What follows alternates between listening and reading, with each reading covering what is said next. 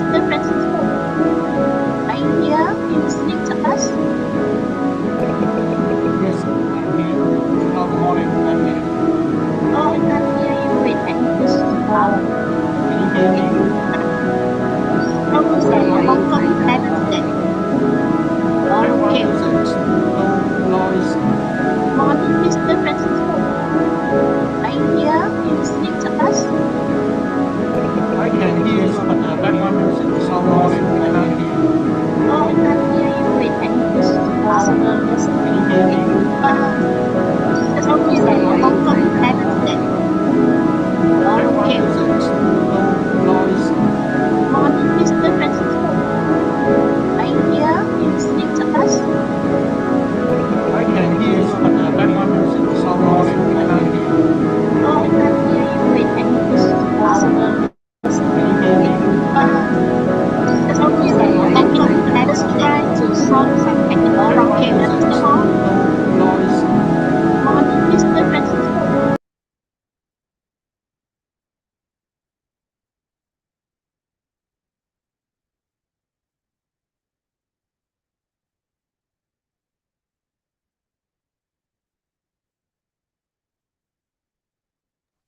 Okay, let's try again, Mr. Ho. How are you today?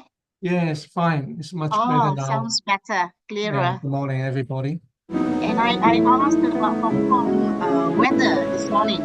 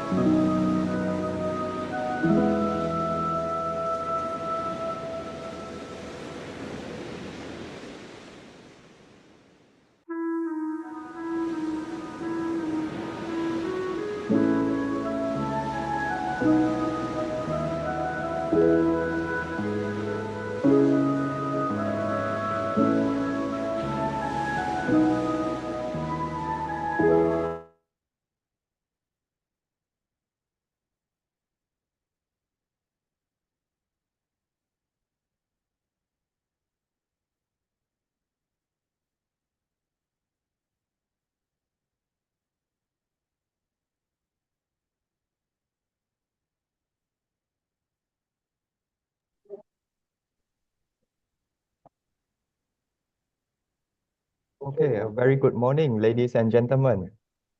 All right, so allow me to start with a little bit of the housekeeping announcement first, yeah. All right, okay. Very warm welcome to all of you today on day 2 of the MACFEA Inter-Regional Intellectual Discourse year 2025. We are thrilled to have you back today as we continue to explore consumer well-being in facing current challenges. Once again, my name is Hong, and I'm honored to be your MC again for today's event. All right, before we kick off today's session, let's quickly recap what we have learned so far on yesterday's session. We had insightful presentations from experts representing Taiwan, India, and Indonesia. We delve into the current consumer challenges in these regions, explore strategies for protecting consumer rights, and share invaluable insights on improving consumer well-being. It was an engaging and mind-opening discussion session, and we truly appreciate for everyone's participation. All right, now let's turn our focus on today's exciting session. Our first session will begin at 9 o'clock, starting with a prayer recitations led by Mr. Jamil, followed by a corporate video presentation featuring Malaysia Consumer and Family Economics Association. After that, we will straight dive into session 3. For session 3, it will be the Consumer Country Report presentation from Hong Kong, and we are honored to have Mr. Francis Ho Ying Fu. Okay, if I pronounce it correctly. He is the Consumer Council of Hong Kong as the presenter for today. And for the moderating session, we are lucky to have Associate Professor Dr. Elistina Abu Bakar and also Dr. Farha Abdullah as our moderator for today's session. And we will also have a reporter, Dr. Mahia Said. All right. So for this session, we will focus on consumer-related issues in Hong Kong, followed by a panel discussion, and we will be sure to engage with all of your questions during the Q&A session. All right, before we begin, here are a few important housekeeping reminders. So please mute your microphone during the session to avoid any background noise. If you wish to ask a question, you can activate your microphone or camera when being asked by the moderator. And also, please use the chat box to share any comments or questions. We will do our best to answer as many questions as possible within the time limit. The attendance link will be shared in the chat box as well. Make sure to register your attendance to receive your e-certificate after the event. A QR code for attendance will also be displayed on the screen. All right. And for the cameras, if requested by the host, please kindly turn on your camera to make the session more interactive and engaging. So a little bit of program highlight for today after the session. So later on, we will also have a more in-depth discussion, including reports from Malaysia in session 4 by Associate Professor Doris Patmini, and a closing session led by our President, Professor Ahmad Hariza Hashim. We also have the opportunities to reflect on the similarities and differences across regions and discuss potential collaborations. And lastly, don't forget, the live stream of today's program is also available on YouTube. You can follow the event at MACFEA's YouTube channel at dr.ir.shanetwork5076. Feel free to share this link with your colleagues who may want to join in with us later. All right, with that, we are ready to begin day 2. We are thrilled to have our experts and panelists with us again, and we look forward to a day of full with collaborations, learning, and discussions. Please stay tuned for our first session at 9 o'clock. And once again, thank you for being part of this important discourse on consumer well-being. All right, let's look forward for a productive day today. Let's begin with the recitation of prayers led by Mr. Jamil, and we will proceed to the MACFEA corporate video. Mr. Jamil? Al-Fatiha. A'udzubillahi minasyaitonirrajim. Bismillahirrahmanirrahim. Alhamdulillahi Rabbil Alamin Ar-Rahmanir Rahim Maliki Yawmiddin Iyyaka na'budu wa iyyaka nasta'in Ihdinas siratal mustaqim siratal ladzina an'amta 'alaihim ghairil maghdubi 'alaihim waladdallin amin. Amin amin. Bismillahirrahmanirrahim. Alhamdulillahi Rabbil Alamin hamdan yu'afi ni'am yukafi'u mazidah. Ya Rabbana lakal hamdu kama yanbaghi jalali wajhikal azim sultanik. Segala puji bagi Allah, Tuhan sekalian alam yang maha pemurah lagi maha penyayang. Kami memujimu ya Allah, Tuhan yang Maha Esa yang memberi kami kesempatan untuk berhimpun pada hari ini dalam program yang penuh dengan ilmu yang bermanfaat. Semoga dengan ilmu yang diperoleh dapat memberi manfaat dan memberi jalan penyelesaian kepada cabaran yang dihadapi oleh umat manusia, khususnya dalam isu kesejahteraan pengguna. Ya Allah, kami memohon agar segala urusan dan perancangan yang berlangsung sepanjang program ini pada hari ini dapat keberkatan-Mu, dan setiap pembentangan serta perbincangan yang dijalankan dapat memberikan kami petunjuk untuk menangani dan mendapati isu-isu berkaitan kesejahteraan pengguna. Dengan itu kami memohon agar program ini dapat memperkukuhkan kerjasama, perpaduan dan komitmen di kalangan semua yang mengikuti program untuk bersama membincangkan penyelesaian yang baik dan berkesan dalam menjaga kesejahteraan pengguna. Semoga program ini menjadi wadah untuk memperbaiki keadaan dan memberikan impak positif kepada masyarakat. Ya Allah, kami memohon agar segala perbincangan yang dijalankan di dalam program ini berjalan dengan lancar tanpa sebarang gangguan dan memberikan manfaat kepada orang lain. Berikanlah kami kekuatan, kesabaran dan kebijaksanaan dalam menghadapi cabaran yang kami hadapi dalam membina masa depan yang lebih baik. Ya Allah, dengan rahmat-Mu, kami menyerahkan segala urusan kepadamu. Semoga segala usaha yang kami lakukan diberkati oleh-Mu. Rabbana taqabbal minna du'aana innaka antat tawwabur rahim. Maulana da'wahum fiha subhanakallahumma wa tahiyyatuhum fiha salam wa akhir da'wahum alhamdulillahi rabbil alamin.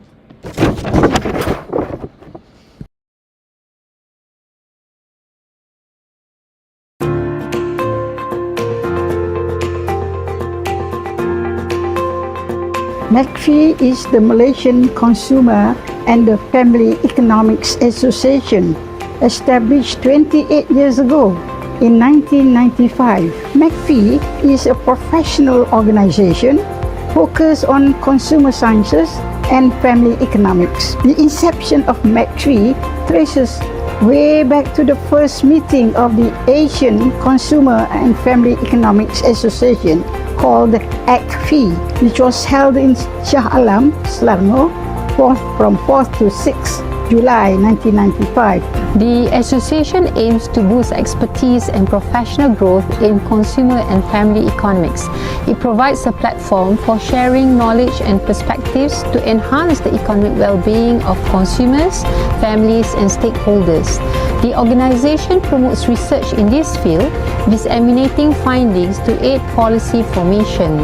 Additionally, it strives to empower users to be conscientious consumers and collaborates with diverse stakeholders to achieve its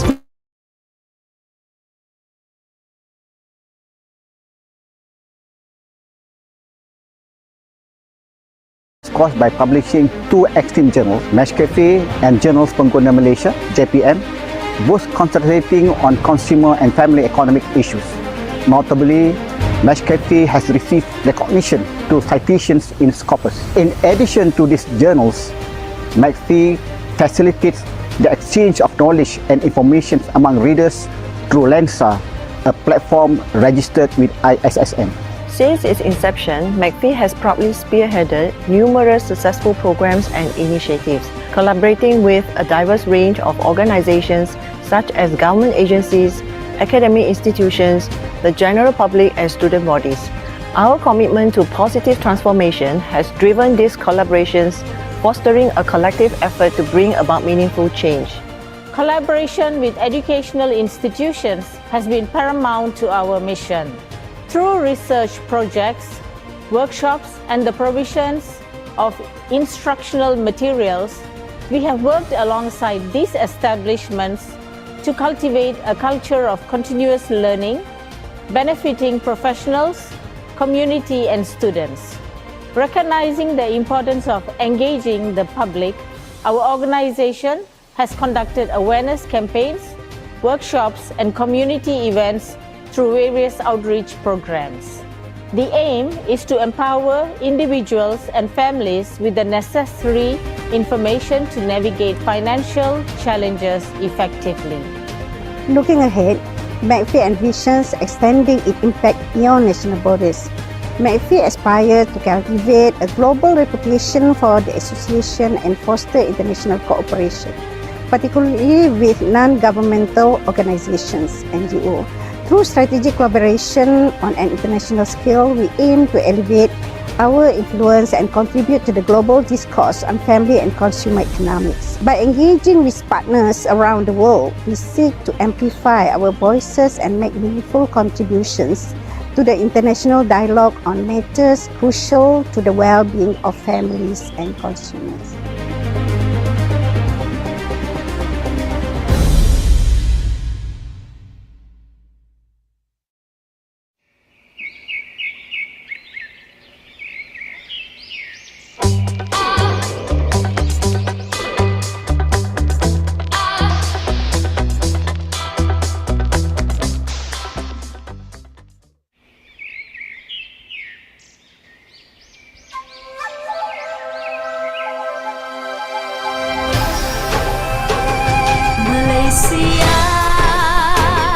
Is truly Asia. It's a land with rich heritage for you to explore. Sandy beaches, friendly faces, surreal experiences everywhere.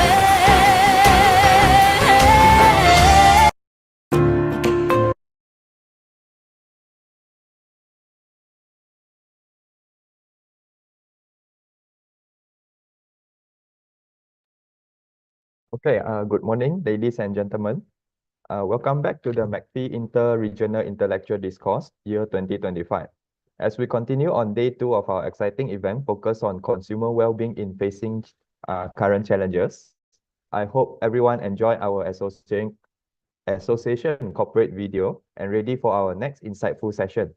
We will now be starting session 3, which will feature the Consumer Country Report from Hong Kong. In this session, we are lucky to have Mr. Francis Ho Ying Fu from the Consumer Council of Hong Kong as the presenter for this session, along with our esteemed moderator, Associate Professor Dr. Elistina Abu Bakar, and also Dr. Faha Abdullah. This session will provide us with an in-depth look on the consumer challenges in Hong Kong. And Mr. Francis Ho will also be sharing valuable insights and strategies to address the issues.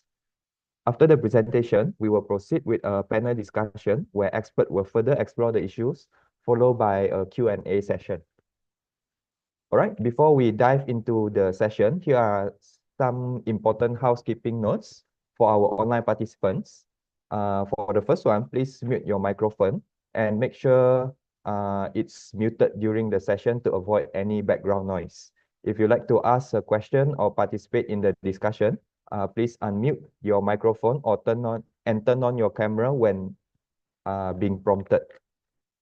All right, the next one, use the chat box for questions. If you have any questions or comments during the session, feel free to use the chat box. We will do our best to address as many questions as possible during the Q&A session later.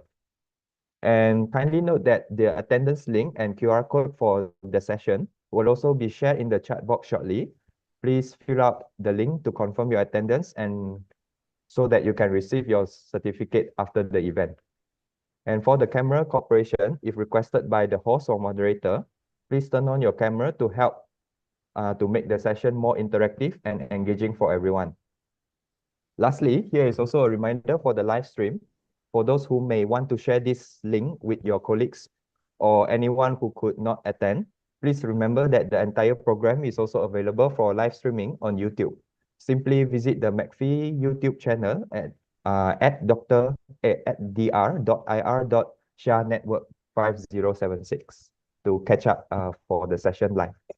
All right, now without further ado, let's get started with session 3, the Consumer Country Report from Hong Kong. Okay, with all due respect, may I invite Dr. Alistina and Dr. Faha to the floor.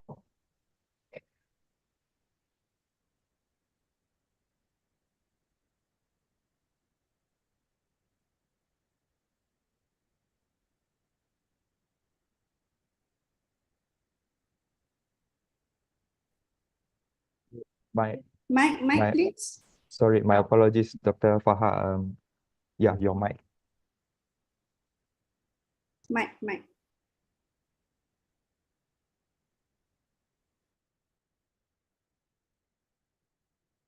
No, still no sound.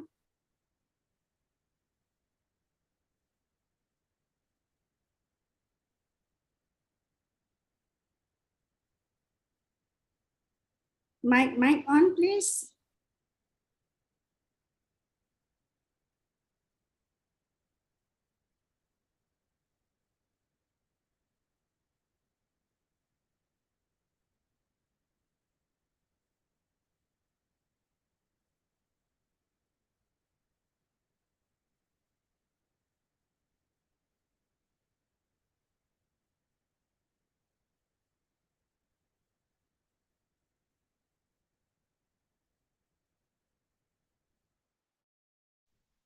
So is it, can you hear now?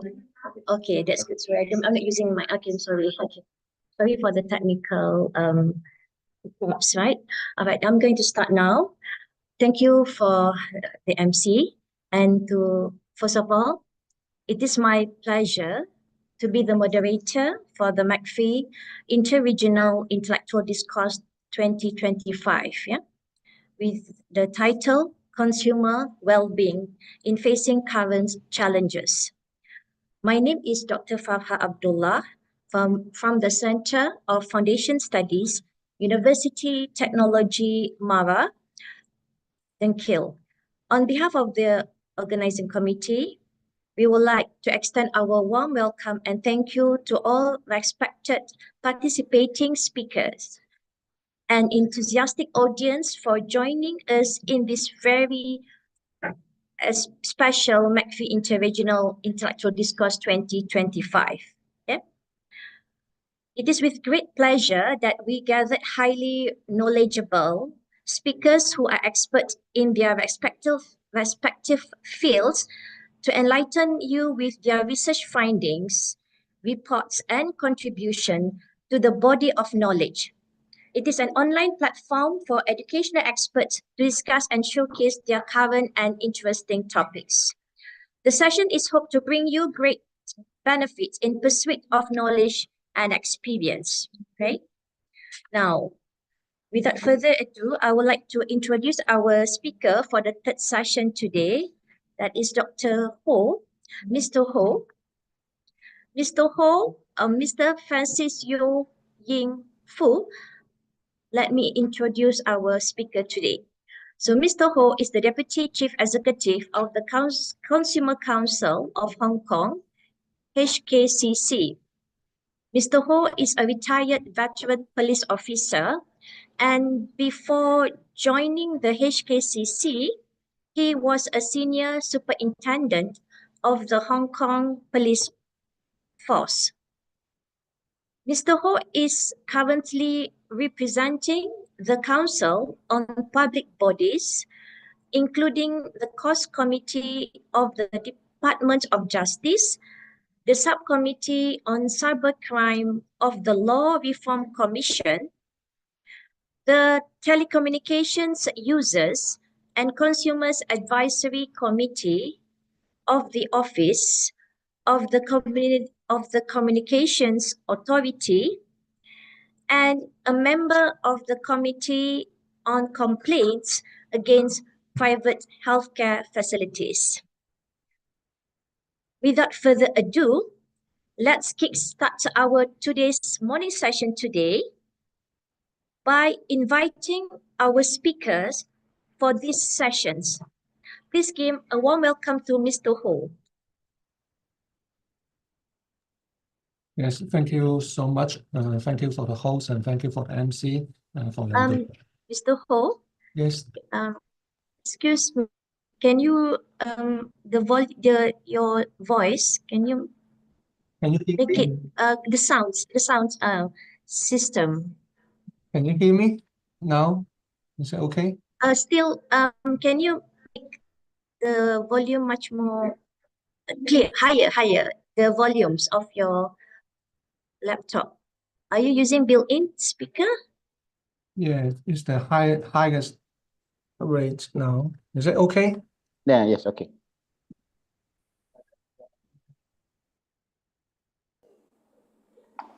Okay.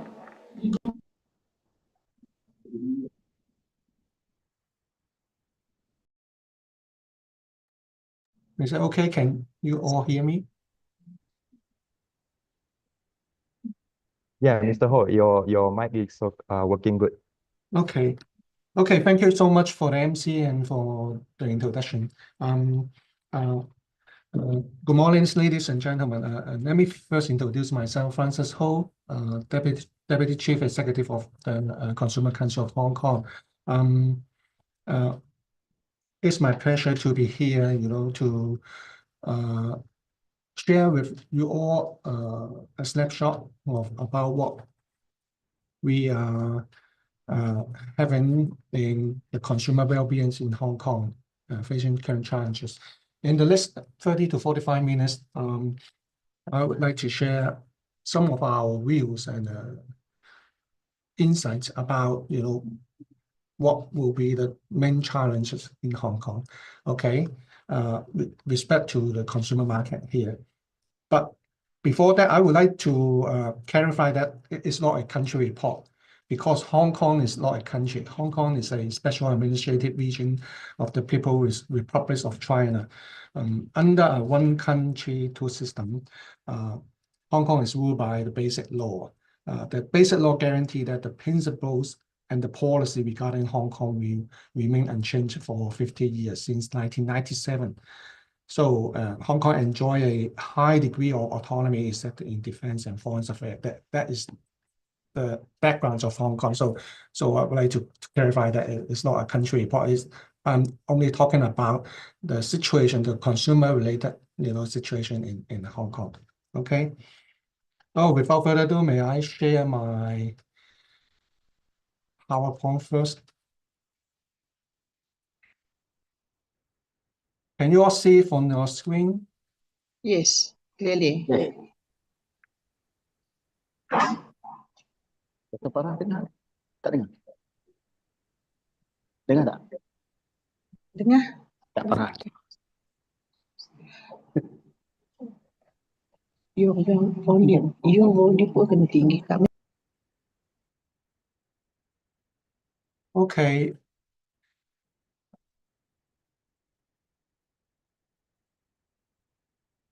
Okay.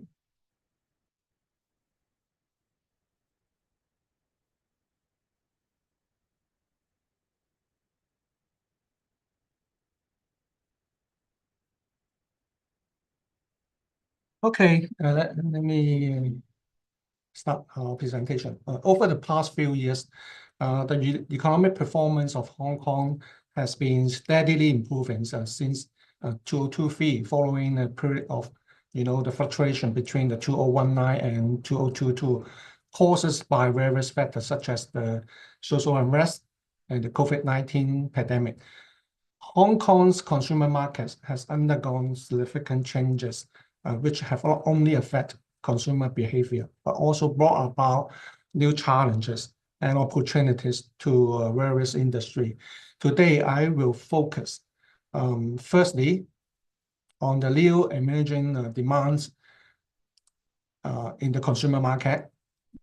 I will be talking about the population and health, elderly care service, cross-border consumption, and mental health.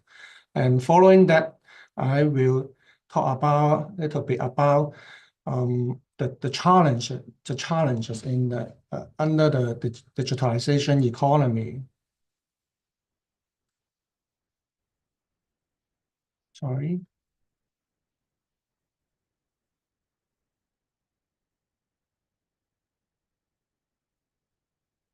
And then I will lastly going through to what's happening in Hong Kong about the consumer performance with respect to sustainable development. And in the last chapter, I will introduce to you some of the initiatives that the Hong Kong Consumer Council has adopted to tackle the challenge. I will talk about our new initiative, particularly our strategic plan that in the next few years, what we are going to do in handling the challenges. Okay. So first of all, it's going to introduce about the key consumer demands under the what we are seeing in the last few years in Hong Kong. You can see from the slide that this is on our left-hand side is talking about the population proportion in Hong Kong. In 2023, you can see that Hong Kong, there's about 7.5 million people in Hong Kong. The trend of population is going aging in Hong Kong. It is becoming increasingly evident, and this phenomenon will continue. And then the aging population will bring a lot of consumer-related issues. You can see that according to the projection from our Census and Statistics Department of Hong Kong SAR government, they are estimated that by 2031, about 1 in 3 citizens in Hong Kong will be 65 years old or above, while young people aged between 0 to 19 will only account for about 10% of the total population in 2031. So you can see that aging is an issue that we have to face about it. And look at the right-hand side of the slide, you can see about the mobile residency. You can see in 2023 there are lots of mobile residency. I think probably mainly due to after the pandemic, many people from the mainland and overseas moved to Hong Kong for a short stay. They visit their relative or stay for a while for a family though.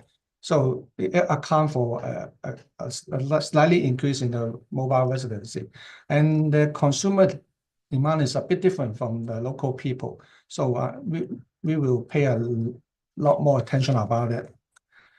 And also there's a large influx of immigrants to Hong Kong since last year. I think it's mainly because of the government policy, what we call the expanded tenant lease program. It increased the coverage from 13 profession to 51 profession with a will, to attract a lot more high quality tenant to come to meet the development list of the Hong Kong. So that's explained why there's a large net influx of residency in 2023.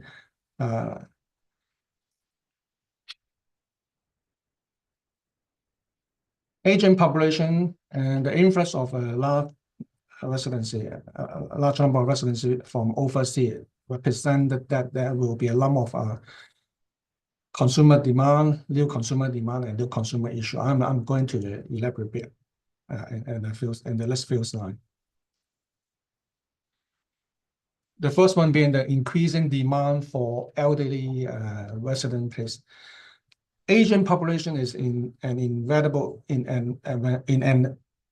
issue and has increased the market demand for elderly housing. In 2021, the population aged 65 and above well exceeded 1.45 million. More than 9 out of 10 elderly people, according to our survey, are living in family households, while the remaining 4.8% living in nursing homes, hospital, etc. The number of elderly people living alone increased by 58% from 2011 to 2021. And there were about 190,000 older people living alone, more than 1 in 10 adults, constituting 13% of the total population of the older person. When elderly people living alone lost the ability to take care of themselves when they are going in age, they may need to move to another place and be cared for by others. However, you can see from the fact that the supply of nursing home place in Hong Kong has not been able to meet the needs of the elderly population. So as of June 2024, according to our statistic, the total number of nursing home place in Hong Kong is only nearly 80,000.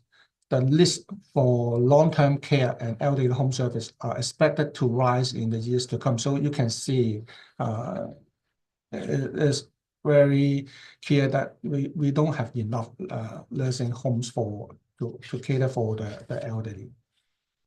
And you may also wish to note that by August 2024, according to the figure from the government, the average waiting time for subsidized care and attention and nursing home place on the government central waiting list is about 9 months. So it's not desirable.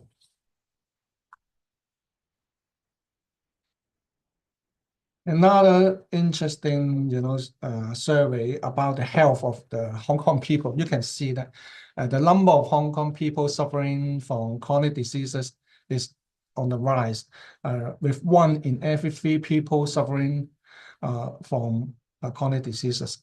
The most chronic diseases are in order high blood pressure, probably accounting for nearly half of the chronic diseases population, followed by diabetes, heart diseases, and cancer, etc. This phenomenon is closely related to aging population. In the long run, we do see that the market demand for medical service and health orders will continue to grow. So society should think of making good use of primary care, medical care service, so that we can prevent chronic diseases at the earlier stage. At the same time, as we will from the study, 1/4 of Hong Kong people, you can see here, about 24.8% age 18 or above, do not get enough exercise. They do not have sufficient exercise as recommended by the World Health Organization, WHO. And according to the survey, 97.9% of people do not consume enough fruit and vegetables every day. That's on average, less than 5 servings per day. So you can see that the health situation problem is an issue. I think that related to sort of consumer demand in the chapter that I'm going to elaborate further.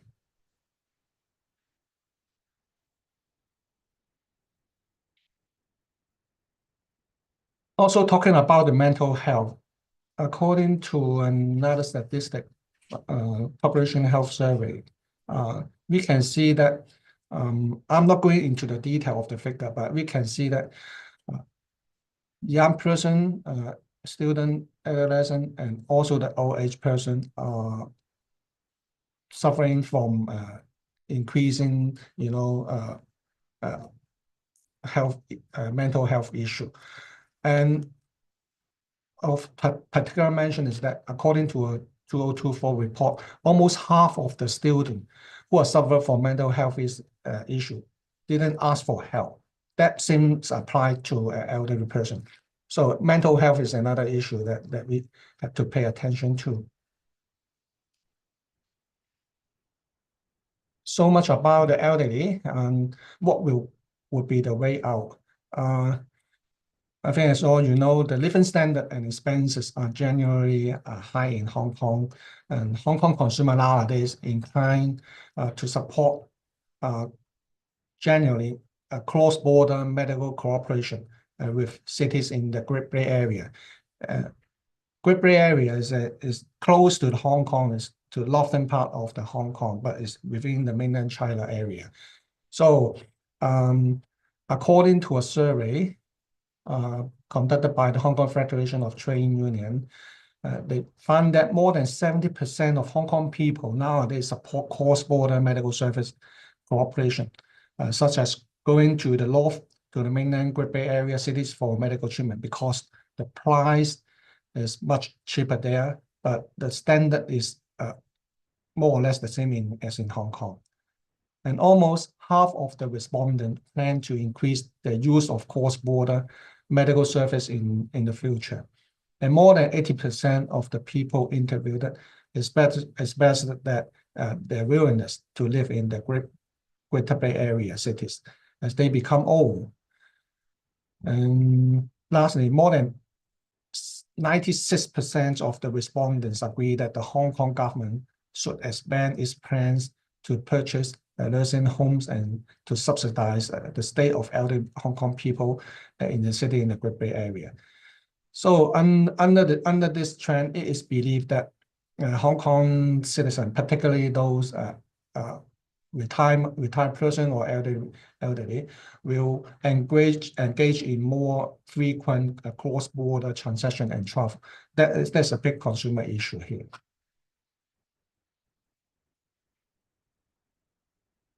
Also, when life expectancy is increased and the Hong Kong population, age, citizens are becoming more and more concerned about their own health. And so the market demand for health product, health supplements, health food is increasing. According to the Center for Health Protection survey, they found that Hong Kong people consuming health product and nutritional supplements are on a rise. You can see that by 2022, the number increased to 19.7% of Hong Kong people aged 15 or above were found to have taken a health product or nutritional supplements. So according to this figure, the simple calculation is that the Hong Kong population aged 15 or above is now approximately 6.4 million. Based on this calculation, approximately 1.3 million local people have consumed health product. So selling health product and health supplements is a big market here. And of course, it comes with various consumption issues, like labeling issue, aggressive sales practices, and overconsumption. So more safeguard is needed to protect consumer in this area.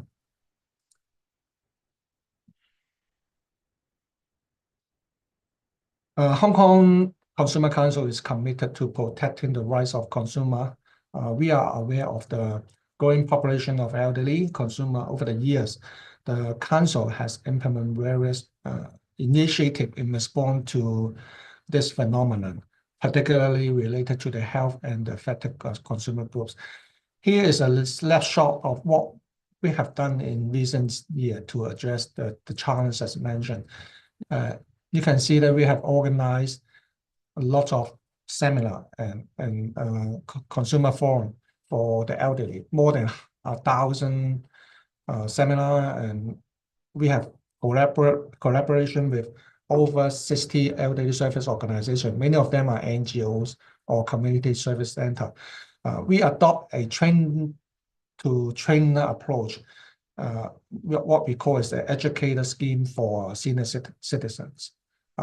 We provide consumer education training for the smart aging population with a will to empower them to disseminate consumer-related knowledge about consumer rights and consumer interests, so that they could bring that knowledge back to their family, to their friends, and to the community as well.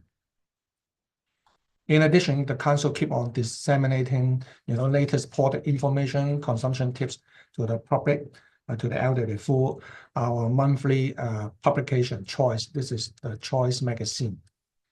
And we also make use of other communication channel or social media channel like Facebook page, YouTube channel, TV or radio program to broadcast, the relevant consumer-related information to the general public and to the elderly. And also, we have initiated study on elderly-related matter in 2010, we have issued a report on the risk or opportunity, a study on building an elderly-friendly consumer environment. From this study, and from the finding, we want to make use of the opportunity to promote the establishment of an elderly-friendly consumer environment in Hong Kong. That's one of the major part of our job is advocacy, to trying to advocate to the government to issue relevant, policy to safeguard the rights and the interests of the consumer. In 2023, you can see we have introduced a elderly hotline, trying to promote friendly and direct consumer service to the elderly and provide a convenience campaign channel for the elderly. There's all sorts of things that we have done, to address the issue of the aging population. I'm not in a position to assess whether it's effective or not, is leaving to the receiver to comment. But I can see that Council is committed, to react to the challenge ahead. So too much about the population. Now going to another chapter is talking about the digital transformation. I will come up with some Council observation with respect to the emergence of the new consumption issue under the digitalization, and what changes have been brought to the consumer market under e-commerce, under the influence of AI, and that sort of things. And that's another interesting topic is about KOL advertising. I don't know whether it happened to your country or not. KOL stand for Key Opinion Leader advertising. So I will elaborate a bit in the later slide.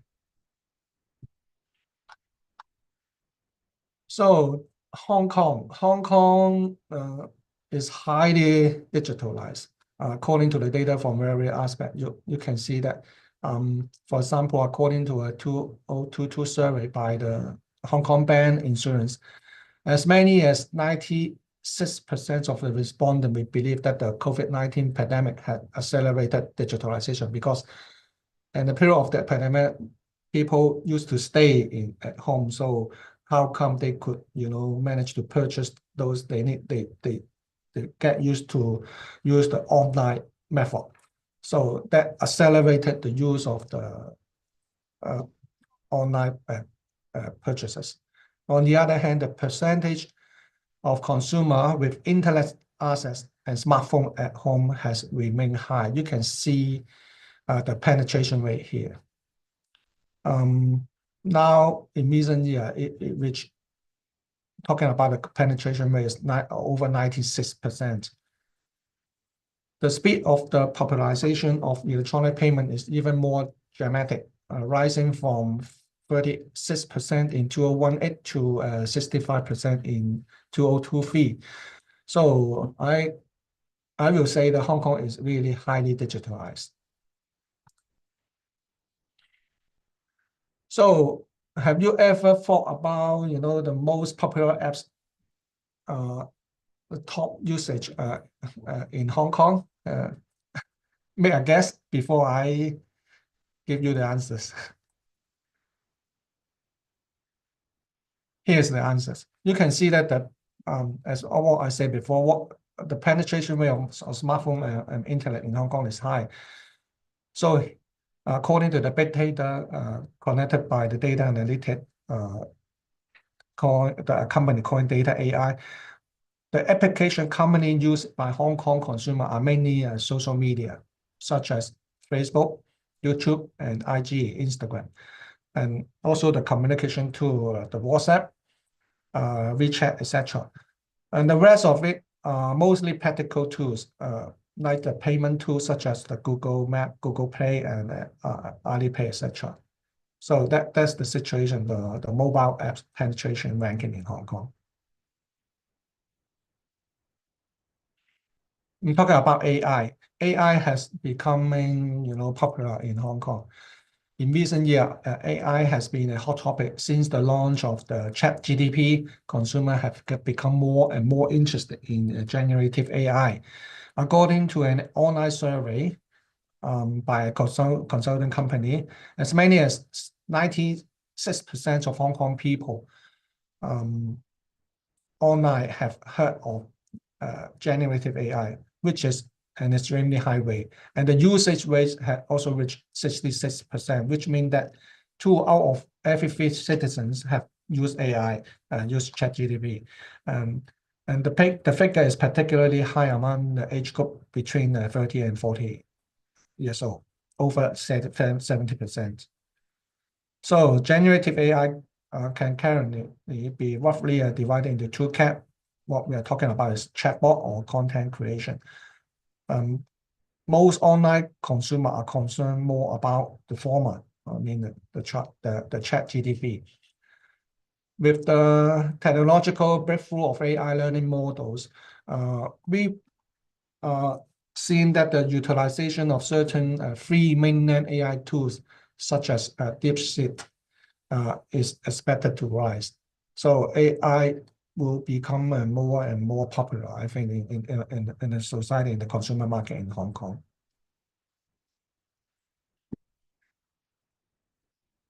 It's popular, but how about the attitude of people, of Hong Kong consumer towards AI? Generally speaking, consumer reaction to different types of general AI are quite positive, with around 50 to 70% having a positive view, and just over 10% being negative. However, consumers are not without concern about the generative AI. In fact, according to the survey, what they are worried about the generative AI is the false information, lack of accuracy, all sorts of data security issue, leaks of data privacy, etc. It still cause concern among consumer about the usage of AI. So you can see that perhaps due to the above reason, consumers still prefer to talk to real people, over 56%, rather than AI chatbots. Though with limited trust on AI, but how about the likelihood of using AI in the future by the consumer in Hong Kong? According to another survey conducted by Pricewaterhouse, consumer, though they have limited trust in AI, but for relatively low-risk methods such as using AI to collect product information, obtain product recommendation, but only half of the consumer expect trust. And for high-risk activities such as seeking legal advice or medical diagnosis, less than one third of consumer expect the trust. Despite the trust level is not high, majority of the consumer, over 70%, believe that they will continue to use generative AI in the future. And according to other study conducted by the Consumer Council in Hong Kong about online shopping, about the AI, we have a report issued in 2022. It points out the problem, such as the lack of consumer trust and the sort of a good governance mechanism by the authority over the application and usage of AI are more or less the same as those reflected by the survey by other independent consulting agency. So I think there's a lot of work need to do, to better safeguard the rights and interests of consumer with respect to the impact of AI and e-commerce in the market. I think we need, because in Hong Kong there's so far no dedicated law to governing e-commerce, no dedicated law to governing the use of the AI by the trader or by the general public. I think it's our word, advocates' word. I think we need to urge the government and all sectors involved to strengthen the consumer protection in this way of AI challenges. That is something that we are going to do. So much about AI. Now we're talking about e-commerce. Nowadays, online shopping has become an integrated part of the daily lives of the Hong Kong's consumer. You can see from the figure here, Consumer shopping channels are no longer limited to traditional shopping platform, have expanded to other social platforms such as Facebook and IG. The functional diversity of such social platform may be the reason why they maintain high penetration and are popular among consumers. In fact, more than 50% of the respondents say that they shop online frequently. You can see the frequency. And the item they buy most often online are household goods and grocery, food and clothing, accessories, etc. And more than 60% of the respondents spend 500 to 3,000 online consumption in 3 months' time. So online shopping is a part of our daily life of our Hong Kong consumer. And our data also show a similar trend. When shopping online or making campaign, more or less consumers are now prefer to use online channel. The chart on the left-hand side is the statistic of the consumer campaign received by the council from 2019 to 2023. The red line represented the percentage of the online shopping campaign. As you can see, the proportion of campaign involving online shopping has increased significantly from 19% in 2019 to 46% in 2024. And the chart on the right-hand side here show that the proportion of campaign channel during the same period. You can see over the past 5 years, the proportion of campaigns made online has increased to over 87% last year. So you can see that online has become a trend, and many merchants have realized that consumers are increasingly accepted online communication method. Therefore, more and more merchants are nowadays not only involved in physical selling, but they are actively developing online shop. They are also keen to employ online method to handle consumer-related dispute. What's the implication behind? I think online and AI-generated scams are a growing threat to consumer. The rapid expansion of the digitalization and AI has led to a surge in online scam globally. I think Hong Kong is no exception to this trend. And the associated losses to the victim in the scam are substantial. You can see here, simply from one case, a Hong Kong employee was tricked into paying out $25 million after a video conference call with defeated CFO of a parent UK parent company. So you can see scam under the backdrop of the AI and e-commerce are the main challenge, I think, in the years to come. So in response to the growing of digitalization, Consumer Council of Hong Kong is in the process of revamping its consumer campaign management system, CCMS. We are now trying to introduce the online dispute resolution platform as the main feature, and we plan to launch by Q4 this year. So that's one of the initiatives we are adopting to handle the challenge. There are lots of interest benefit of using online dispute resolution, but I'm not going to bother you further here. Okay. Another subject about what I've mentioned before, the KOL advertising, key opinion leader. I don't know whether it applies to other countries, but it's quite popular in the consumer market in the mainland and in Hong Kong. The investment amount in KOL advertising is considerable. KOL usually are the celebrity, the movie star of the entertainment industry. They are really have their own charisma. Okay, when they are going to take the task, to promote the sales of several products, and the reward is quite substantial, and the effect to the consumer is quite considerable. You can see from the figure that according to a survey from a news company in Hong Kong, Hong Kong 64% of consumers will spend up to 5,000 on product and service promoted by KOL. And the problem with the KOL's advertising are various in nature. There's so far sort of rules or regulation to governing the operation of the KOL advertising. So you can see that consumer is seeing increasing consumer complaint trend about the KOL advertising, like the sales and promotion of fake products, the poor quality and poor maintenance and customer service, etc., etc. So we can see that KOL advertising is on the rise, but we have to think about the ways, the measure that we should introduce, to better governing them, so that to ensure that they are selling, they're adopting, good practices in their selling.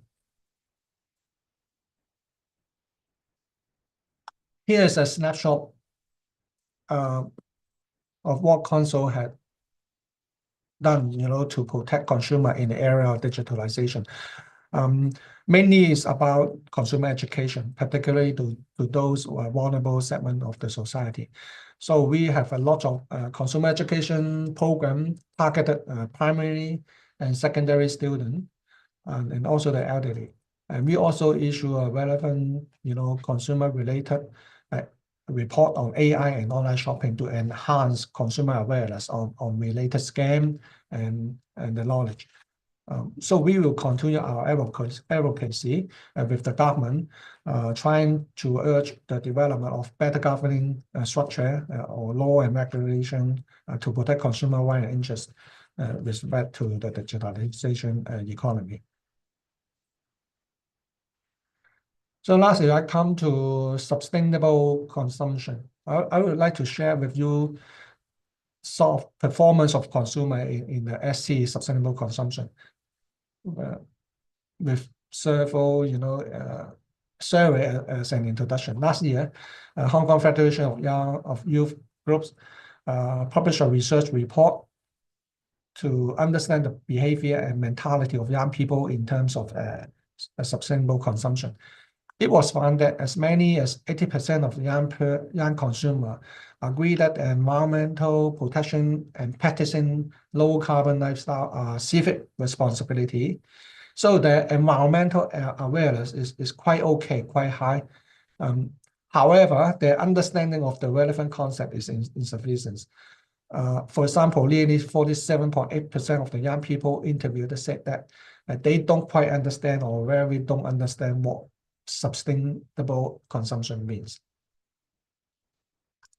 So it's interesting. Huh? They have high awareness, but they don't know exactly what they mean.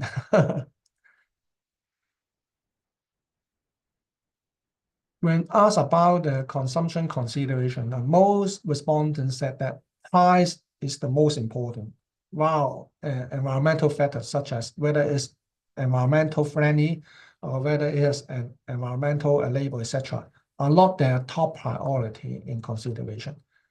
In condition, many respondents, nearly 50% of them, said that a high cost will hinder their sustainable consumption behavior.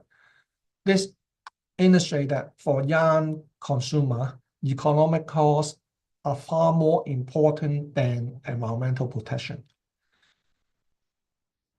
Too expensive, inconvenience, and lack of information are also reasons why they stay away, from consume environmentally. So in terms of behavior, young people have limited practice of SC behavior. Relative common behavior like reducing food waste, checking energy label when buying electronic applicants, bring your own reusable lunchbox, etc. However, they are mainly low cost and easier to implement action. While for other more difficult actions, such as buying product with environmental labels and shopping without packagings, are less practices. So you can see that they have high awareness, but when talking about putting into practices, behavioral action, it is still a lot more have to do in the area. So, and to encourage behavioral practices, most respondents believe that a reward point system is the most effective. This echoes consumer consideration on price. So if cost cannot be reduced, providing economic incentive can also, I think, be quite effective for SC. And from another statistic, talking about whether consumers support green transportation in general, more than 90% of respondents agree to introduce environmental friendly public transport. In addition, a quarter of the respondents were willing to pay more for this. So similar to the conclusion of what we are talking about the SC before, consumers are willing to contribute to environmental protection, provided that the cost is reasonable and affordable. And I think that's the lesson behind.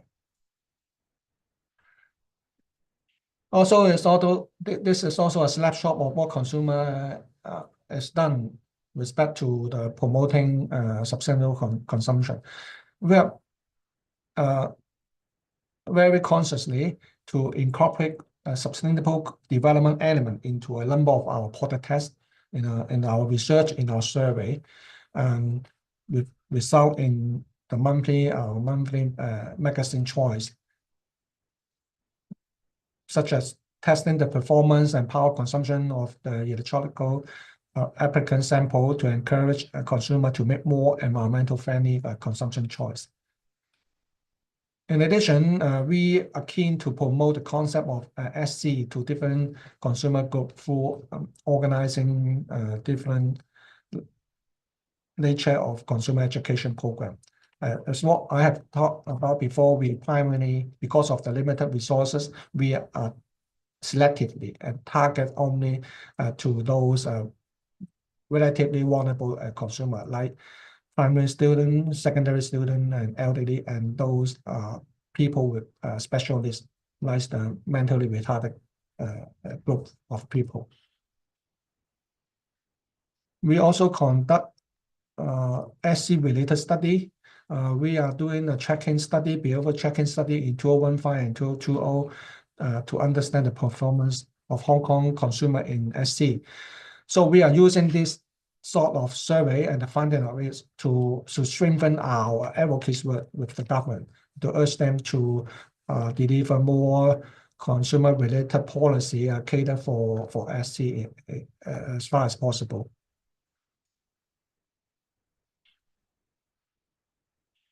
So in the summary, talking about the consumer well-being and the challenges, the trend of the population aging is irreversible, and the demand for medical and elderly care service is bound to increase. From our observation, cross-border medical and healthcare services for elderly may be one of the way out to meet the demand, consumer demand in Hong Kong. In addition, mental health issues are also becoming increasingly prevalent, and consumer and the government need to pay more attention to them, need to find way out to address the causes at the sources and to act earlier, with detection and treatment, at an early stage. In terms of digitalization, there's no doubt that Hong Kong is a highly digitalized society with e-commerce and AI permeating into consumer daily life. However, as relevant risk still exists and consumer trust is limited, it's necessary, I think, for all parties involved in adopting necessary measures to enhance the safeguard to consumer rights and interest in the era of digitalization. As far as sustainable consumption, consumers' awareness and the action. Awareness is okay, but the action are limited. So more education and incentive, I think, are needed to encourage SC, trying to keeping the price and the cost low, a reasonable and affordable level, so that people can, practice more of SC behavior. And I think it's important for the government to do something more to reduce pollution at the source.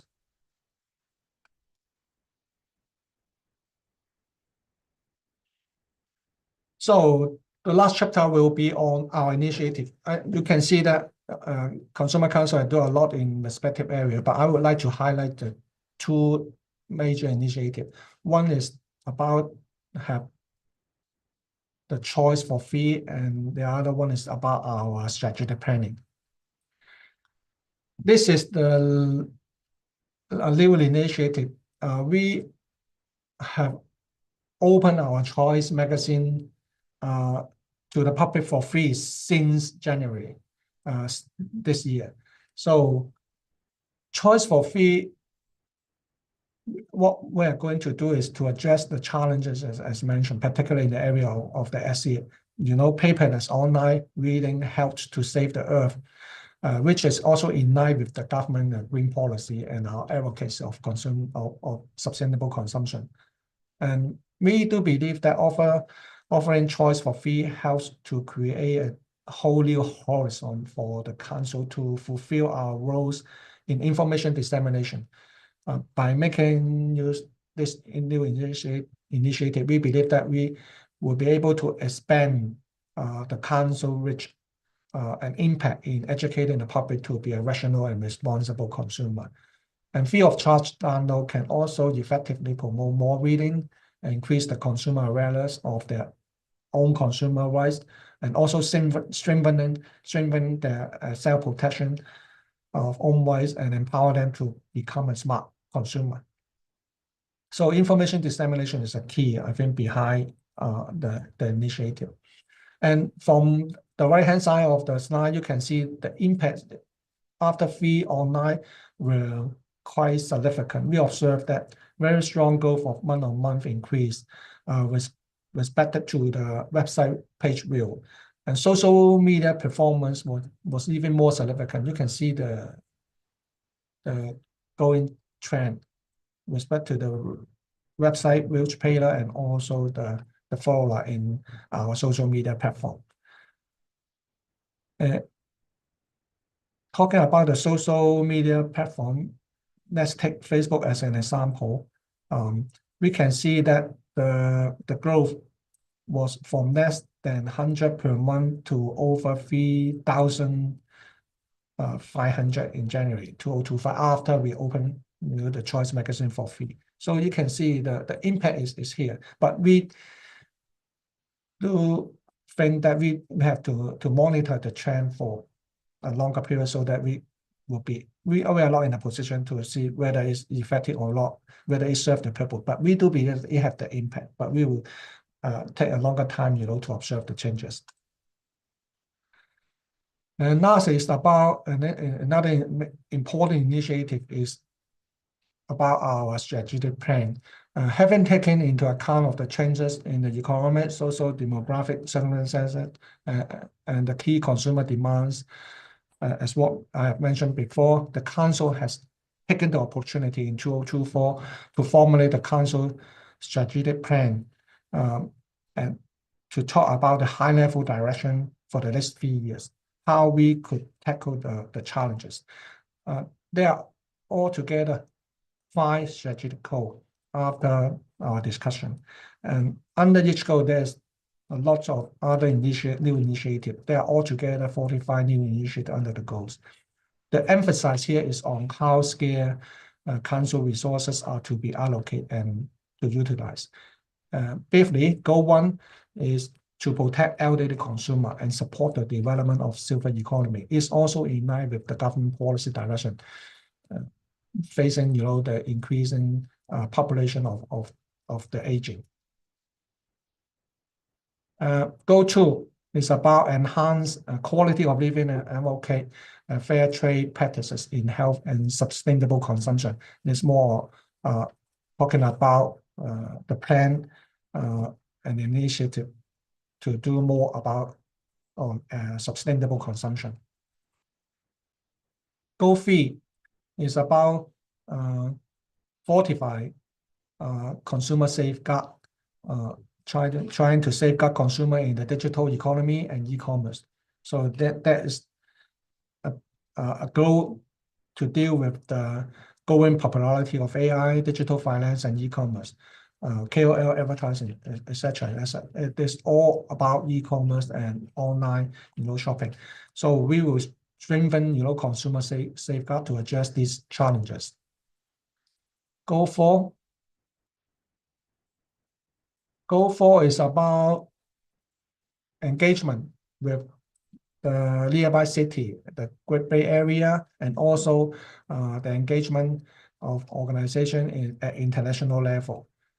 We do see that after pandemic, the exchange and the travel resume normal. So I think there's a room, for further cooperation between, different country, different city to safeguard, the consumer interest, and also to deal with the emerging consumer related issue. Because you can see that when we are talking online, transaction is no longer within a local area. It is more or less, talking about cross-border, consumption dispute. So we are under this strategic goal, we will enhance our collaboration with other countries on campaign case referral or other cooperation in the next few years.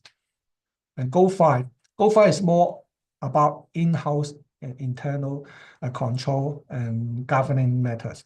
We are trying to make use of the latest technological advance to optimize the council's performance in terms of our staff capability, our operational system, and the corporate governance. So this is all about how we could strengthen our capacity, our capability to better deal with the challenge ahead.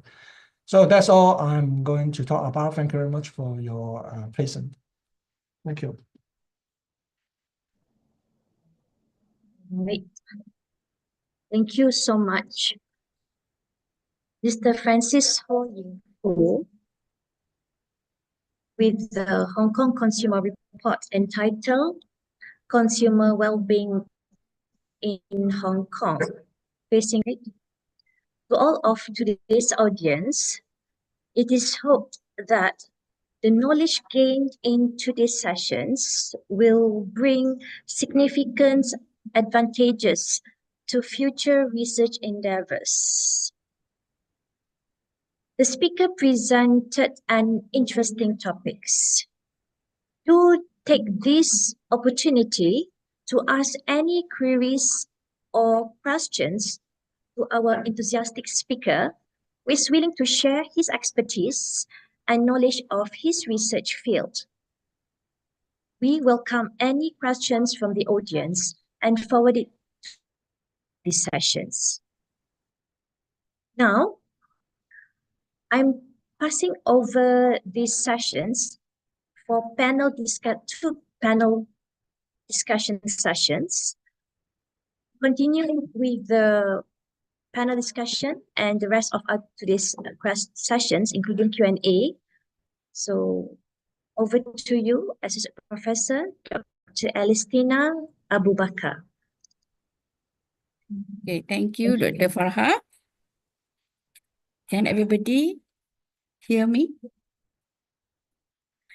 Yeah, Assalamualaikum warahmatullahi wabarakatuh and good morning to everybody. Now we go to the second part of the session. Before we begin, allow me to introduce myself first. I'm Alistina Abu Bakar, an ESCO member of MACFEA.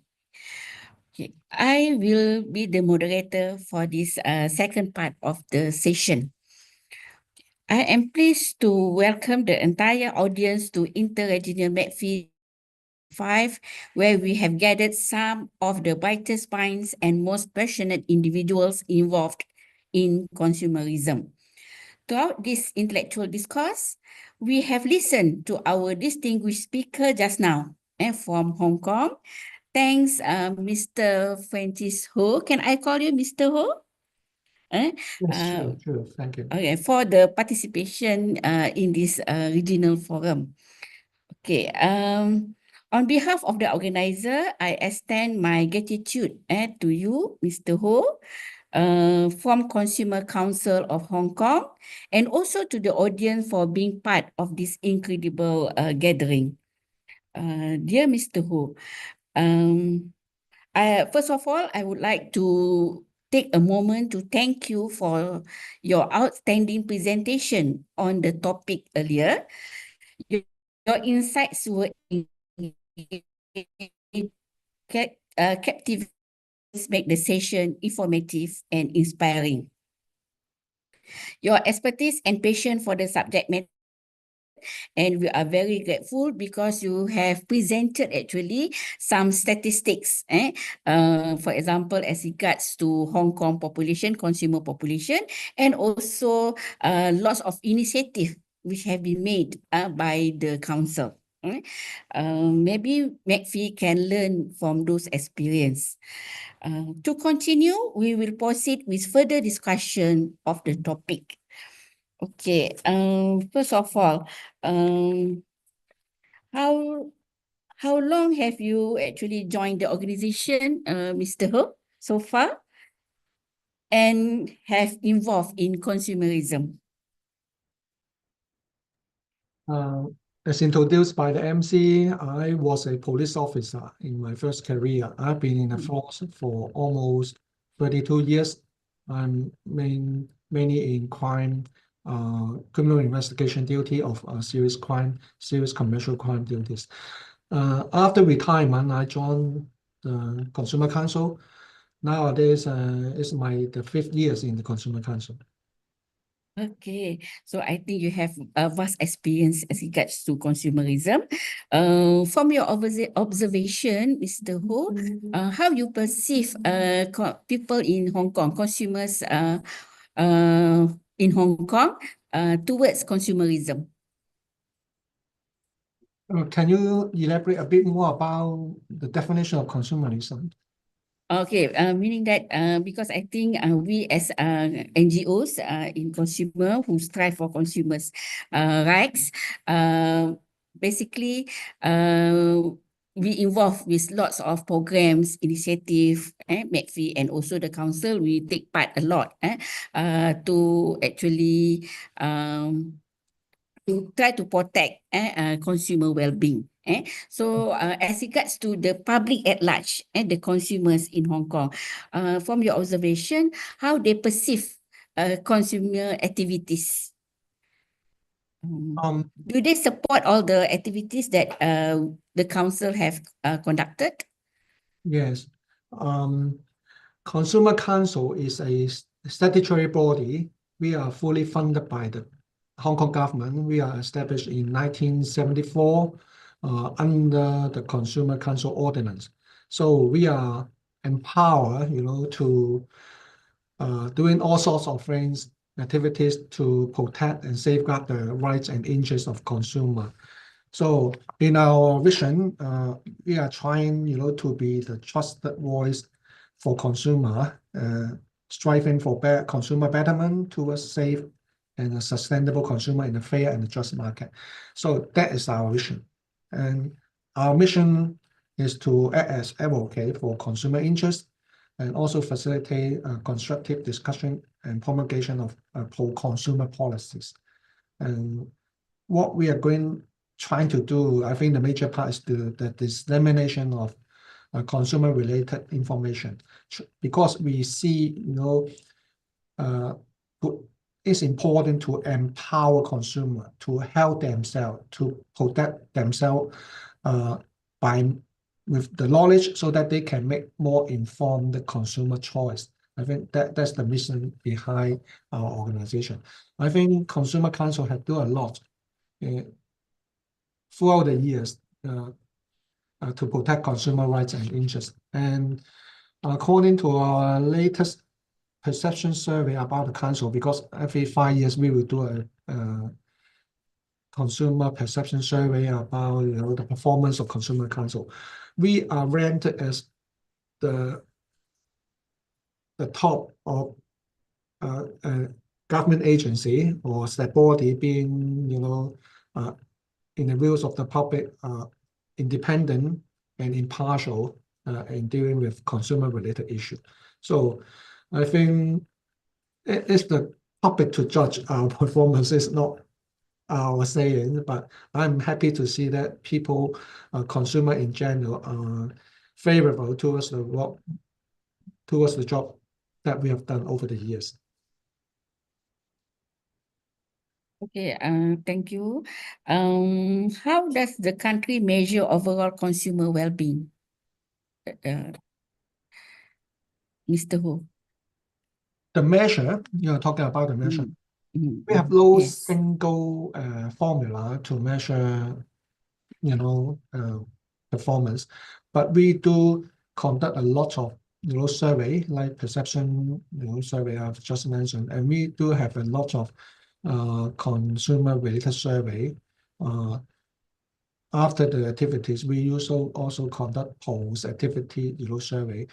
We have that sort of survey to indicate how consumer perceive the performance of the consumer council, but we do not have single, index or indicator on that.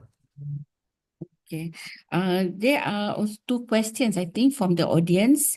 From Professor Ahmad Hariza, may I read for you? In your presentation, you did mention on the involvement of elderly individuals in cross-border transactions. Can you please elaborate more on this? Specifically on what type of product or services are commonly involved in the transaction and the primary reason driving these transactions among the elderly? Because we are close to mainland China, so Hong Kong is a special administrative region. We have our own policy and our own system, and judicially we are independent. But when we are talking about our neighborhood, northern part, the northern part of Hong Kong, we are close to the Great Bay Area cities. So it's very convenient. Government have a policy to trying to propose a 1 hour living circle with the mainland nearby city.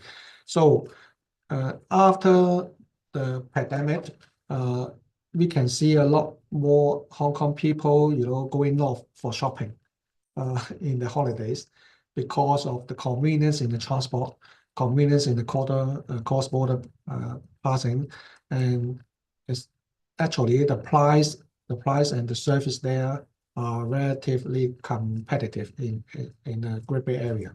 So we can see a trend. A lot more people of Hong Kong will go north, for shopping on a daily basis, particularly on a holiday. And we do see a lot more visitors from the mainland Great Bay Area cities. They are many tourists. They like to come to Hong Kong for sightseeing and also for shopping, because Hong Kong is a low tax fee society. We basically have limited tax, imposed on imported products. So for certain category of product, the quality and the price is very competitive here. So we do see a lot of exchange here. So we can see that a lot more people of Hong Kong consumer will go north for shopping. And because of the aging in the population, and Hong Kong, because land is scarce, so the price for nursing homes for the elderly is very high. So we can see in the future the government will increase its purchasing of nursing home subsidies to those who opt to retire in the Great Bay Area. I think we can see a lot more, transaction and the trend of elderly people going north to enjoy the rest of their life. That's one of the important phenomenon in the Hong Kong consumer market, particularly for the elderly person. I think that's mutually, benefit to both to the Hong Kong and the mainland Great Bay Area city.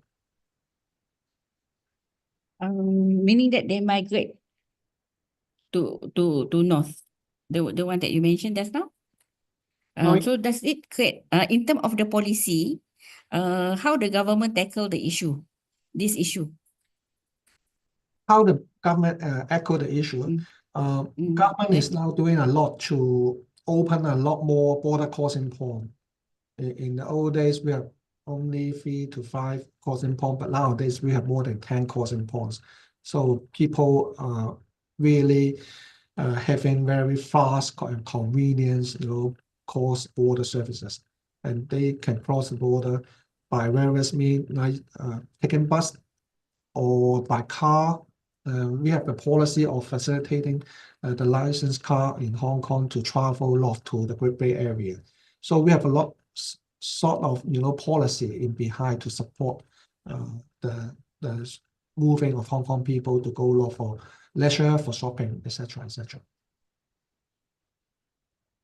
Okay, there is also a question from Dr. Doris. May I know the level of participation of youth in making complaints if they experience any fraud by the seller? Can you share your experience in investigating online scam, especially mule account holders? Sorry. Before you answer this question, before you answer the question, may I ask you first, what is the redress mechanism in Hong Kong? For example, in Malaysia, we have a tribunal, for example. It is like an alternative to court system. And so it is easily filed complaints. Consumer can easily file complaints with cheaper, very cheap price. And they just pay RM5, they can manage to get the complaint settles. So is there any redress mechanism first in Hong Kong? Can you please explain on that further? You mean you are talking about the complaint handling? Yes, yes. Okay. Where the consumer can complain. Complaint handling in Hong Kong, our operation is governed by the Consumer Council Ordinance. We have limited power in negotiation for the complainant because we don't have investigative power. Consumer Council don't have arbitration power. So what we are going to do with the complaint is by conciliation. So we are trying to, when we receive complaint, we are trying to resolve the complaint by way of conciliation. It means trying to encourage both parties, both the trader and the complainant, can reach a mutually acceptable, settlement to resolve their consumer disputes. So we are in the middleman in between, trying to encourage both parties to reaching a mutually acceptable agreement. That's what we are going to do. We used to do in the complaint handling. Of course, there's according to our statistic, even though we have limited power in hands, but the resolution rate of complaint is about 60. Last year we have 67% of resolution rate, so it's quite encouraging. So I think because of the trust of the consumer as well as the trader, because we are impartial in the handling, so when the complaint come to us, they are more or less willing to talk between themselves, okay, under our guidance, so that they can eventually reach an agreement. But of course, we do see that there are a lot eventually we can't resolve. We will have another alternative for them because we have CLAF system, is the Consumer Legal Action Fund. In case when we see that there's a case that involves significant consumer interest, so we will refer them to our Legal Action Fund so that they can apply for the legal assistance. We will arrange a solicitor to going through the proceeding. If there's really significant legal consumer interest and there's a legal merits for the complaint, then we will try to arrange for the civil proceeding for them to testify the case in court, to try to serve the justice through the system. So there are all sorts of things. If there's some case they are criminally involved, like maybe there's a breach of ordinance under criminal law or under the trade description ordinance, we will refer the complaint. The line is not stable. governing authority for their handling. So we have all sorts of avenue, to help consumer to resolve their complaint. But talking about Consumer Council, in fact, our power is rather limited because by nature, we are not a Okay, thank you. agency with the power.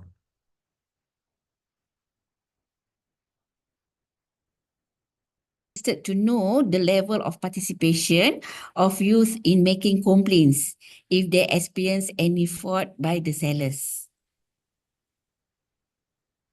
Sorry, can't hear you. Can you repeat your question? Okay, Dr. Doris here interested to know the level of participation of youth in making complaints if they experience any fraud by the sellers. Oh, okay. Talking about the level of participation, talking about the profile of complainant, mainly, I think the majority are between 30 years of age to 60. That's the majority of the complainant. There, from time to time, there's youth to lodge complaint, but the proportion is not that significant according to our statistic. But of course, if we do receive case, if there's any prima facie case, there any evidence to suggest a crime element, we will, with the complainant's consent, we will refer them to competent authority, law enforcement agency to investigate. We have very close connection with the Hong Kong Police Force and the Hong Kong Customs and Excise Department.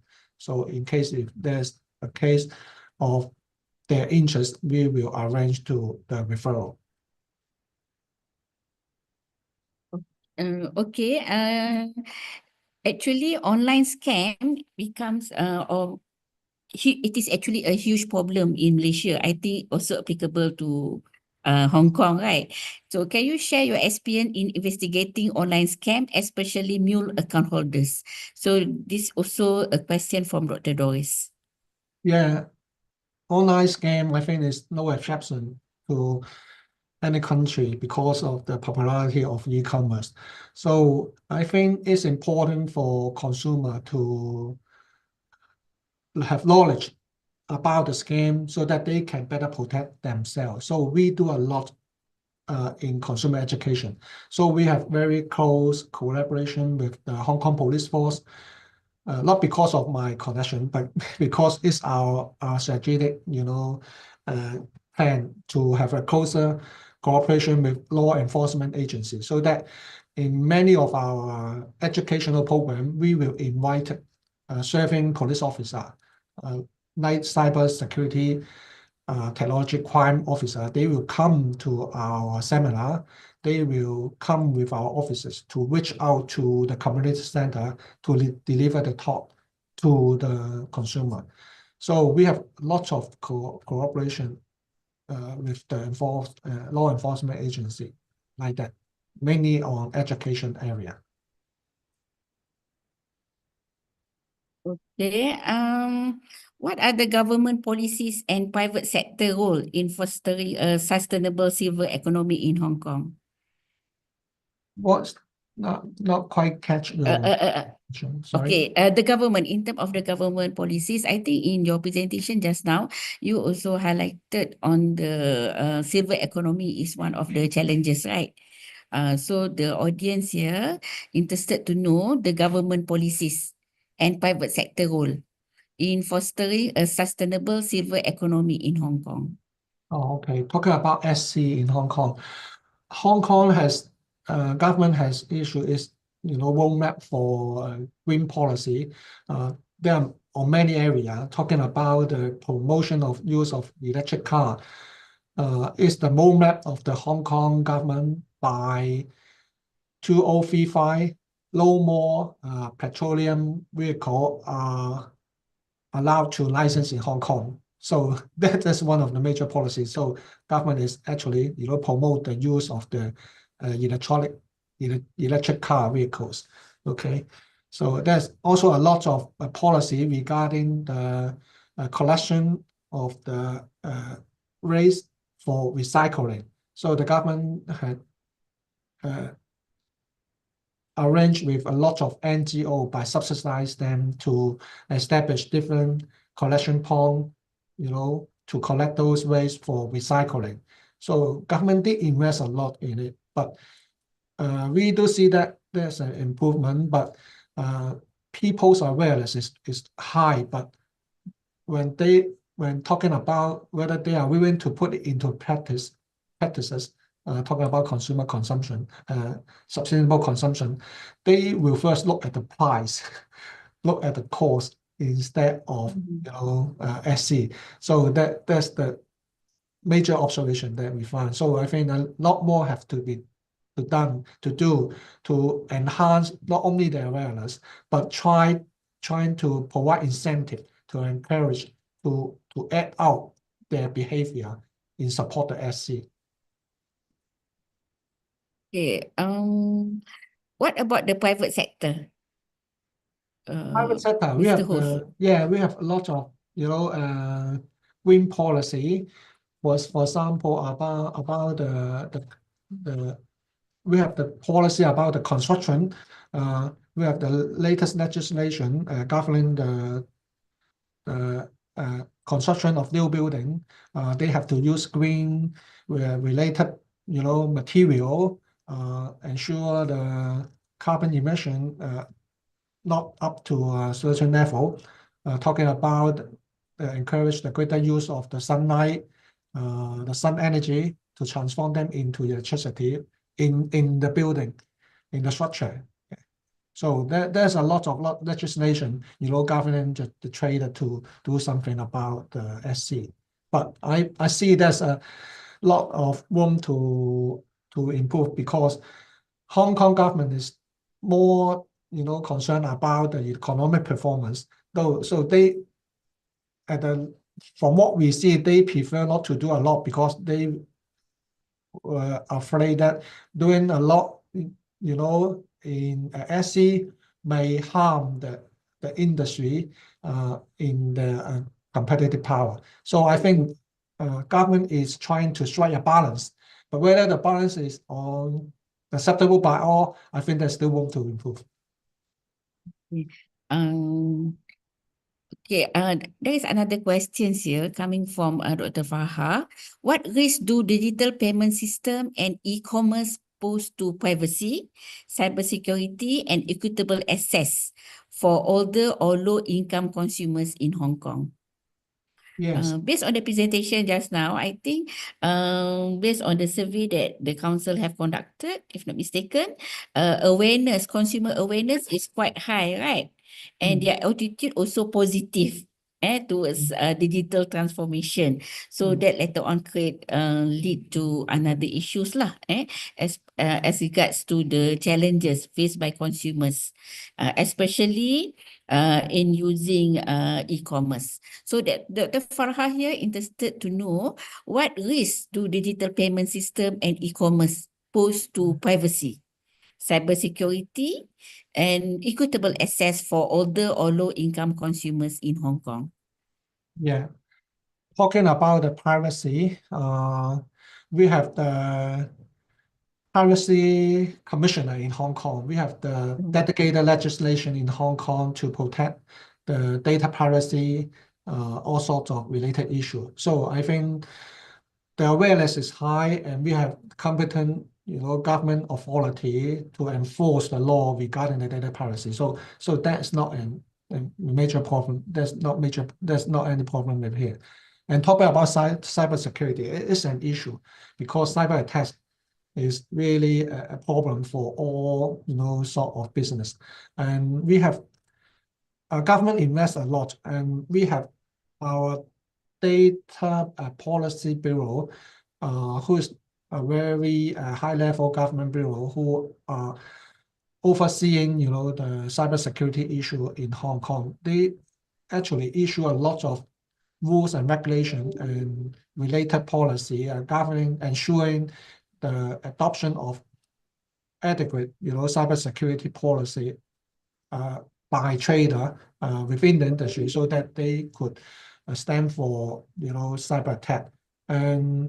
But I think there's always room for improvement, because technology is keep changing. So though we have very heightened, security requirement from the government. But I think that there's always a risk here because the cyber attack, the tactics, the tactics are still keep changing. So we are aware of that, but we will try our best to defend it. But there's a cost behind. I think that's another issue.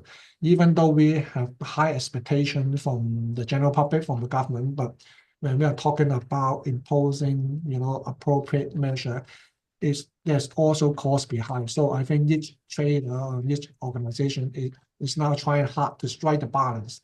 But I think overall speaking, within the government structure, it's okay because we have lots of rules and regulations to govern it. But on private sector, I think there's still a lot room for improvement.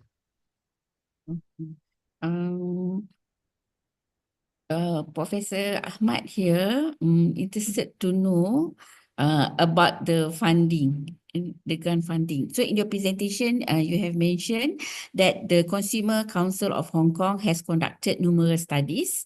Could you please provide more information about the sources of this funding? Is it from the government or from the industry, for example?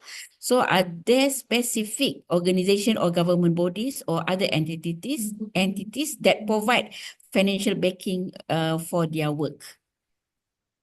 The statistic and the survey funding are all from open source. Talking about the population, it is from our census and the statistic department of Hong Kong SAR government. It's in our government website. You can simply download from it. For other study is also from other independent, consultants agency, other NGOs or other, body, and also the council's own conducted survey. They are all, open for the public for viewing. So if you can see from the slide, left lower end corner, you can see the source. I copied the source, so you can refer it and you can check the sources from the website. Is easily it's open to the public. Okay, thank you.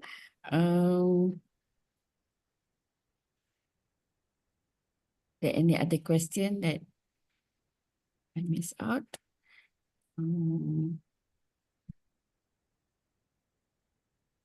Okay, I think I have covered all questions, but the audience still can put their questions in the chat box so I can answer on your behalf. I can question on your behalf.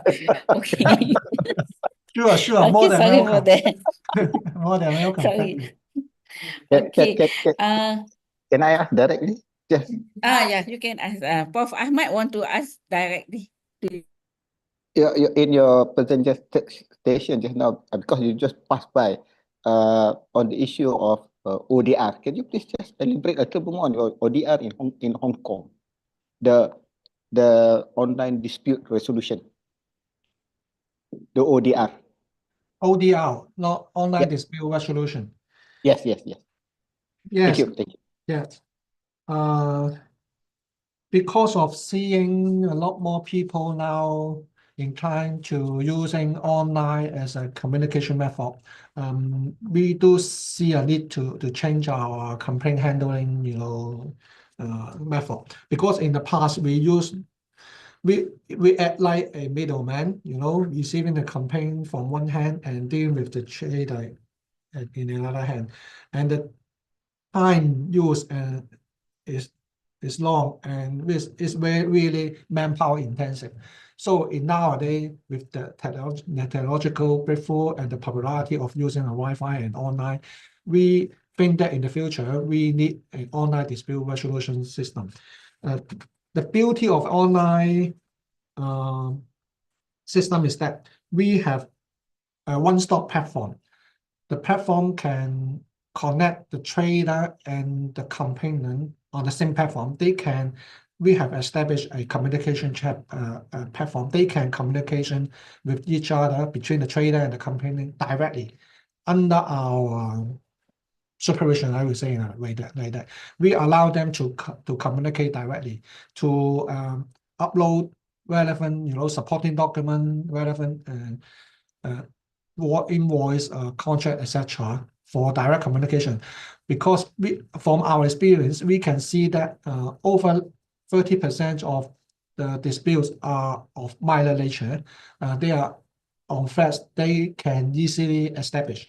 We do believe that, this dispute can easily resolve when there is a platform that can bring the complainant and the trader together for direct communication, because the dispute is truthful and the nature of it can be factually established easily, so that they can be resolved, I think, quite easily. So with the platform, we will be able to resolve this type of campaign within relatively short period of time, because in the old days we may have to use an email, to use a letter, and the time taken to receiving the response, to receiving the settlement agreement, and for another party to agree or the change of the terms and conditions there, it takes a long time. But with the platform to communicate together instantly, so I think the process can be shortened, quite significantly. And we have also made use of the various technology to try to automate, many of the function here. They will receive when one raise the issue, they can prompt to the receiver for them to respond. So we have all sorts of automation building into the system. And another beauty of the system is we enhance the data analytic power, because with the one-stop platform, we have all sorts of data, about the campaign handling enhanced. So we can make use of the data to improve, the efficiency, not only the council, but to provide the trader to improve their customer service. So I think with the online dispute resolution platform, we could, enhance the efficiency and effectiveness of consumer dispute handling. And also, I think that lastly, the one major advantage is talking about the cross-border campaign. Nowadays, when we are dealing with, because of e-commerce, many of the trader is not within our boundary. They may be a trader from US, there's a trader in Indonesia or in Malaysia. When we are trying to do the conciliation in the old days, it's very time consuming and it's very difficult to get hold of them. But with a one-stop platform, we can easily get hold of the communication with them over the cross-border dispute, consumer dispute. I think we help a lot to resolve the problem when it is cross-border in nature. So that is the reason behind we are trying to develop, the ODR platform in our campaign handling management system. There are all sorts of advantages of it. And we also use AI, when we are receiving the campaign, because the system facilitate e-registration, e-conciliation, and e-negotiation. And we are using AI to help us to do the filing, to do the analysis, and to do distinguish, the document they are finding into our system. So in the old days, they had to be dealt with by staff manually, but nowadays with this new system, we can do it, automatically. So I think it helps a lot to enhance our capability in the process. So I think looking at the future, we do believe that the system will help a lot to benefit not only to the consumer, but to the trader as well.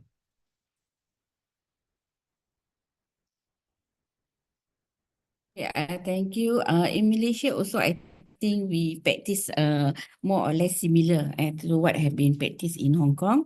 But as you mentioned, I think the big problem here is cross-border complaint. Cross-border complaint, because now we have e-commerce and now the consumers buy from the online platform. Sometimes very difficult to capture, and we also understand problems of jurisdiction. The law may be different. Different country have different law, and that also makes the problem quite difficult and to settle. But if it is within the same territory, there should not be any problems, right, Mr. Ho? Okay. Actually, thank you for your Prof. question. Ahmad, do you have any more question? Thank you for your question. Actually, talking about cross-border dispute handling, we do believe we do see that online is not the only way out. We need a closer cooperation with other countries' consumer protection agencies. That's the reason why we are trying hard to enter the MOU, mutual assistance, in the referral. In case, actually, we are nowadays having, more than 10. We have MOU with more than 10 cities in the mainland China. We have MOU with Japan Consumer Protection Agency. We have MOU with Korea. We have MOU with Thailand. We signed MOU with Thailand last year. So we are aim at going to sign in the future MOU with other Asian country or European country. Hopefully, with MOU, we can, in case it is talking about cross-border dispute, we can refer the complaint to the country, to the Consumer Protection Agency where the dispute happening for their handling. And I think it will help in the long run, but it takes time to get it materialized in the large part of the world. Okay, thank you. Now we also face challenges in terms of inflation, cost of living. So what actually are the key measures taken by the government to address this issue, inflation, and to handle, to curb with the issue of inflation and also cost of living? Inflation and what? Inflation and Cost of living. cost of EV. Living. Hong Kong SAR government actually is doing a lot policy-wise, to promote the economic development of Hong Kong. They have all sorts of policy. They have different subsidized scheme to act as a financial backup for the small size or medium sized company so that they can apply the loans from the bank with the backing from the government for the loan so that they could, make use of the fund to enlarge their business. There are also a financial scheme, financial incentive, for medium size or small size enterprise. And talking about the investment, we have Trade Development Council. It's also a government-funded policy. The council has arranged a lot of exhibition, conference, engaging in direct negotiation for the various industry to establish a channel for them to engage in sort of business transaction. So we have also supportive measure by the government to help, the various industry to do their business. So there's awful lot of them. It's difficult to elaborate bit by bit here. And also you can see that because Hong Kong, we are talking about the sort of the talent. So the government had actually expand its talent scheme. In the old days, we have only 13 professions, okay, regarded as on the talent list, but nowadays it expanded to 51 professions. So it helped the industry to import required talent from overseas, help to keep the cost down, and also help to recruit attract those talent to help the development needs of the Hong Kong.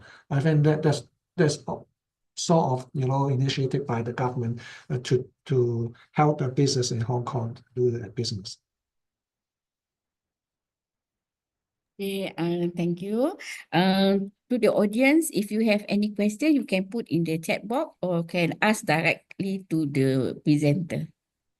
Any question? Okay. Mr. Ho, in your observation, what are the role does the private sector play in improving consumer well-being? Yeah, Um, nowadays, private sector are also doing a lot, to deal with the consumer campaign and to doing a lot more to enhance the consumer satisfaction, because they know that if consumer is not happy with their services, they will run away. So nowadays, traders are being more, active in,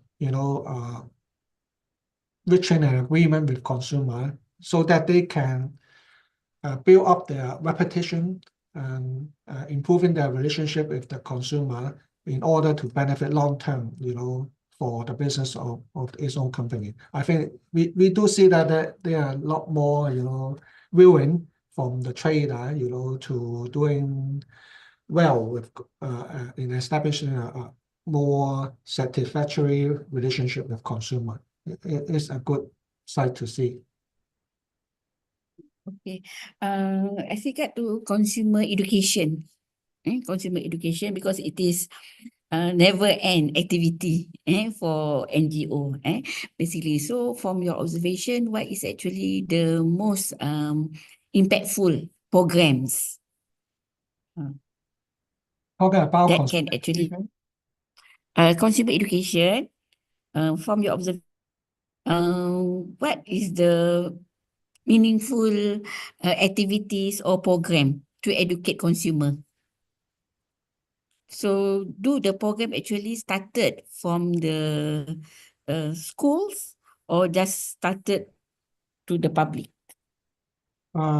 Because we have limited resources, we can't do all. So we have talking about Consumer Council of Hong Kong, we are quite selective in doing our education.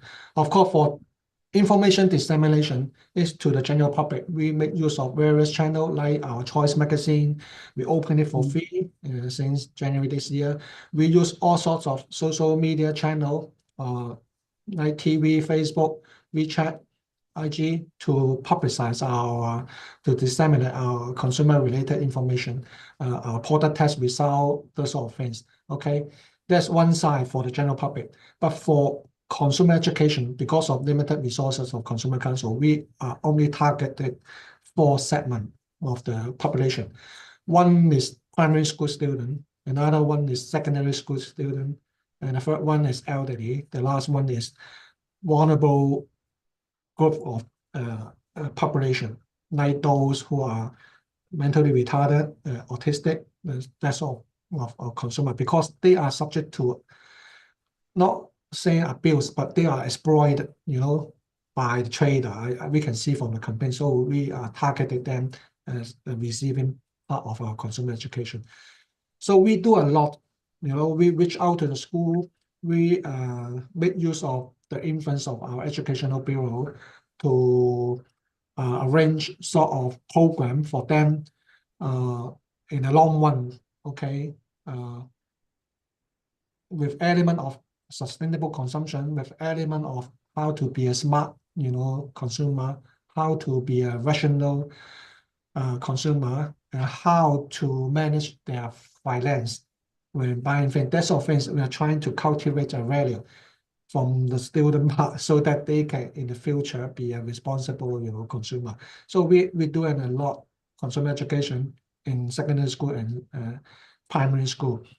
And regarding elderly, because they are not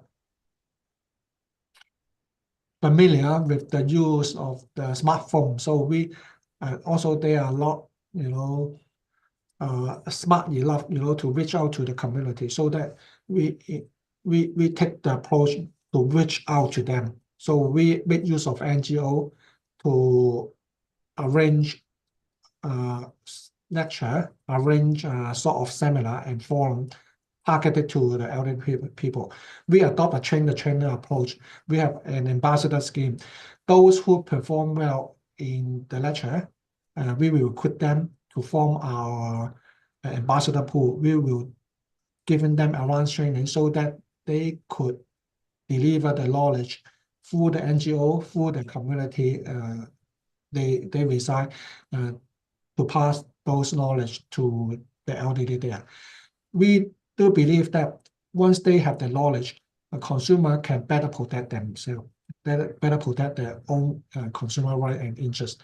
That's the reason why we are adopting a train-the-trainer approach to the elderly.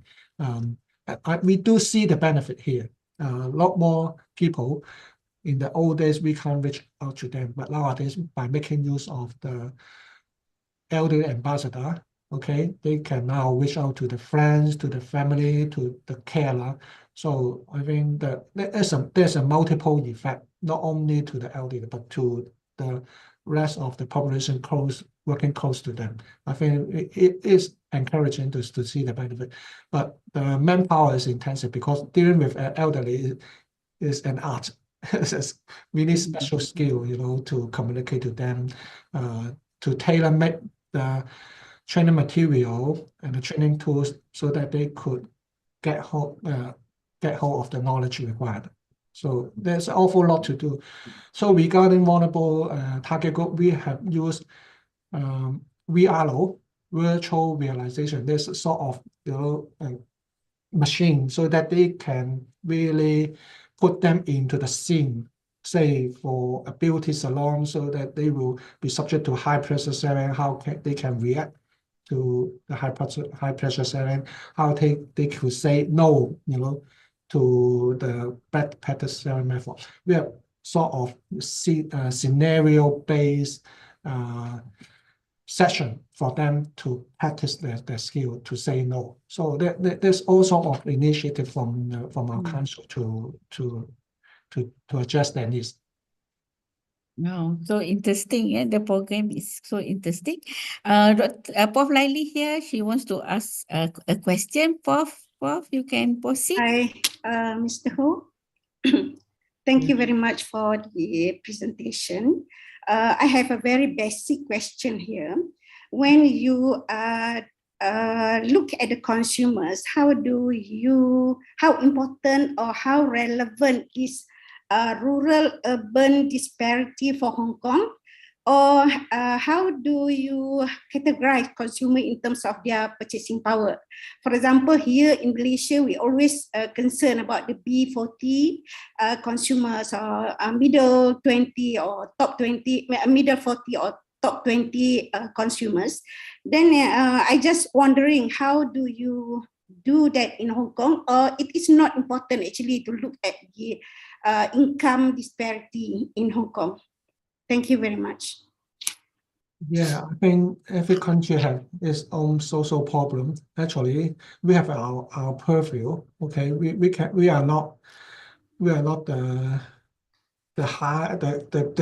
highest authority. We cannot do all, but we do care about consumer rights and interests. So our purview is to focus in the area. Okay, we do address what you are saying about disparity of income. Actually, this is an issue, but that's an issue that cannot be resolved solely by the effort of Consumer Council. We do address that, but actually it's a social problem that could have to be addressed by the government, by other relevant stakeholders like the trader, NGO as well. So Consumer Council, as a part of it, we play our role. Mainly by dissemination consumer-related information so that they will know how to protect themselves, how to protect their rights and interests in case there's a dispute with the trader, when they have dispute with the, a particular industry. So we will try to be their voice, not only for solving disputes. I used to say that solving dispute is secondary because the unhappy incident had happened. So Consumer Council has tried a lot to engage the trader, trying to resolve the dispute from the causes. Maybe the causes is because of the workflow of the customer service.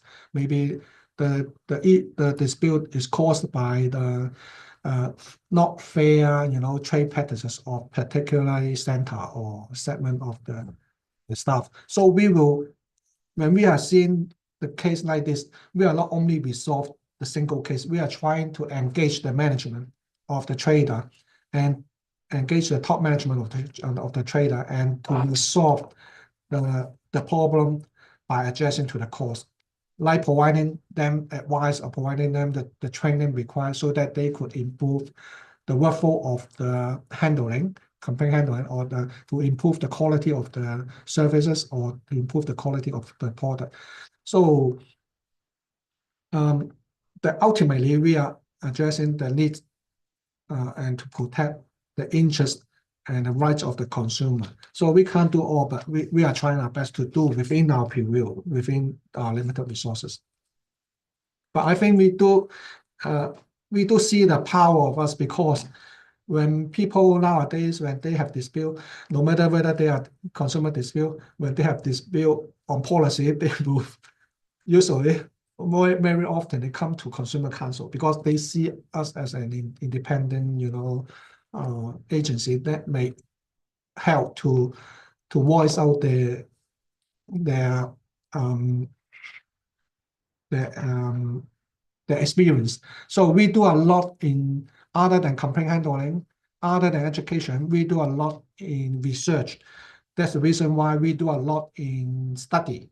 When we see a problem, maybe a social problem, but it's consumer related, we will do the study. That's the reason why we do a lot of study on e-commerce. We do a lot of study in AI.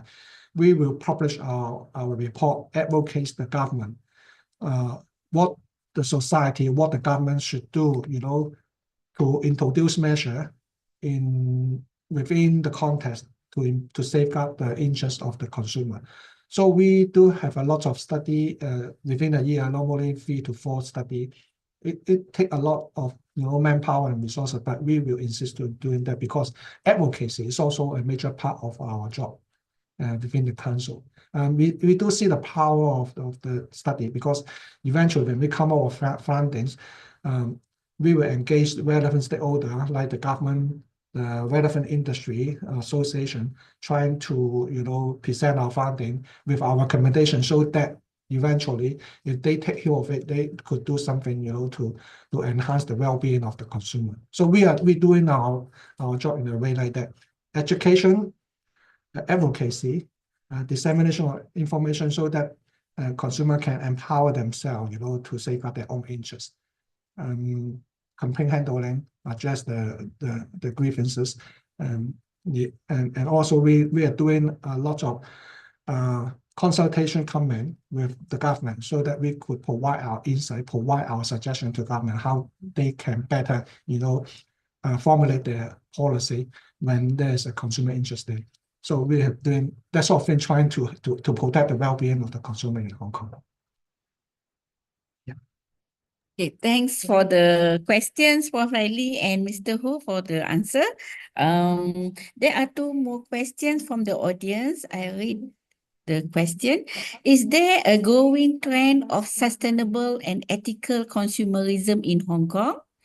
What role do businesses play in promoting environmentally friendly and socially responsible product? And how can the government and private sector encourage more sustainable consumer choices? Very difficult because we are talking about cost. There's always cost behind to promote SC. Sustainable consumption is good, for the environment, for the earth, but there's a cost behind.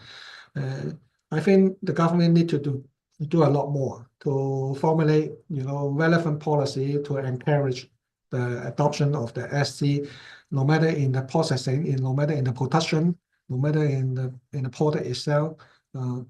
That we need a lot of relevant policy to govern such. But on the one hand, on the other hand, we need, trying to find a more economy way, in SC to make the cost of it affordable and reasonable, so that people, could, afford to pay the price to engage in SC. If the cost is too high, even though people awareness is high, they are willing to, but they are prevent from doing so because the income is limited. Okay, then there's always a calculation in between. In Hong Kong, consumers are willing to pay a lot more. Pay a little bit more, but a lot more when doing about consumer consumption. I think there's a role to play by the government to provide incentive to both the trader, to both the industry, and to the consumer as well, to facilitate, the engagement of the SC. I think government should play a larger part in it because we are talking about incentive. Incentive can be in the form of, money, in the form of trading pawn, so that people can exchange goods or services when they are doing something good in SC. So that we need, apart from the government and also education. Education is a major part, and that's what the council can contribute a lot in it. But there's no one, good way to achieve that. It needs the cooperation of all involved, to make SC is a goal of people in the mind of the consumer. I think the hurdle also similar to Malaysia. We also face the same problem. As regard to Malaysian consumers' acceptance towards the product, we don't have no issue on that. But the matter is in terms of the price. It's the same. And in incentive also, it can be a starting point, but it may not be. It's quite difficult to give the incentive for the long term, especially. Okay. Another question here from Dr. Farha. What gaps exist in Hong Kong's consumer protection law, and how can policymakers better address unfair practices in consumer contract? She is a law lecturer. That's why she asked you about the law in Hong Kong. Actually, there is no consumer law, dedicated consumer law in Hong Kong. That's the reason why we see Consumer Council of Hong Kong is not powerful enough. Actually, there's a voice from the general public asking, giving Consumer Council a dedicated, law so that they can enforce consumer rights. But that's not the attitude of the government. Our government prefer laissez-faire policy because they willing, they are trying to strike a balance, between, trying to protect the consumer right interest and also, to promote the economic development of the industry. So they are trying to strike a balance, and it works well in Hong Kong. Even though we are not empowered, to investigate, to enforce, the settlement agreement, we are no arbitration power at all. But we are independent. We have our own means in case we have a name and shame mechanism. In case a particular trader is really doing bad, we will openly, open the company names and to publicize and criticize them openly. And according to our statistics, those companies who are named and shamed by Consumer Council, more than 80% of them will eventually winding up closer. I mean, their business. So that is our tools and that's our weapon in hand. But we are very cautious in exercising that. And also, why government do not given a dedicated law to the Consumer Council? Because we are operate in a common law system. We have all sorts of consumer-related legislation. Like we have the trade description ordinance. We have the deception, offense under the criminal procedure ordinance to deal with fraud, to deal with deception. to deal with various of online scam. So we have other tools or other legislation imposed, to safeguard the interests of consumers. So that's the reason why, even though we don't have dedicated law, consumer law, but we have quite a well-established legal system to safeguard the interests of the consumer. I think it works well in Hong Kong in our context. Okay, thank you. Another question from the audience. How do the rising cost of living, particularly in housing and daily expenses, impact the overall well-being of consumers in Hong Kong? And what measures can be taken by both the government and private sector to alleviate financial stress while promoting long-term sustainability and quality of life for residents? I think it's a good question for the government. And it's a dissertation, topic. I think it will be difficult, to give an answer, in this forum. But I think every government, I think they are trying to do the best, for the citizen. Like Hong Kong SAR government, in the past, because of the social unrest, and they are not doing, enough. The main part of them is to maintain the law and order in Hong Kong. But nowadays, unrest is settled down. So Hong Kong government is now committed, their energy to trying to promote the economy as a whole, so that they have a lot of, policy issue to assist industry to doing their business. And I think another advantage of Hong Kong is that we have the backup of the mainland China government. So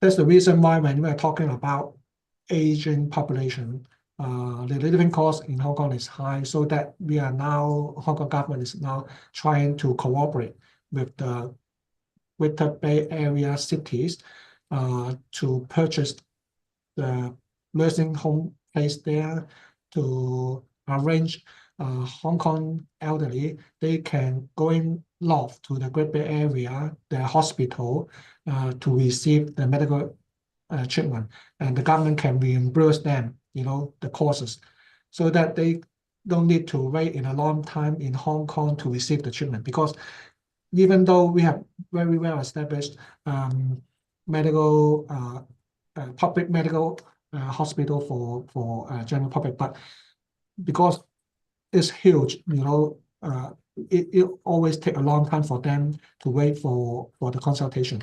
But in a way like that, working closer with the Great Bay Area city, we can make use of their name, make use of their resources, make use of their talent, make use of their hospital, and to keep the cost down, so that those elderly can receive better quality treatment, better quality nursing home, better quality service in the mainland city. I think it's a win-win situation, and we are doing a lot. We are in the future. I do believe the government will do a lot more, to cater for the need of the elderly. And talking about inflation, there's no one good medicine, for that. But government is well aware that I think every government is trying hard, to maintain the living standard of the citizen. But actually, government is doing a lot, but I'm not in a position, to elaborate here, what policy they're doing. But in the meantime, they are trying to expand, the revenue, the sources, the channel of revenue from different sector of the world. In the old days, we used to do business with the US, with the European country, but nowadays the government have taken the lead to open the new business area in the Middle East, in the other Asian country. I think that's the lot of government work behind that to tackle the situation. I do believe that government is well aware of the economic situation in Hong Kong and will do their best to cater for the well-being of the Hong Kong people here. Okay, so it seems that there are lots of initiative and support from the governments lah, in terms of to ensure the consumer well-being. Another question from Dr. Zuhoni. How do government agencies, NGOs collaborate with businesses to trade practices? What can Hong Kong learn from other countries in terms of consumer protection and market regulation? Yeah, I think that's the beauty of our study, because in our study about the consumer-related issue, we used to do research on comparatively study. We will try to make use of the knowledge and the practices, good practices of other countries, seeing whether they could be adopted in our context. That's part of our study. We used to study in a way like that, comparative study and also survey and also professional consultation, that sort of thing. So our study are rather comprehensive. So I think that's one beauty of our study. So we can't do a lot more. We only 3 to 4 study in a year, but it's really helpful. Our study findings are well respected by the Hong Kong SAR government, and our recommendations are well received by the industry as well. So I think it helps to safeguard the interests of the consumer in the long run. So we will keep on deploying resources to doing the study on consumer-related issue. Okay, so there are lots of initiatives have been done by the government and also by the council. Based on your presentation, so the council also have done lots of initiative. So maybe my last questions, after the hard work that have been done by the government and the council, from your observation and perceptions, what is the level of consumer empowerment in Hong Kong? Maybe from the past, maybe 5 years, and until now, how can you see the improvement in terms of consumer empowerment themselves? I will say in a way like that, according to the perception survey conducted by the Consumer Council, it means about we have a survey from the general public about their perception towards the performance of the Consumer Council. It's rather consistent. We are well recognized by our work, but there are also room to improvement. In the old days, because in the previous survey, people are comment that we are not doing enough to the minorities, vulnerable, group of consumers, so that we invest a lot to doing VRO, to do special education program. So we see the improvement there. But nowadays, when we are taking a survey, we also receive a comment that we are not doing enough to the elderly. So I think there's always a room to improve. Okay, so in the future, also is also in line with the government policy, because of the aging population. Government has established advisory committee on silver economy. Actually, the government will sooner or later will deliver a lot of related policy to cater for the silver economy. I think that's also, you can see, one of our major strategic goal in our next few years is to do a lot more to cater for the elderly, because a lot more people are getting old, and the demand for the services is on the rise. So we can do a lot more, for the silver group. I think so we can see that, you can see from our strategic plan, I think we have quite a good mechanism, to adjust the needs of the consumer in Hong Kong. And also by receiving complaint, we are now taking a more proactive approach, not for only doing dispute handling, not only trying to resolve the dispute, but to make use of the information from the complaint and to proactively engage the industry, to engage a trader, so that we can prevent the dispute from the source. I think that's the approach that we are going to do. So trying to make the world better before they they turn to the bad side. That is the common approach of the consumer council. I think it helped on the whole in general. Okay, thank you. One last question from the audience, from Dr. Husnia. What is the status of the policy statement of the use of AI in finance in Hong Kong? Can you please elaborate on this? From my understanding, there's no dedicated, policy or legislation governing the use of AI.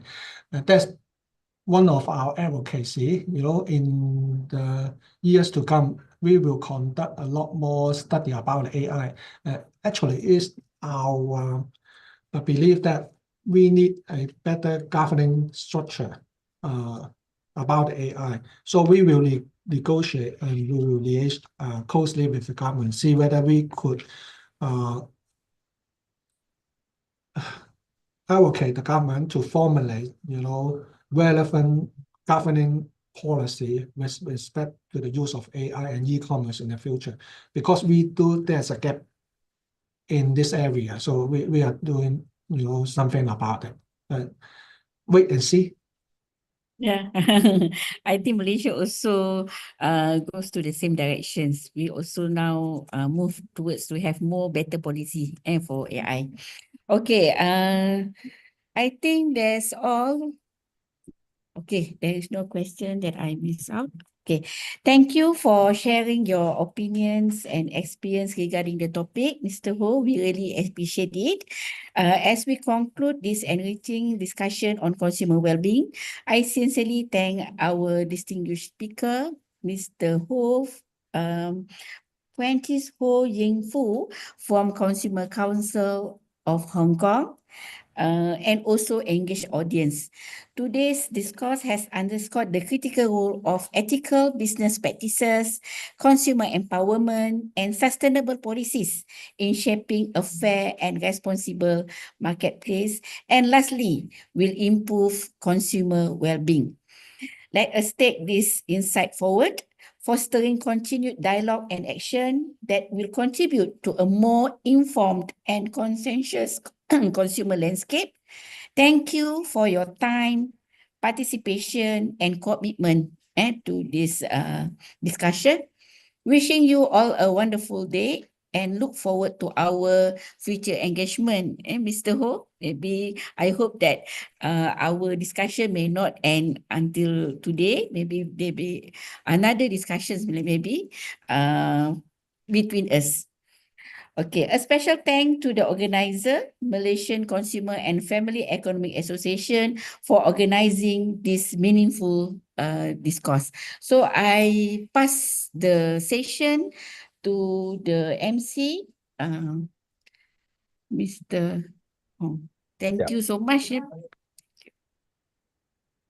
Okay, thank you so much to Mr. Francis Ho once again for the insightful presentations and fruitful answers upon the discussion just now. And also a big thank you to our awesome moderator, Associate Professor Dr. Elisina and Dr. for the wonderful moderating session. All right, before we move into the next session, maybe we can take a quick group photo together with Mr. Ho. Yeah.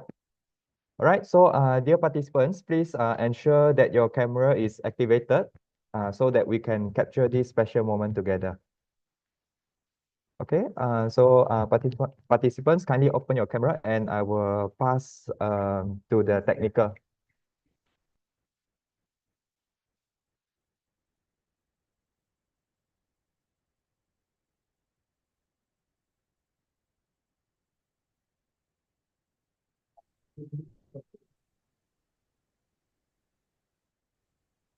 Okay, technical, can you assist in the photo speaking session and give us a cue when you have the, yeah, thank you. All right. On my count. 1, 2, 3. Smile. Done. Thank you.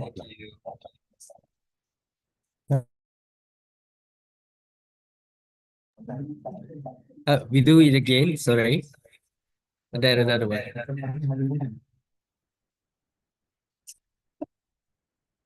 Right.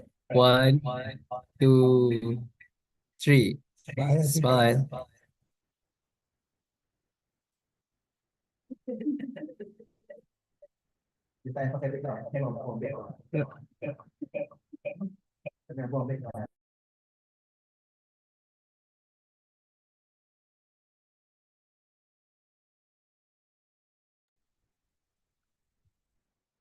All right, okay, thank you, technical, for the photo.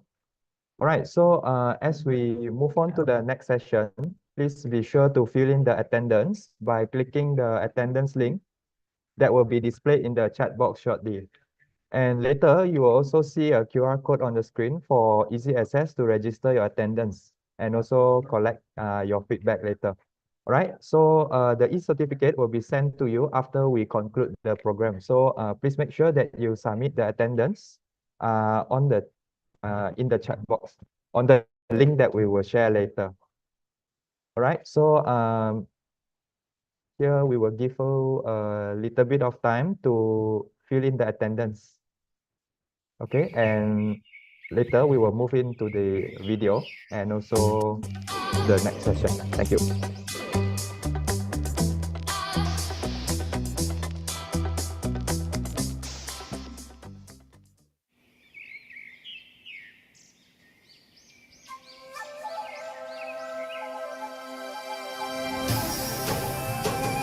Malaysia is truly Asia. It's a land with rich heritage for you to explore. Sandy beaches, friendly faces, surreal experiences everywhere.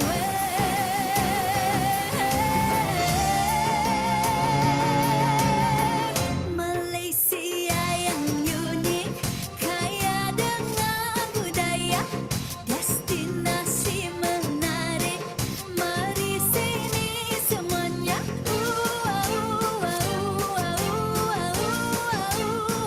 Hey, hey, hey, hey.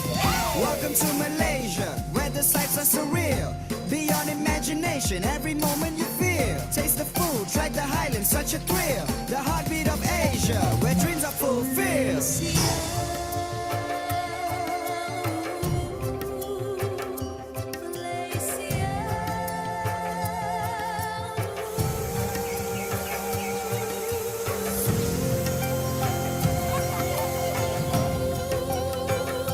Malaysia，我美丽的国家，东南西北这一片土地都让我们骄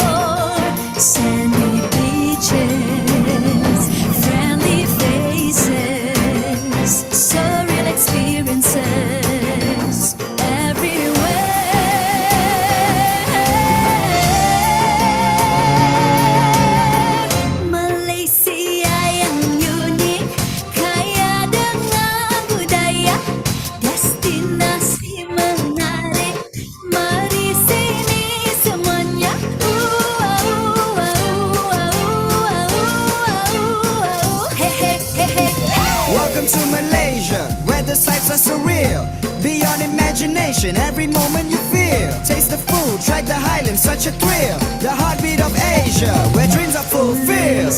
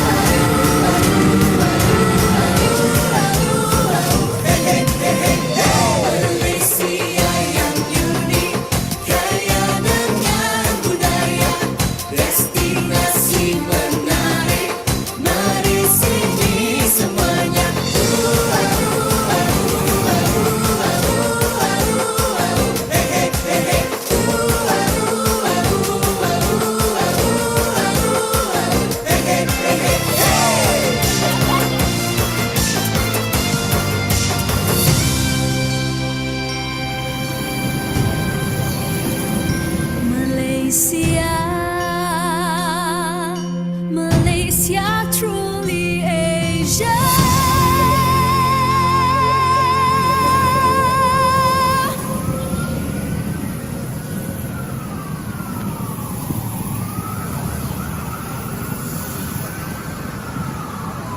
Malaysia yang unik, kaya dengan budaya, destinasi menarik.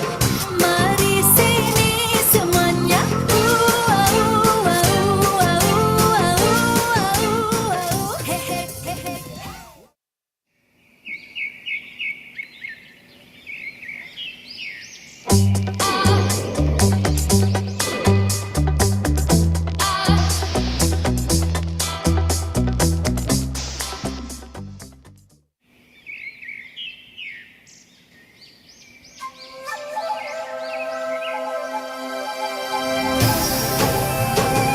Malaysia is truly Asia. It's a land with rich heritage for you to explore. Sandy beaches, friendly faces, surreal experiences everywhere.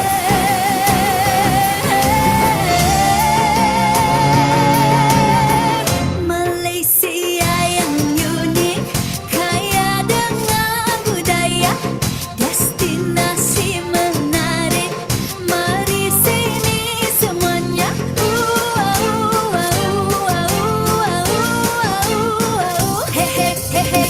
Welcome to Malaysia, where the sights are surreal, beyond imagination. Every moment you feel, taste the food, track the highlands, such a thrill. The heartbeat of Asia, where dreams are fulfilled.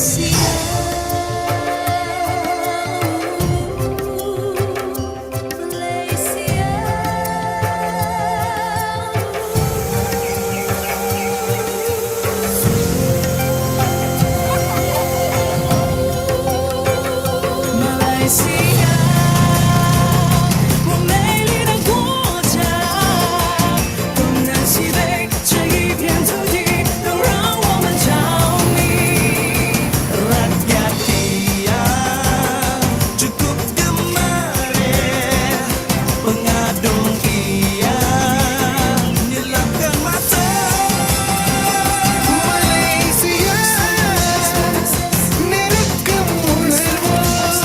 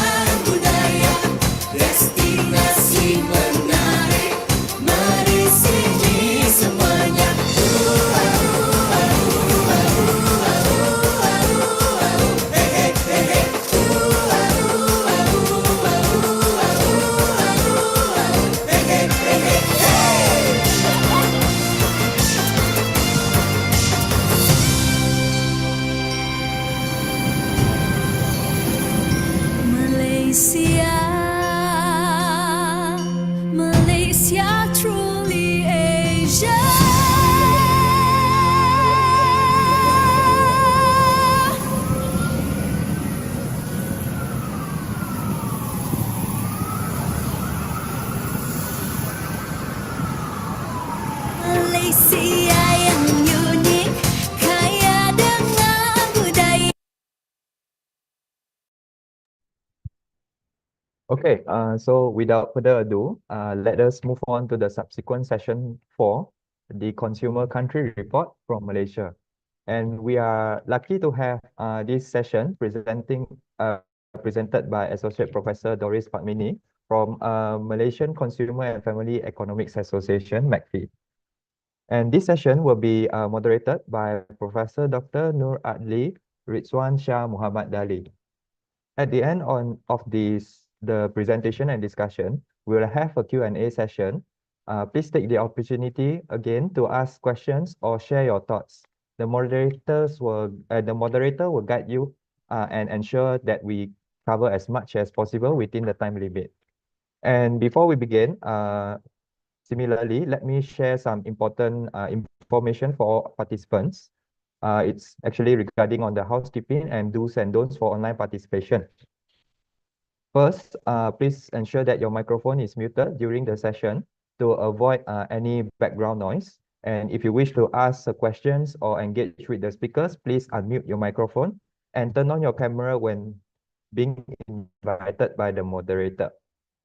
And second, when requested by the host or moderator, please kindly turn on your camera to make the session more interactive. And your participation in this is very much appreciated. You can type your questions or comments in the chat box, and the moderator will review and choose some of the questions to address during the Q&A session. And please be mindful of the time, as we will try to answer as many questions as possible. As this is a professional event, so we ask that for the participants to maintain respectful language and behavior at all times. And please refrain from using inappropriate language or making disruptive comments in the chat. Regarding microphone etiquette, when you speak during the Q&A session, please ensure that your microphone is clear of noise and speak concisely to help us stay on track. And lastly, please be mindful of the time to ensure efficient interaction. Please keep your questions and comments brief to ensure that everyone has a chance to participate. So just a very quick one for the Q&A session reminders. After the presentations and panel discussion, we will open floor for the Q&A session. And once again, you may ask questions in the chat box. Just type your question and our moderator will read them. And also for live interaction, if you prefer to ask your question directly, please raise, you can use the emoji feature in the Zoom meeting, and the moderator will unmute you and allow you to speak. All right, so for those who wish to watch the session live or share the experience with others, please note that the MACFEA Inter-Regional Intellectual Discourse 2025 is being streamed on the official MACFEA YouTube channel. You can access the live stream at YouTube channel at dr.ir.sharnetwork5076. Feel free to share this link with your colleagues and friends who might be interested in joining today's discussion. Okay, now without further delay, let's begin the exciting journey of learning and engagement with our presentation of Consumer Country Report of Malaysia. So we will just straight away move into session 4. All right, Dr. Doris and do you want to try your microphone first? Okay, testing 1, 2, 3, 4. Testing. Yeah. Testing 1, 2, 3, 4. Hello. Yeah. Testing It's 1, clear. 2. Okay. Right. So with all due respect, I will pass this session to our speakers today and also the moderator. Thank you. Okay, thank you. Okay, thank you, Mr. Chairman. Bismillahirrahmanirrahim. Alhamdulillahi Rabbil Alamin. Wassalatu wassalamu ala asyrafil anbiya'i wal mursalin wa ala alihi wa sahbihi ajma'in. Allahumma salli ala sayyidina Muhammad wa ala ali Muhammad. Very good morning to the distinguished speaker, okay, Dr. Doris, Associate Professor Dr. Doris, and to all the members in the online session and also in this room. There are so many committees in this room, okay, organizing this event. But before we start with the uh, presentation from Associate Professor Dr. Doris regarding about consumer well-being in Malaysia, I would like to, it's my great pleasure, okay, to introduce, okay, our distinguished speaker today, right? So, Associate Professor Dr. Doris Padmini, anak perempuan S. Selvaratnam, okay, from the Faculty of Economics and Management, Universiti Kebangsaan Malaysia. All right, so we are actually, I am also from UKM, so alumni from UKM. Dr. Doris is an accomplished academic researcher and community development expert. Okay, if you read the CV, it's so long. So I try to summarize, okay, the CV. So with a strong commitment to entrepreneurship, social innovation, and also economic development, shows she has played a crucial role in bridging academia and also industry. So like the matchmaker lah, between university and the industry, right? And through her engagement as a former head of industry and community relation at UKM, right? And her work with the Center for Entrepreneurship and SME Development, okay, UKM CESMAT, right? So beyond her academic contribution, Dr. Doris is an executive committee member, EXCO, of MACFEA, and actively contribute to national policy making as a member of National Consumer Advisory Council and the Selangor State Consumer Advisory Council. So in the association, MACFEA, and also in the state level, right? And her expertise has also been recognized in Consumer Forum Malaysia, CFM, and National Council of Professors. So her research spans from entrepreneurship, gender equality, socio-economic policies, and also community development. We have a strong focus on experiential learning and engagement with marginalized communities, such as the Orang Asli and the Penan of Sarawak. So she has authored 3 books and 20 book chapters and 69 journal articles, and has developed several digital learning modules. So Dr. Doris has also made significant contribution in consultancy and also social impact assessment across Malaysia, right? Covering areas such as cost of living, studies, poverty alleviation, and also strategic planning for government and also private sector projects. Today, very special day, right?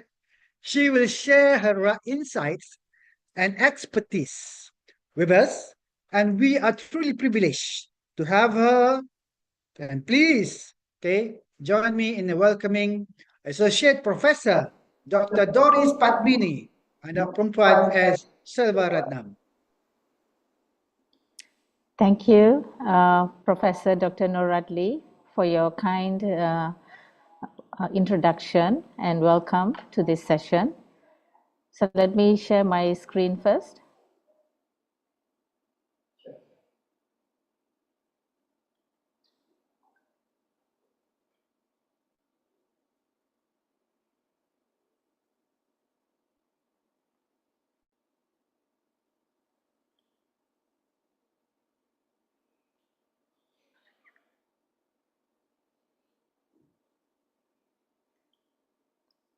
All right, so the topic that I'm bringing forward is consumer well-being in Malaysia, facing current challenges, a country report.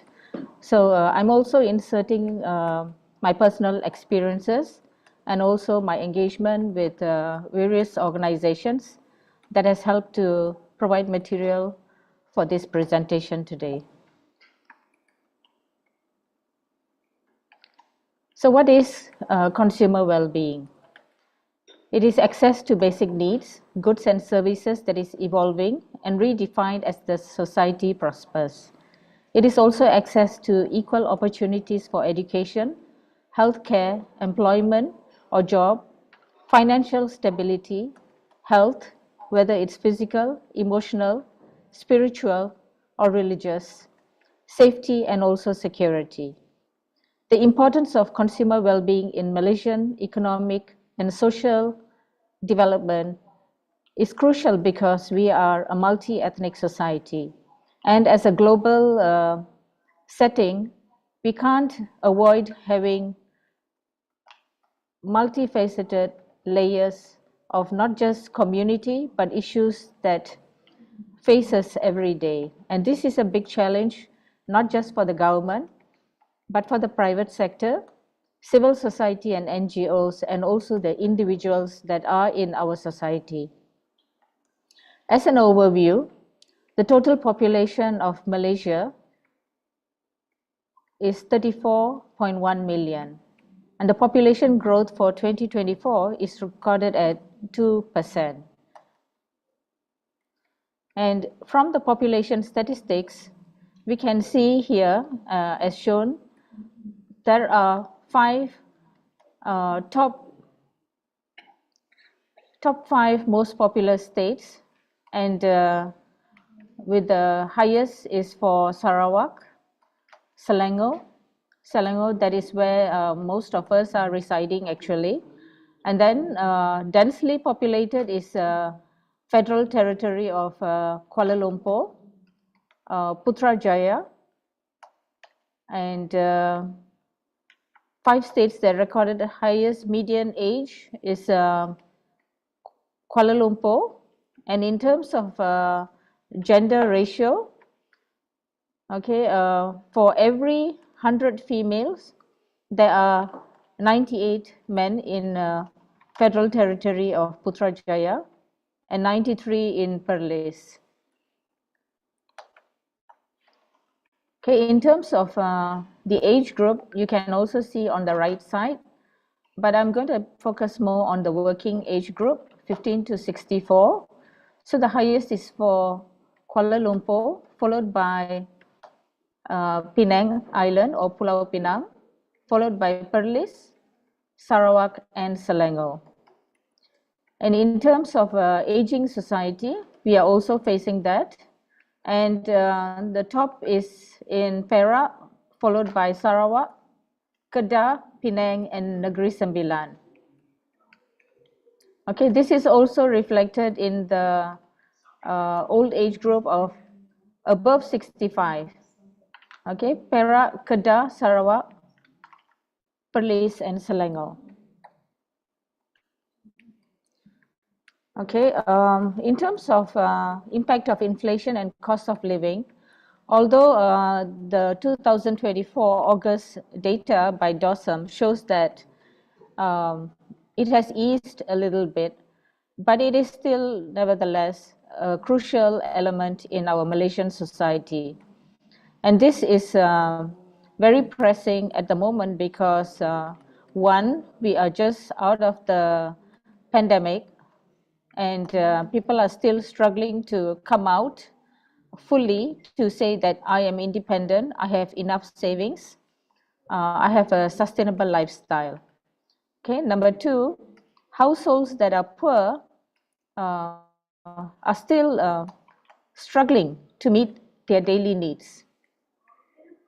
Okay, when you look at numbers, so whether it's the basic needs, adequate or enhanced, you can see on the extreme right. Okay, so savings level at age 60. So basic, it's 390K. Monthly retirement income, okay, for year 1 is 1.6K. This is Ringgit Malaysia. And there are some who are having a higher savings through EPF, Employee Provident Fund, but over the past 5 years, a lot of people have withdrawn their savings from EPF. This is because of the collapse of the economy, their personal economic status because of the pandemic, loss of jobs, and this has created an urgent need for the government to also look at sustainability issues. Is the cost of living manageable? And here the data, you can see the Klang Valley at a glance. So if you are a single and a public transport user with savings of 1.97K, or without savings, it has to be RM 1.82K. So if you have this much of amount, then you will be able to survive. But if you're a single with a car, then you would need savings. With savings, you need 2.8K, and without savings is 2.65K. And married couple without children, okay, the number goes higher, and with children and extended family, the number gets even bigger. Okay, apologies, the screen is not so clear on this. Okay, but this is basically to show that the society is segregated based on income. So we have right at the top is the top 20, followed by middle 40, and then the bottom 40. So the top 20 here the number is 46.3%, and the income is more than 10,000. Okay, the M40 is 37.6% with income more than 7,000. Whereas for the bottom 40, it's 16.1% of the working population, the households, and the income is below 1,400 or 1,500. Okay, and in the middle diagram, you can see the percentage of households by income class. So those with the income of 3,000 to 3,500, this is a big number. So most of this would be the working class. They would also be the younger population, and this is a worrying set. Okay. So what is the spending categories like? So 66% is for necessary basic needs, 17% is for discretionary spending, and 17% is for savings. So this is the pattern for the Malaysian households by the age. Okay, so for food, it's 20%, household expenses is 13%, some put aside for investment is 8%, and then transport is 11%, total debt repayment is 12%, utilities is 10%. So here you can see 20, 33, 45, 56, 66, okay. So this is the pattern at the moment. Okay, this is a study by ASEAN Consumer Sentiment 2024 by UOB with 5,000 consumers across Singapore, Thailand, Malaysia, Indonesia, and Vietnam to understand their sentiments and trends about consumer trends and lifestyle. So the financial concerns remain similar to 2023, and there is a trend of rising inflation, increasing household expenses, a decline in savings or wealth holdings, and long-term financial commitments. Okay, in terms of well-being for Malaysia, this is by Department of Statistics Malaysia. So you can see that it's fluctuating. And for the year 2022, it has increased 2.5% to 121.2 index, with economic well-being at 130 and social well-being at 116.4. Okay, the summary of the well-being by subcomponent. Okay, so the components are education, transportation, communication, social participation, economic well-being, public safety, working life, entertainment and recreation, income and distribution, overall well-being, housing, governance, social well-being, environment, health, family, and culture. So it's very diverse. The elements are very diverse and comprehensive. So this is 2010 and this is 2022.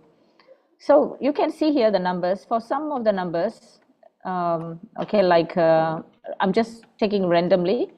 For public safety, it's 108.7 in 2010, but now it's 139.2. If you take culture, it's 111.3 in 2010, but now it has decreased to 97.0. So we may need to relook at our policies to see how we create a balance between different elements of the indicator itself. Consumer Empowerment Index. Okay, Consumer Empowerment Index is run across ASEAN countries. It is also run in Europe. For Malaysia, it's at a moderate level, 63.1%, and the domain scores are 62.5 for financial literacy, 68.8% for purchasing decision, and for redress is 56.1%. So if we look at each domain score, there are sub-domain scores of cognitive, affective, and practice. So are we aware of what each of these elements are, the domain scores? Are we able to practice it, put it into practice? That is what the Consumer Empowerment Index measures. So this was in 2020. And MACFEA has been also instrumental in helping to make a study on this. And it is important that this empowerment index is continuously monitored to ensure that the consumers are empowered, not just with knowledge, awareness, education, but are able to put it into practice. So what are the prevalent challenges for Malaysia? Okay, in terms of economic challenges, the rising cost of living, inflation, and income inequality. Okay, consumers are spending more on essentials and cutting down on non-essentials. So basically, consumers are aware there is a rising cost of living. And if I want to survive, I need to spend more for my essentials, for my clothing, for my housing, for my basic needs, even for healthcare, for education. So all this comes under essentials. So elements like recreation, one would say it's not essential. But if you look at a wider spectrum, today you might say probably recreation is also part of essential because it helps to ensure that my emotional status is stable and I'm not stressed out. So there is a lot of challenges when we use indicators, and we need to look at them carefully. Increased spending on essentials. So this is basically on the previous slide as well. And it's just a comparison that even in other ASEAN countries, there is uptrend for essentials and also for the Gen X and baby boomers. Okay. So how consumers are coping with inflation and most worrying financial situations. Okay, more consumers are using digital resources to monitor and build their wealth. 61% across the region, 3 percentage points higher than the previous study, especially among Gen Z. Investment-wise, nearly 6 in 10 have invested more than 10% of their annual income in various financial instruments. Excuse me. Among the generations, the youth or Gen Z and Gen Y and affluent display a strong savings mindset, with around 3 in 4 saving more than 10% of their monthly income. Malaysia notably lags behind other markets when it comes to savings, with most consumers, or 30%, save around 10% or less of their monthly income and 6% not saving at all. And this is a worrisome trend. Okay, in fact, a study also shows that having withdrawn their EPF savings, not having their own savings, if there was an emergency, people might not be able to come up with a simple amount of 1,000 ringgit Malaysia. So if there was a medical emergency or economic emergency, they would be in trouble. So second, we are looking at healthcare, whether it's physical, mental. So the impact of COVID-19 pandemic on economic and psychological, psychosocial, depression, anxiety, and stress of the indigenous people, and special effect for elderly. Case study in Seremban District, Malaysia, and Aceh Jaya District, Aceh Province, Indonesia, study by Muhammad Johan Shahid bin Jauhari et al., 2022, showed that the stress, anxiety, and depression is less among the indigenous people at study sites, despite the after effects of COVID-19. So sometimes we are in the urban area, we are looking at the modern facets, and we forget about the indigenous knowledge, the local knowledge, the traditional knowledge.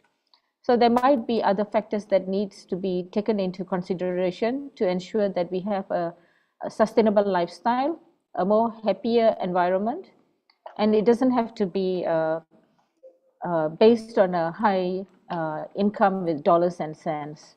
So healthcare and medicine is important to be reviewed before and after COVID-19. For Malaysia specifically, during the pandemic, My Sejahtera is an application that was built to ensure everybody was being monitored online. What is the health status, whether they're eligible for certain vaccination, boosters, etc. So even today, if someone needed to see their status, they can just go in and check their status. At the same time, generally, healthcare and medicine also became more efficient in Malaysia. With the waiting time is become less in certain hospitals. I wouldn't say in all, but in some hospitals, people are more aware of where to get their medicines, their health checks, and reading the labels before consuming the medicine. So that is also becoming more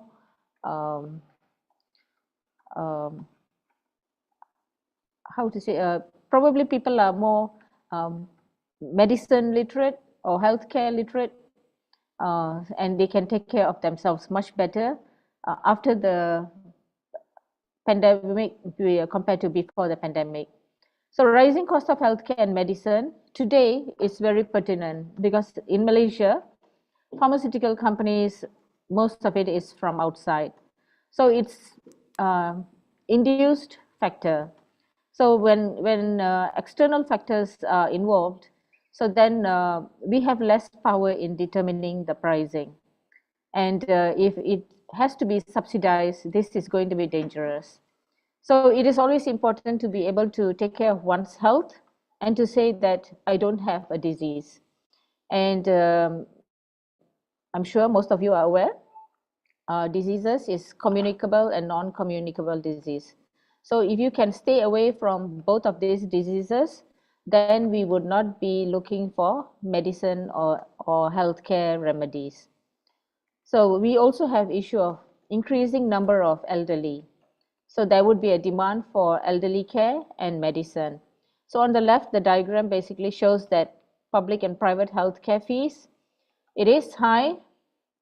A lot of B40 and the hardcore poor especially will not be able to manage this.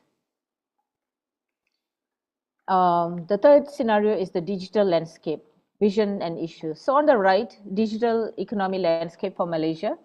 So this is what the government has already said. Okay, and already now 90.1% households have internet connections. 70.2% have mobile subscriptions for 4G, and many are now utilizing 5G. 88.8% of urban households and 80.4% of urban households have access to mobile broadband. 90% households have internet connections, and so on. And people are still asking, I want faster access, faster access. So can it be faster? So we need to ask ourselves, we want to get fast to achieve efficiency, to reduce costs, or are we not sure where we are heading? Do we want to be doing multitasking while we are doing online transactions, working, etc.? Are we generating income, or are we involved in the scams that dupe a lot of people and siphon a lot of people's money? So there is a crucial issue that needs to be in place to ensure scams, digital scams, can be curbed. Is it safe to share information online? What is safe? What is not safe? What can be stored? What cannot be stored in our digital platform? The next is environmental issues, impact of climate change on food security and prices. So the impact of the changes, global and also local, creating weather havoc on floods, landslides, heat waves, smoke, and this has led towards disruption in food chain supply, whether it's the quality of the food that is available on our table and the price of food. There's not enough food, or there is enough food, but the food is now modified. Is technology always the answer? So we want our crop to be not just yielding once a year, but 3 times a year, 4 times a year. We want to be able to supply food for the poor. We want to use technology and create new species of fertilizer, seedlings, plants, and whether in the short term or long term, we need to ensure whether it is going to be safe. At the same time, utilization of technology, will it have impact in terms of job security and employment? If everything is taken care of technology, IoT, robots, so then the humans have to look at different types of job. Okay, so then our resources, whether it's skill-based, education-based, we need to channel it towards a new type of job that is required in the market. So top 5 e-commerce marketplaces in Malaysia, okay, as you can see, Shopee, Lazada, etc. And top 5 job vacancies by TVET, STEM, and CALL. So there are so many different types of jobs that are now on the rise with the rise of digital transformation. So the consumer needs to be empowered. So as a consumer, we need to educate ourselves in terms of skills, knowledge, how to handle the digital platform, how to be digital savvy, what buttons we can press or not press, swipe or not swipe, when to switch off, when to be on a safe mode, and cyber ethics. And I think this is not just for consumers, but it is also for the sellers, to be an ethical seller.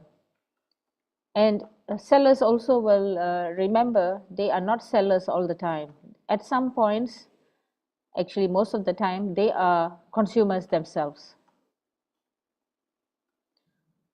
So what can we do? What can everybody do? So when we look at the government's initiatives, so government is well aware of the plight of society in terms of the cost of living, inflation.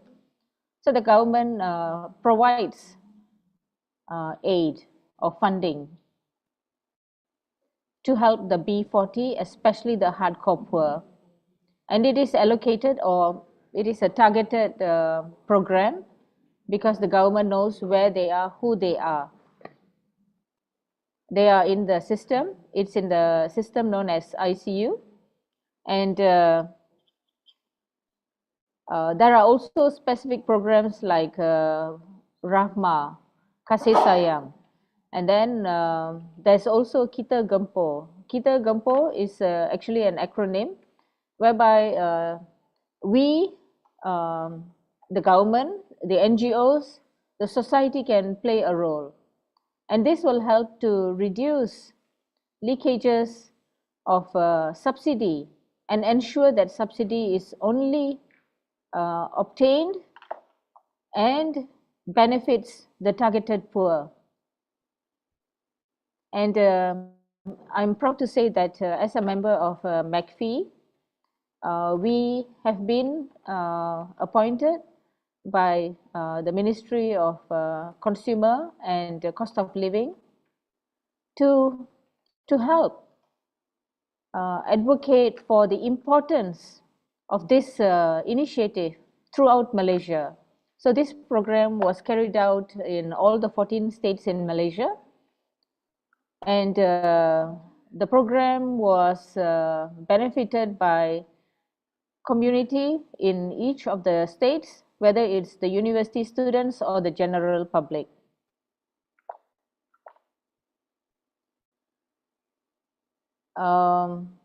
We also have the Consumer Tribunal Malaysia.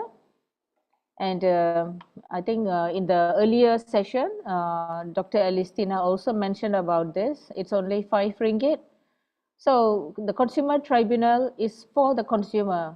You and me as a consumer, we can file the complaints and we can stand up for our rights. So we voice out, this is wrong. I need my rights to be guarded. And I want to make a redress. Please, seller, you have to pay back. So the tribunal will help to ensure the consumer's case is brought forward. My apologies for the slide, some of it is in the Malay language. But basically, this shows the various types of causes of complaint that one can bring forward, whether it's to do with pricing, online transaction, confusing services, whether it's to deal with motor services, hire purchase, licensing, sales that are conducted throughout the year. It's like year-end sale, but it's being conducted in July. And then there are other laws that are also put forward. For example, lemon law, this is still in the works. So as a B40, if you can't afford to purchase branded cars, in fact, you can't even afford to buy a simple new car, but you just buy a second-hand car. But the second-hand car comes with so many defects. So with the lemon law, you will be able to have more protection. And then we also have Consumer Forum Malaysia, CFM, under SK or MCMC. So issues on communications and multimedia. So they also collect and channel the complaints that come towards them. So that's the role of the government. In terms of the private sector, I've only taken a few here. There are tons actually. So whether it's shopping complexes, whether it's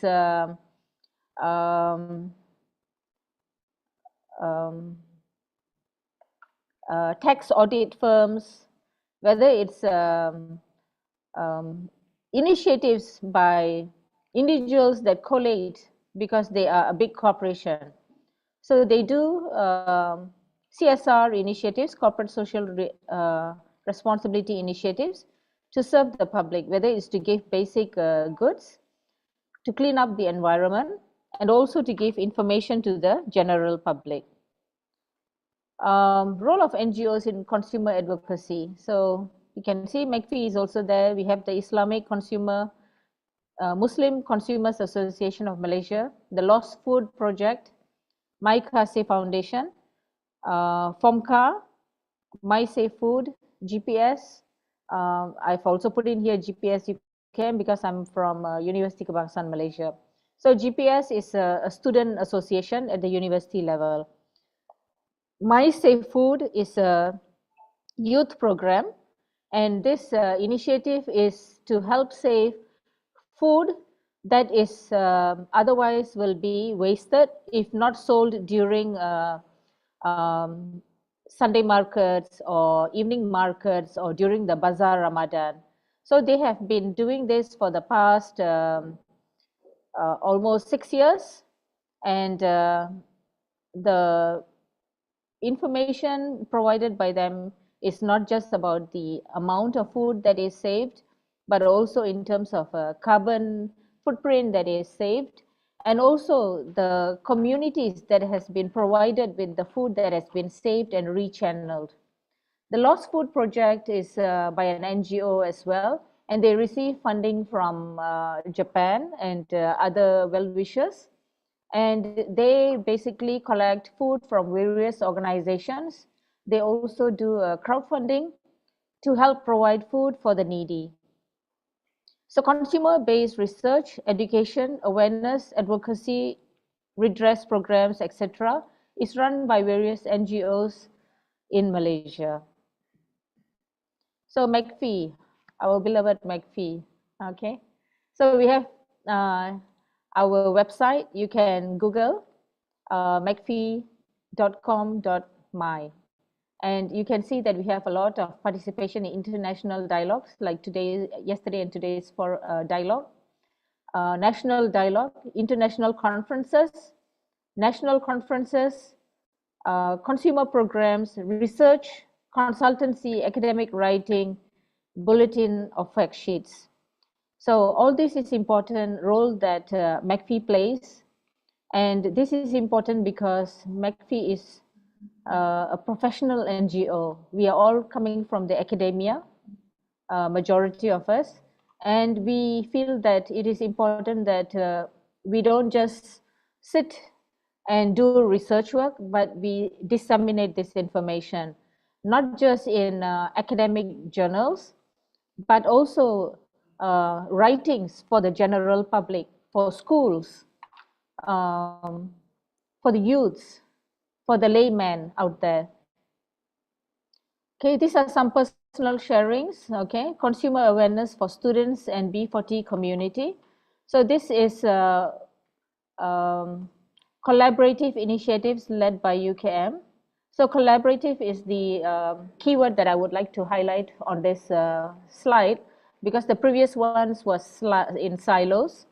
So working together with from GPS UKM, MACFEA, the flat community, the police force, AKPK, and then also the Consumer Affairs and Cost of Living Ministry. So there are various engagements. And then this is different communities of indigenous community who received different medical supplies, clothes and toys, okay, especially during the COVID period, okay, in 2020. This is a top-down to individual courses delivered at university. This is an example how we as academia can be involved in disseminating information about consumer advocacy. So in our course performer, we can have a learning role for students. We can outline learning outcomes. We can outline activities, entrepreneurial or consumer learning, educator's role and pedagogical approach. So we outlined for each subject that we are delivering and the group that we are addressing, the group of students. So this was taken from a different slide that was presented late last year. Okay, and this is important because this streamlines the delivery of consumer advocacy programs, not just at the government level, private sector, NGOs, but we can also disseminate it through the universities. So address all sectors of society, whether it's the young children, preschoolers, youths and adults, teenagers, elderly, women, and special needs people. So we cannot say, I'm only going to serve one pocket of the community. Okay, maybe we can say that, okay, my specialization is for this particular sector of the community.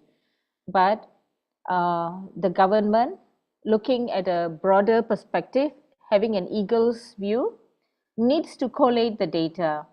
So everybody who is doing activities for community or for the community in terms of consumerism, raising consumer awareness, advocacy and redress, it has to be done in a holistic manner to ensure that all segments of the society are well taken care of. So recommendations for improving consumer well-being.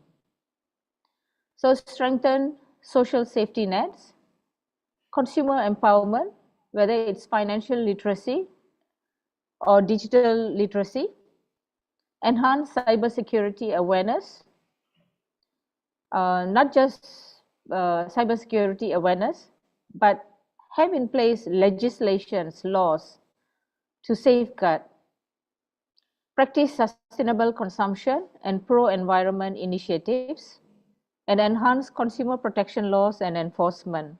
Sometimes we are purchasing a product and the document for the sales and purchase is 20 pages and some of it is in fine prints and we have no time to read it. And as one grows older, it's even more difficult to read what is written there, and we say, okay, it's okay, I'll just sign. And after we have signed, when we have received the product, or if we have come to a position where we are going to enjoy the services that is provided, we realize that, there's something wrong. This is not what I wanted. This is not what I asked for. So we need to be careful right from the beginning. Do not sign any documents if you're not sure. Okay, case study or success stories in improving consumer well-being. Okay, you heard about KPDN's program, you heard about MACFEA's program. I would like to personally highlight about MACFEA Foundation. Why MACFEA Foundation? Because their program is not targeting one specific group, but various sectors of the society, whether it's the elderly, whether it's women, whether indigenous community, people with special needs, and their programs are also receiving crowdfunding support from various sectors of society. And until today, they are growing strong. And in terms of transparency and accountability, everything is there in their website. Okay, so if you want to have a look more, www.mycase.com.my.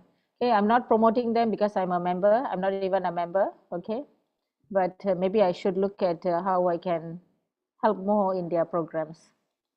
Okay, I would also like to highlight in terms of KPDN's program here, in terms of why government is endlessly working towards helping the society. Okay, in terms of the poor, I'm sure we will always have the poor with us because as we said, the criteria for the income segregation, So we always will increase the level, okay, the top 20, middle 40, and the bottom 40, and hardcore poor. So there will always be poor. It is just a relative poverty in terms of the other two groups. How poor are you? What do you have? What don't you have? And government is tirelessly helping the poor. And the government is always saying, if we can save on the subsidy, we can channel it more for welfare programs, for development programs. Okay. So that's another highlight that I would like to focus on. So in conclusion, so we need to look at the consumer well-being in terms of a holistic approach, not just the individual consumer, but also private sector, civil society and NGOs, and the government. Yes, government will always be looking out for us in terms of providing the common good, the public good, but we need to play our own role. We need to have our own responsibility. Otherwise, we will be just washing our hands and say, the government will take care of me. I don't need to do anything. No, that is not the right approach. Everybody who is self-loving, loving their family, will realize that I need to do something for myself. I need to do something for my family. Okay. So the challenges in terms of equal opportunities, inflation, safety and security.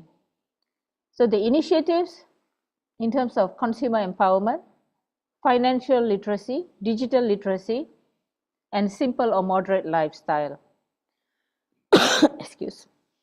In terms of recommendation, stakeholders need to be participative, responsible, and collaborative. So stakeholders, it's everybody. It's not just me, you, but everybody. And finally, when, now, who, all, why? Because we are in one earth, one planet. We don't have any other place to go to. And how? We need to communicate and collaborate, engage, work together. And I think this MACFEA inter-regional dialogue is an awesome starting point for all of us. Let us start talking, not just talking, but let us start taking action. Thank you. So back to you, Professor Dr. Nuradli. Thank you, Associate Professor Dr. Doris. So very interesting presentation. We'll call it presented, and a lot of information, a lot of data. So we know that there are, we'll call it a lot of things that we need to go in the future to ensure that as a consumers, are taken care of. Okay, so basically, we will have like the question and answer. Okay, so Dr. Doris will be preparing to answer all the questions. Okay, so but before I open the floor to the to the members to ask question regarding about the Malaysian consumer well-being, I'd like to ask a very simple question first. Okay, there are already a question here. You can see from the chat. Not yet. Okay, not yet. Dr. Zeroni, wait for her. Okay, let the moderator ask the question first. Okay, all right. My question. Okay, this is regarding about our cost of living. Okay, we have like every day we hear the consumers are talking about the high cost of living.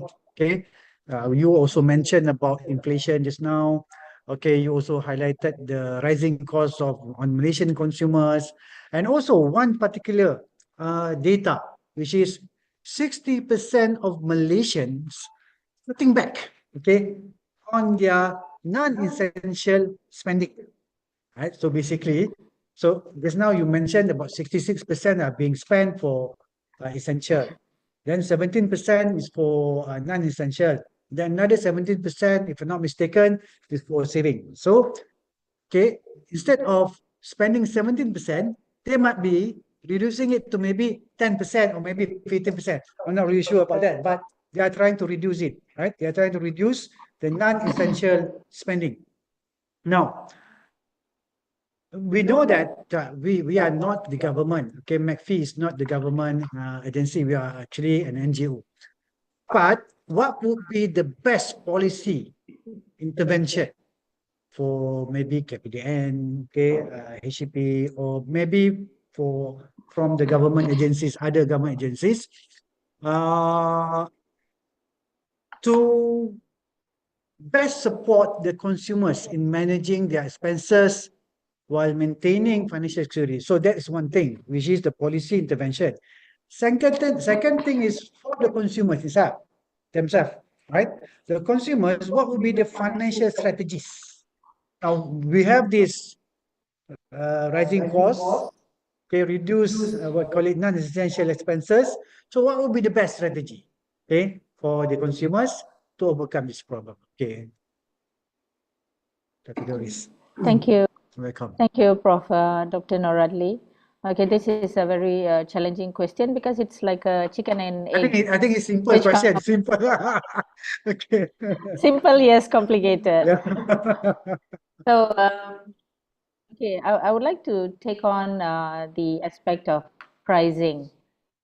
When we do a tracer study, we can see the elements of how a product is priced. And we can say that this is the cost of a product and what is the markup for profit. Many a times we find that sellers are setting prices not really aware of what is the cost. They are not aware of the tracer element. They are simply setting up the price, oh, because the other seller is selling for this amount. So I'm also going to sell the same amount. Or maybe I'll just reduce by a few cents. So if the sellers were ethical, were transparent right from the beginning, probably you would find fair pricing. In some scenarios, there is the element of organic foods. I'm just taking the example randomly, organic food, and you find that the preparation for organic food, in terms of pricing, it ends up that the organic food is much more pricey. But consumers are willing to pay for it because they are looking at it in terms of short-term and long-term benefits, in terms of their own personal health. And even if they say that I don't have enough money, but because this is an essential product, I will spend for this. Now, looking at the government initiative, so maybe consumers need to be more vocal. So, am I buying products because my friends are buying? Am I influenced by my peers, by the Joneses? Or do I want to buy a product because I need it? I want it. I have to have it because otherwise my task today cannot be completed. Or my family cannot survive because I don't have that particular product. Okay, simple thing, clothing. Clothing is a basic need. Okay, clothing is a basic need. How many cupboards of clothes do we have? Clothes that have been in the cupboard for how long? Do we recycle the clothes? Do we just give away the clothes for the needy? Or do we recycle it for our own use among our family members or the people around us? So these are simple initiatives. These are workable initiatives. We can also look at simple lifestyle. I know if there is money pumping into the economy, if the engines are running, then there will be jobs. There will be employment. But we need to look at the fact that does every single product and service have to be a high-end product, a very expensive product? We really need to relook at the pricing. Compare the items, the cups that we buy, the plates that we buy, the cupboards, the tables, the furnitures in our house. Do we buy every year just because it's a New Year celebration? Oh, I just feel like buying something new. Or do we say, no, I don't need this? If I'm traveling abroad, do we spend money because, oh, I need to buy things for people? Did those people ask for those things? So let's look at rational spending. Why do we spend? For what?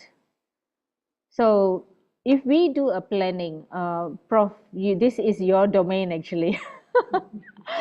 But thinking rationally, if we do our planning, if we list down our expenses, when we go shopping, if we have a list, we buy what is in the list and we exit the mall. But if we don't go in with the list, there's so many things we pick. I think COVID also gave us a lesson on this. Well, because I asked this question because, for example, I've been involved with many, we call it institution, associations, also individuals at family levels and also at individual levels. They tend to spend more than what they earn.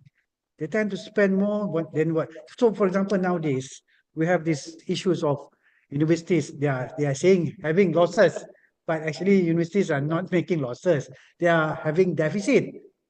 So there are several universities, including which is near to me lah. So basically, so this is the problem. We know it. We know the problem of this. We call it this. The idea of you have to spend wisely and then don't overspend whatever.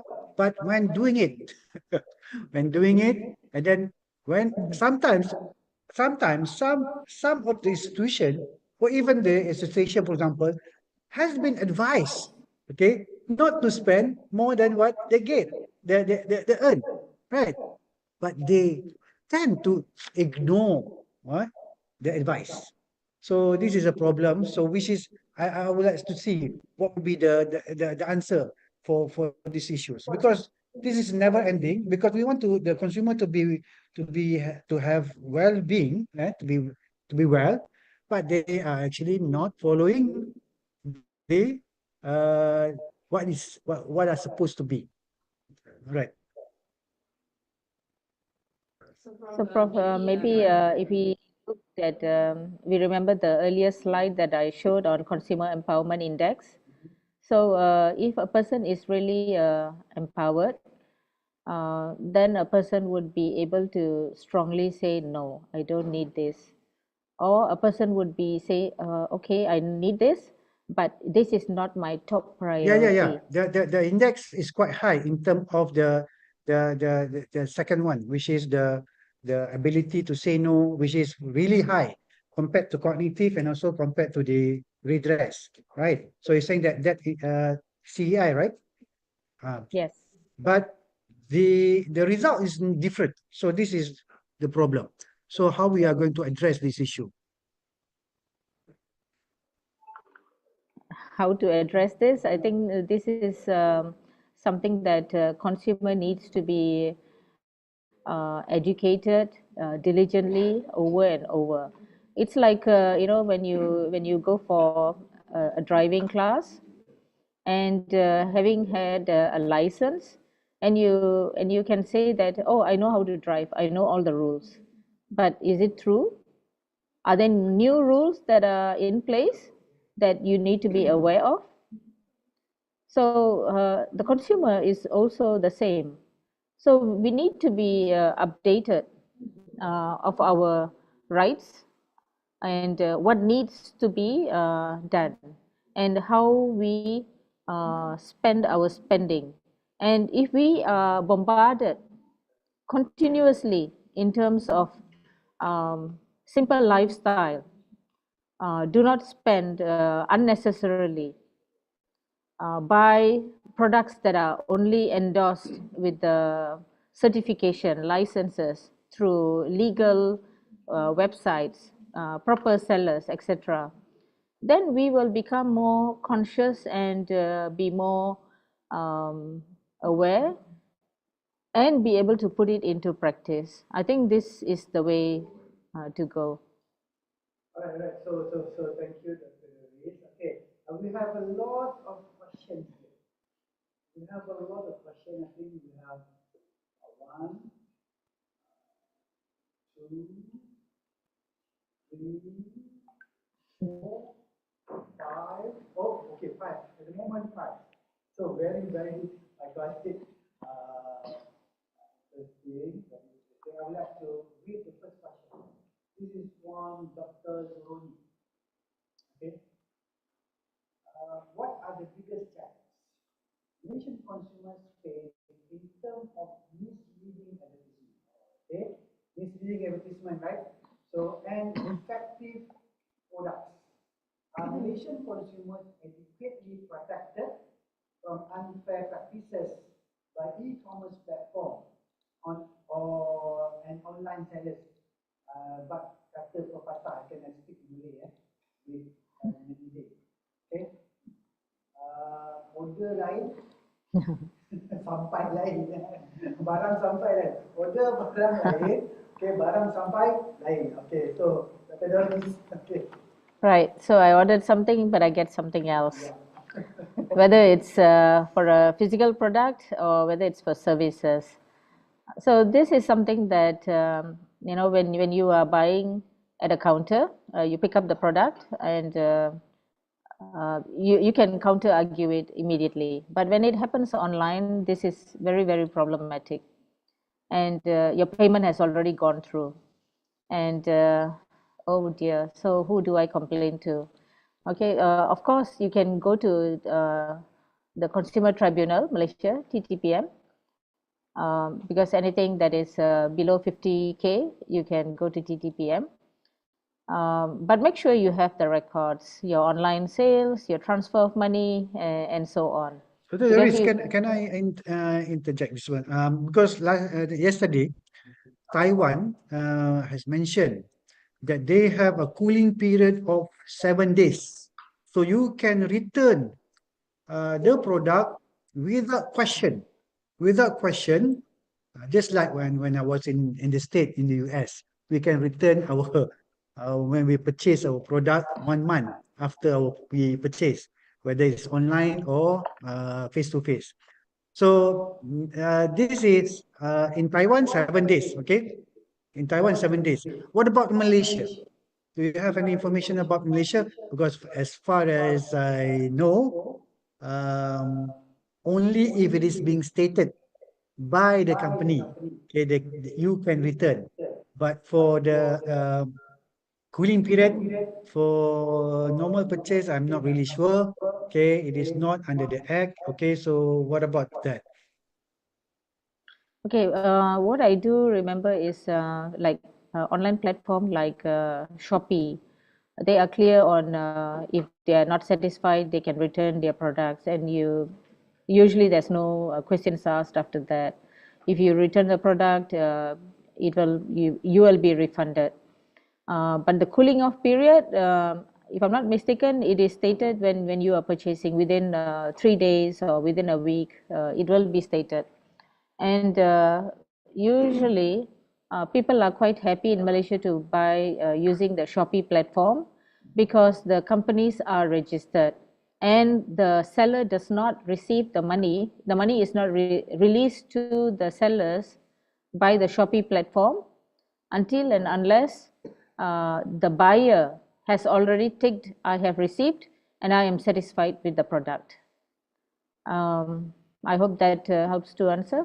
But that's only for Shopee, right? It's not actually open to other, what call it, e-commerce platforms. So what maybe Lazada and Shopee is okay lah, right? So and also other big shopping platform. But this is very interesting. But I hope that would answer Dr. Zuroni's question just now. All right. Okay. But Thank I'd you. like to just add on a little bit, Prof. Online dispute resolution for online contracts is not available yet. It is being reviewed. It is being looked at, and I hope soon there will be an answer to this, because if that is available, then the question raised by Dr. Zuroni will be addressed soon. Okay, so hopefully it will be available in the near future, right? So, okay, there is also another question here from, okay, the president of MACFEA, Prof. Amariza. Okay, I would like to read the question for you, okay? Given the emphasis on consumers taking responsibility for their well-being, as highlighted in your presentation, what key elements need to be improved to empower consumer further? Are there specific areas where consumers should be more proactive, and what support mechanisms could be enhanced to facilitate this? A very, very high question. Okay, I might call it. All right, so Dr. Doris, so can you answer that? Thank you, Prof. Ahmad Hariza, for this question. It's important to remember that we purchase as individuals in a market, but we don't purchase it just for ourselves. Most of the time, it is for our family. So we act as an individual, but we act for our family.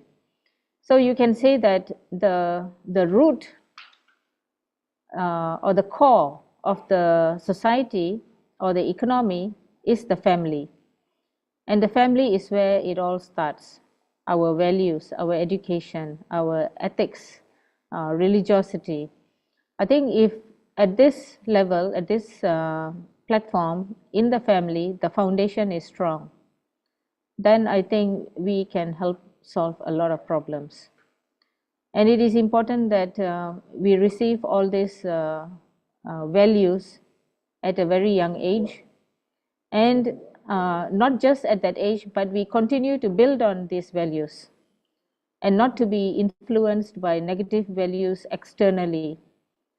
And when we have good basic foundation values, whichever values of religious backgrounds that we are coming from, if it is a positive value that helps to sustain our family, to have a simple lifestyle, to have a prosperous lifestyle that ensures consumer well-being, that contributes towards happiness, then I think it should be something that needs to be nurtured further. And as a consumer, if we are seeing that this values is not being practiced, if these values or religiosity or ethics is not being practiced, then it is a warning sign for us as individuals, as family members. We should be able to take care of and say that, hi dear, I think you should be looking at this. Hi family, it's time we go for this particular cause, for this religious activity or things like that. And when we have this strong foundation, then we will be able to empower ourselves. Continuously be looking at how, when we purchase products not just for self gratification, but for the family. And if we do that, I think we will be not looking for products that are just high-end. It could be high-end, but if in the long term it creates saving, then I think it is something that we'll be looking for.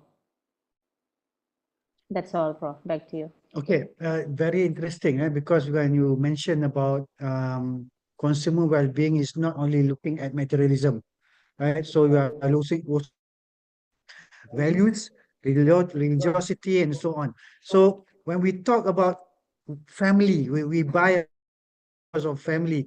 This is very, very related to me lah, because normally I buy because of family. Okay. And also for us, okay, for us. But for our younger generation, okay, our younger generation, maybe generation Z, okay, generation Alpha, okay, they need to be continuously, okay, educated about the family values. And also when we talk about consumer well-being, is not only based on materialism. So it is actually more than that. It is based, deep rooted in our family values, basically also based on religiosity and other factors. Well, I do agree with Dr. Doris. So that's maybe Dr. This answer, your answer satisfy the president question. Okay, all right. Okay, thumbs up. That is a very good answer. Okay, all right. Now, the next questions come from okay, from Dr. Norzalina. Okay, Dr. Norzalina. Okay, I will read the question. Okay, based on the previous country presentation. Wow, this is from Indonesia, Taiwan, India, and Hong Kong. So based from these 4 countries presentation, you need to remember all. Okay, okay. Hopefully, it is evident that digital security has become one of the most pressing consumer issues today. Okay, especially for elderly group. Okay, they are being scammed. Okay, by these digital scammers, right? Example from Taiwan, they send products to the elderly, and then they ask to give information, and then their money is being scammed. Okay, example in Taiwan. In Indonesia also the same, Hong Kong also the same. Okay, Malaysia also. Okay, also having some issues there. So from Malaysia's experience, what are the most effective strategies to strengthen consumer rights in the digital world? So how do we have to collaborate with the scammers? So, all right, to you, Dr. Doris. All right. So this is a bit challenging because scammers seem to be very high tech, and it is so sad because if they had the ethics, if they had the religiosity in them, probably they would use their skill for a different cause of their life to come up with a safer security, to create money in a different platform.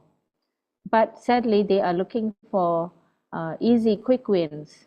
Scam, scam, scam, money, money, money. And they just want to see the money fast. Sure whether it's the mentality scammers. I need the money now. I need to make a fast, buck right now. Dr. Doris, I think nowadays scammers are very, we call it high tech, innovative, complicated. So they are forming like a syndicate. This is not just like one individual MLM. trying to scam, right? Okay, but it's actually like a global syndicated scheme. Okay, where it's based, maybe it's based in some countries in the Southeast Asia, and then they will scam many other elderlies in, for example, in many countries. So probably this is a bit, we need some. This is my opinion, right? Some, what call it, collaborative effort from all the countries in Southeast Asia, for example. Okay, we have a standardized law, okay, preventing all these scammers uh, to be bermaharajalela lah. So what do maharajalela? Okay, to be doing the okay. So Actually, Prof, PDRM, the criminal branch, and also cybersecurity are well aware of the scams as a syndicate, not just locally, but in the global platform, running across globally. and they also are well aware of the need to work together. And they are working together also in tracing calls, tracing WhatsApp messages, tracing emails. And the important thing is for the consumer to be also be well educated, whether we are using WhatsApp, emails, Facebook, be it in any platform of social media, whether we enter into an invitation to a question, we need to answer, why do I want to answer to that invitation? For example, if I receive a call, if I don't know the number, do I need to pick up that call? Why is there something dying in me to know? Who called me? What is that person wanting to tell me? Or if a person tells me, do you want to make quick money? Why do I want to make that quick money? So people need to go back to their roots and see where they are. Yes, government needs to play a role in terms of regulations, global cross-border links, networks. I think the previous speaker from Hong Kong also mentioned about this. But and also yesterday's speakers also touched on this. But the individual consumers also need to play a role. Of course, when there are rules and regulations, it is easier for us. Sometimes it's just a blanket rules. No more WhatsApp, no more social media. Then everybody is safe. But is that the way we are going? Technology, we need to move forward with technology. Yeah, I do agree. But we need to I do see agree because we what cannot say to our mother or father, you know, no WhatsApp anymore because they are the really targeted people here, the elderly, right? So we cannot say to your parents, okay, don't do any more WhatsApp, don't do any more Facebook, or not you will having problems with your other scammer because they are very targeted by the thing. So I do believe that maybe we are now not yet, okay, we are now not yet the elderly, okay, but we are becoming elderly afterwards. So there are probably, because when we can say that, okay, why you need to answer this from this person or to the person, they are not doing some any, I would call it John or any Tom, they are using, okay, someone that you know, okay, and then trying to scam money from you. So this is the thing that probably we need to have what I call it from the consumer side and also from the government side, and also not only from Malaysia but also cross border. Okay, because information, for example, in different countries cannot be attained, okay, by, for example, in one country to another country. So that's why we having problem with this issue. But nevertheless, we have only about just a little bit more time here, and there are so many questions here, Dr. Doris. So all right. So can I ask another two questions? Okay, another two. We will keep another four questions from me myself. Okay, that question I will keep, so that one we can actually discuss during our lunch. Okay. The question from Dr. Farha. Okay. In light of rising prices for essentials like rice, eggs, and chicken, okay, which disproportionately affect low-income household, which is the B40, right? What concrete steps can the government? Okay, I'm sorry, Dr. Doris, you are not in the government yet. Maybe afterwards, you will become YB in the parliament. Okay, but this is like practicing. Okay, what would be the steps that can government take to address potential cartel? Cartel. So basically, if it is oligopoly lah, normally cartel happens in oligopoly. Okay, cartel activity or anti-competitive practice, and how can regulators and businesses collaborate to ensure fair pricing for consumers? All right, I like it goes right down to the sellers, the farmers. So using rice, eggs or chicken, the essential goods for the society at large, I would like this information of how much you have produced to be made transparent. So if there is transparency available online, KPDN has a service, price catcher. It was in one of my slides. So the essential goods, so this essential goods details should be there. So if I am, as a consumer, if I'm looking for this produce, this item should be made available near me. And the pricing should be based on from the farmer and the markup price accordingly. So it shouldn't be controlled by a few just because they have collated together and formed a cartel. So I think the best is to make it transparent to be available. There are 5,000 chickens available. Tomorrow there's going to be how much. So projections can also be made today with IoT. This is possible. So if people are telling, oh, it's difficult to count the chickens. Come on, you can't count the chickens. How can you tell that this much I've sold? Okay, just to interject you that. When you are saying that it is based from the transparent supply of the farmers and also the maybe the distributor and so on, okay, are you saying that there should not be any what call it pricing imposed by the government? Is it should be open to what call it the open market? If it is left for the open market, of course, it will be good because then the market can set its own pricing. But there are some cases whereby because these are essential goods, then the price will be exorbitant.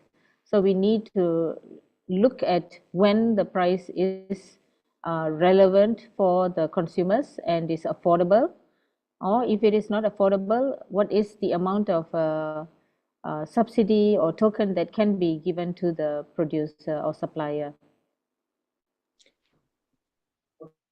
So if you are talking about subsidies, then there would be a price ceiling, is it right? So here, one thing is that when we have this costs to the government, right? So it's best for the price to be set in the open market as mentioned, but it will actually maybe jeopardize the low income what call it household, because the T20 they don't mind if the price of eggs increase by 20 cents, okay, but it will be affecting, okay, okay, all right, affecting the low income earner. All right. So, but I believe that this should be taken into consideration to look into the benefits, okay, of the farmers and also the consumers. So should be win-win situation lah. So in other words, the what we call it, intervention by the government will have to look, okay, for so both parties will have the win-win situation. I have about 2 minutes. Can I give 2 minutes for this, but okay. Can I have ask to, one question? okay, no more question, right? Okay, no more question. All right. So to summarize this, I think this is going to be the end of our session. Okay. All right. To summarize this, okay. So as we come to the conclusion, okay, can I conclude? Okay.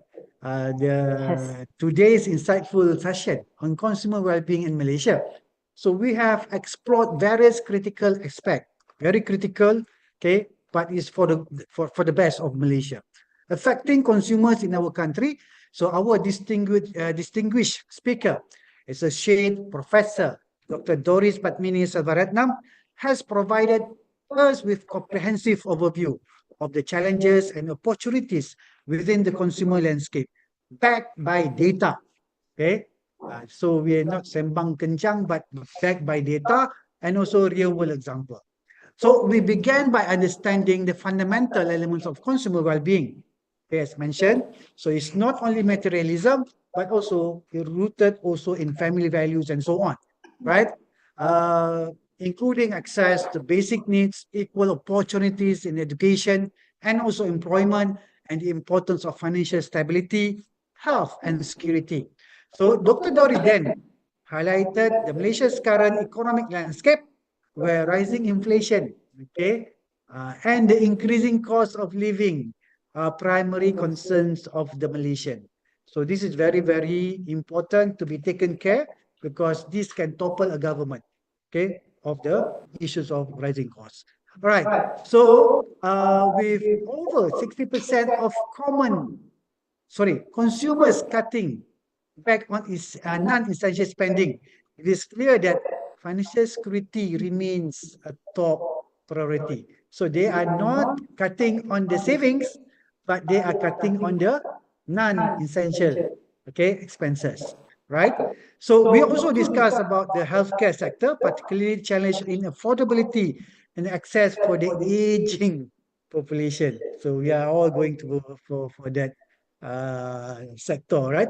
So the need for sustainable healthcare policies and also private sector initiative was strongly emphasized. We see the differences, the gap between the public and also the private hospitals. And another crucial aspect covered was digital transformation and financial literacy, particularly in the younger generation Z and generation Alpha, right?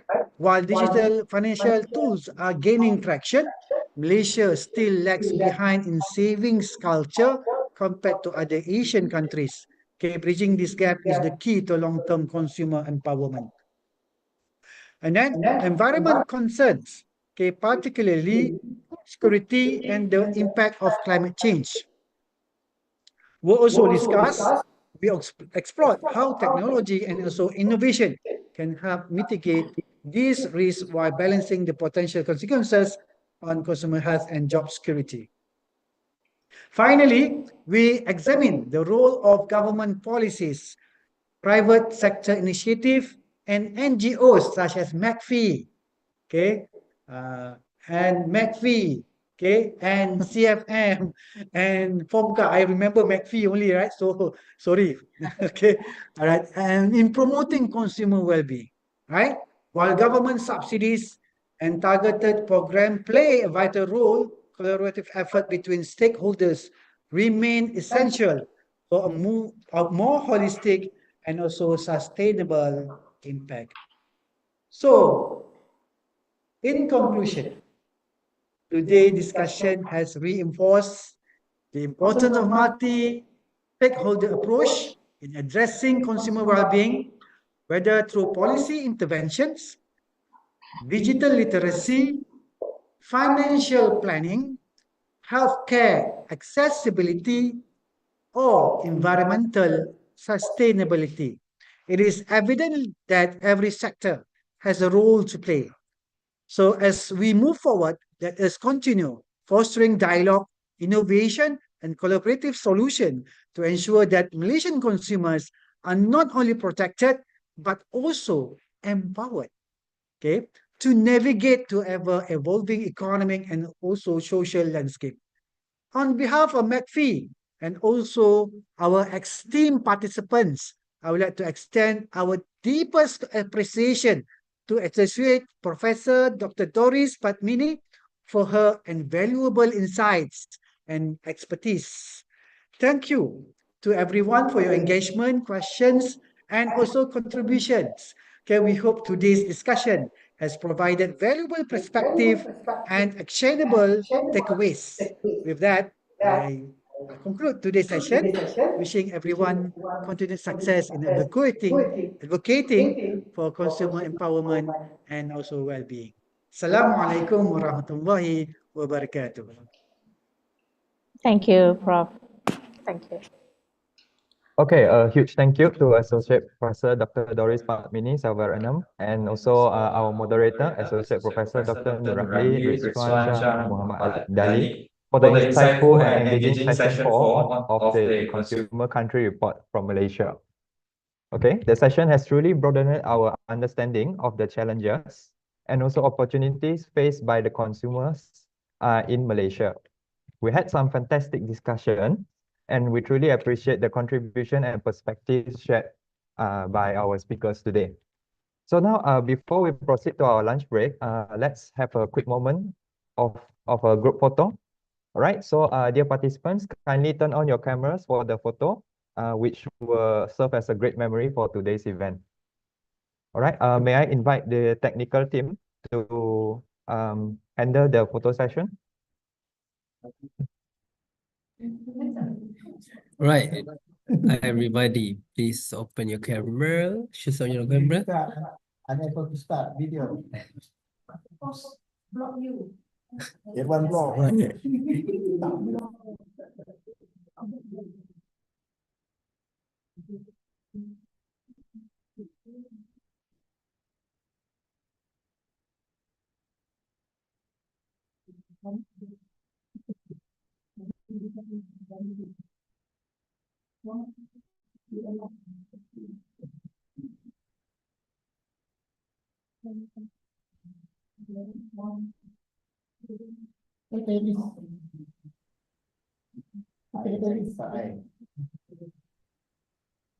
Okay. All right. On the count, 1, 2, 3. Smile. Right, another one, the last one. 1, 2, 3. Smile. All right. Thank you, everybody. Okay, thank you very much. All right, so for now, please be reminded that the attendance link for this session and the QR code for your e-certificates will be shared in the chat box shortly. Please make sure that you fill out your attendance form, as this will ensure that you receive your certificate at the end of the program. All right, so before we head to lunch, here's a reminder to return. We will resume the session at 2:25 p.m. So please be back on 2:25 p.m. as we continue with our session. And lastly, don't forget for the live stream, you may access to MACFEA YouTube channel at dr.ir.sha-network 5076 for the live stream session. So while you are enjoying your lunch, we'll be showing the video featuring Truly Malaysia, and it gives you a glimpse of our beautiful country and its rich culture. And it will be a great opportunity to relax and enjoy a little bit of our Malaysia charm. Okay, so ladies and gentlemen, please enjoy your lunch, and we will be back at 2:25 p.m. We will see you later. Thank you.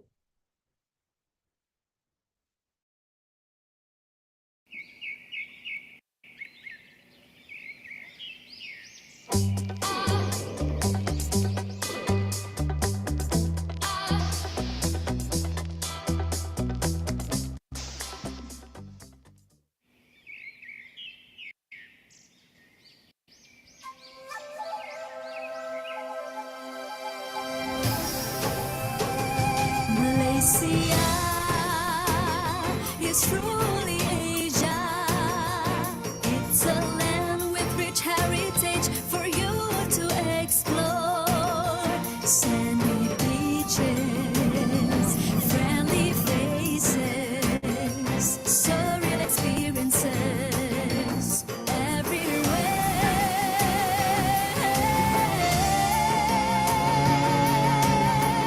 Malaysia yang unik, kaya.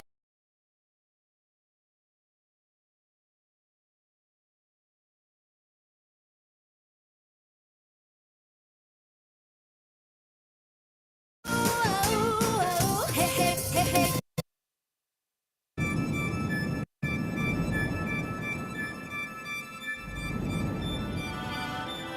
Nestled in the heart of Southeast Asia lies Malaysia, a land where ancient rainforests breathe life into the air and towering skyscrapers reflect its modern ambitions.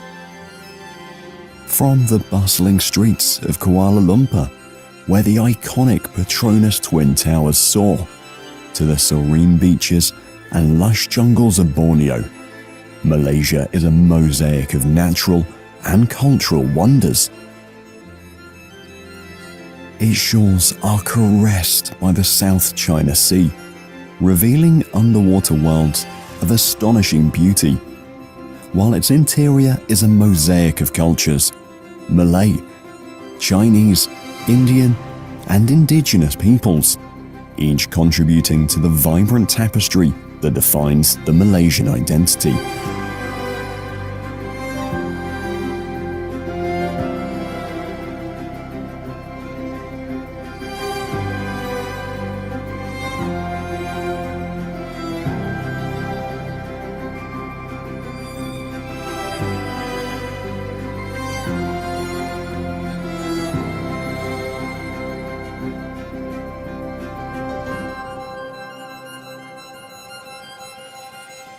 Malaysia is a nation split by the vast expanse of the South China Sea into two distinct parts.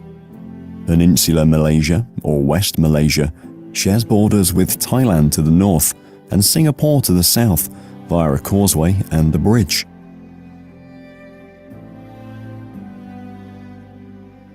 And East Malaysia, located on the northern stretches of the island of Borneo, is bordered by Indonesia and Brunei. Positioned just north of the equator, Malaysia enjoys a strategic location in Southeast Asia that endows it with a warm tropical climate year-round. This equatorial proximity has shaped the country's lush landscapes, from ancient rainforests to vibrant coral reefs, making it a biodiversity hotspot. Malaysia covers a total area of approximately 127,720 square miles, making it the 66th largest country in the world by land area.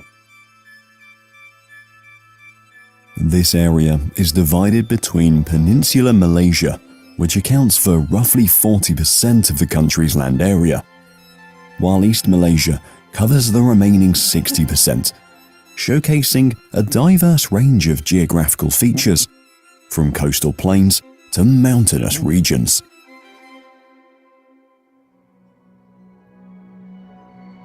Malaysia stands as a testament to the delicate dance between progress and preservation, being home to over 34 million souls.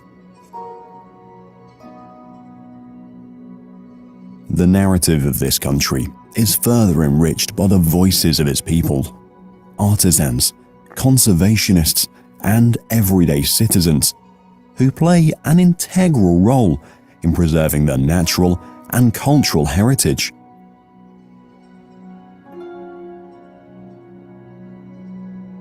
From the weavers of traditional textiles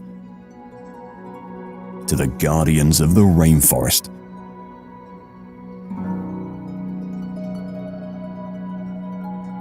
their stories are threads in the fabric of Malaysia's identity. Malaysia has designated numerous areas as national parks and marine reserves to protect its biodiversity.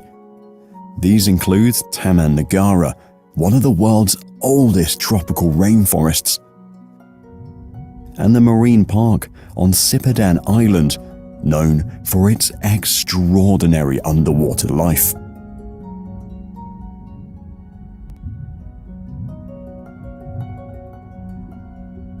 It is a nation that understands the value of its environmental and cultural legacies, striving to ensure that the beauty and diversity of today remain a gift for tomorrow.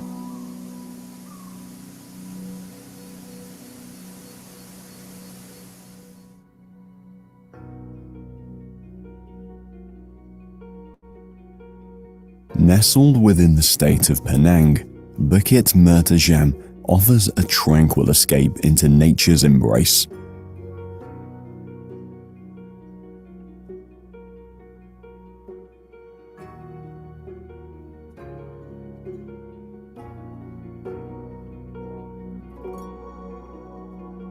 As the sun rises, it bathes the hill in a soft light, unveiling breathtaking views of the Penang Island and the mainland below, a sight that rewards those who make the early morning ascent.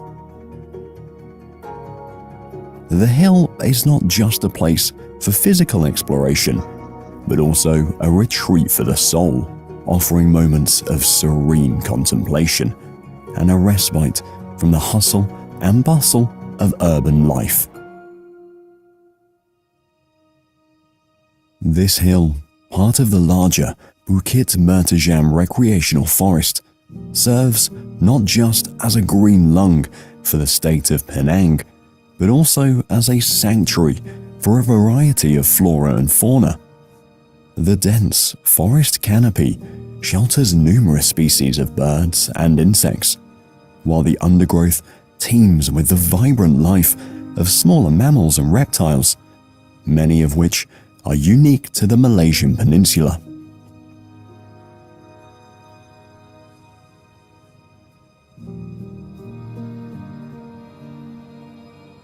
As we journey from the verdant slopes of Bukit Mertajam Hill, amidst the emerald canopy, the lar gibbon swings with grace, its haunting song echoing through the trees. These primates are recognized for their distinctive and agile movements through the treetops, their hauntingly beautiful vocalizations, and their deep social bonds. Lar gibbons have a slender body, long arms, and no tail. Their fur color can vary significantly, from black and dark brown to sandy and even white, depending on their age, sex, and specific population.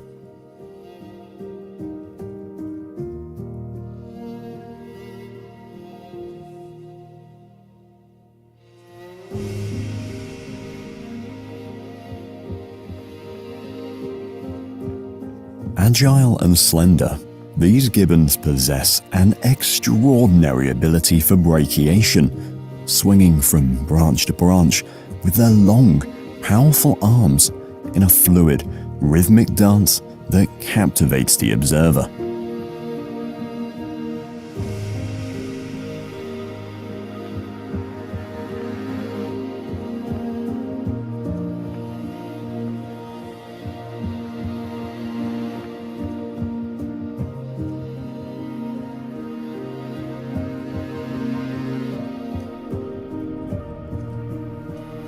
Adults between 9 to 17.5 pounds and have an arm span of up to 5 feet, which is significantly longer than their body length.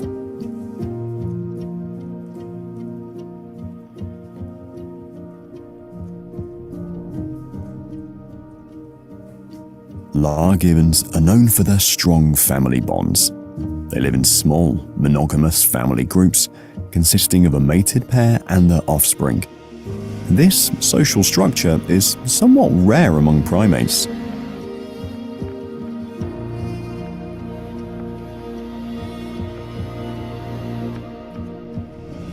The dawn chorus of the forest often begins with the haunting and melodious songs of the lar gibbons.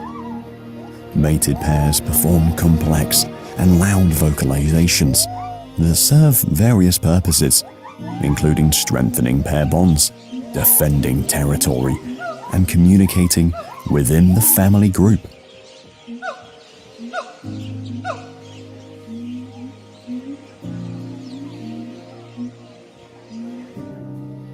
These agile primates symbolize the delicate equilibrium of tropical biodiversity, reminding us of our responsibility to safeguard their ancient, verdant home.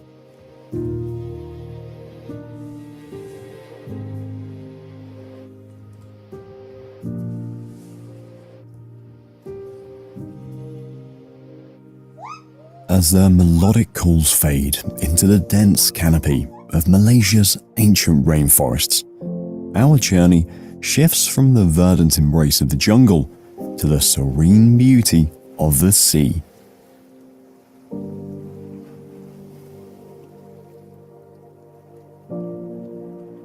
The Perhentian Islands emerge as jewels of biodiversity in the crystal clear waters of the South China Sea.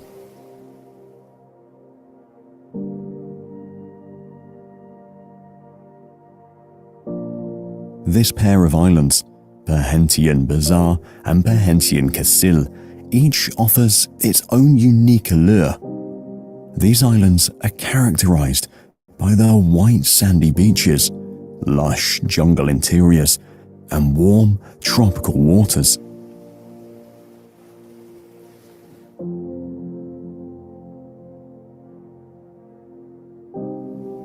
The climate is typically tropical, with temperatures ranging from 77 degrees Fahrenheit to 93 degrees Fahrenheit.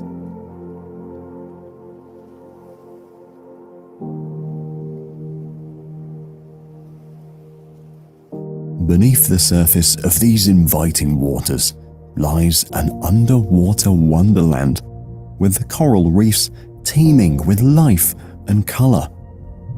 These underwater gardens provide habitat and breeding grounds for hundreds of species of fish, crustaceans, mollusks, and other marine organisms. Iconic species such as clownfish, parrotfish,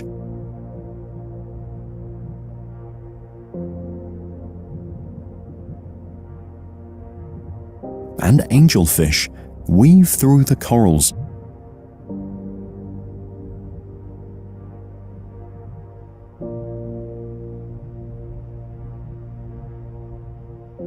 While reef sharks are often spotted in the waters around the Perhentian Islands, patrolling the coral reefs.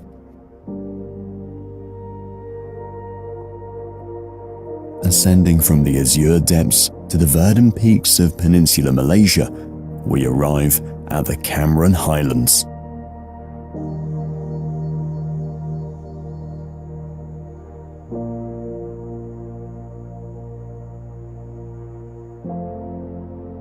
Spanning a vast expanse of approximately 712 miles, this landscape transforms into rolling hills swathed in emerald tea plantations and misty forests, offering a stark contrast to the tropical marine life of the islands.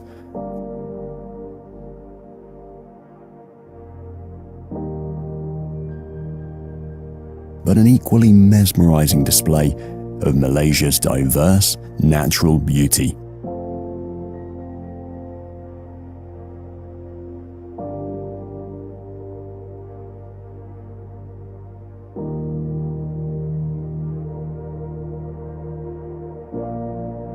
The Cameron Highlands are renowned for their extensive tea plantations, which paint the rolling hills in varying shades of green.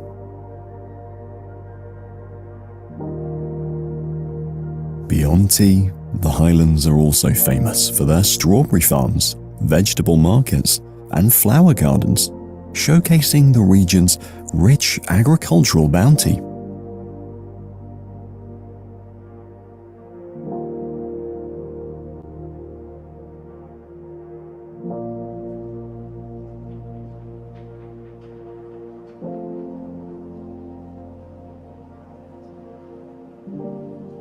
Within the expansive embrace of the Cameron Highlands lies a realm where time seems to stand still, the mossy forest.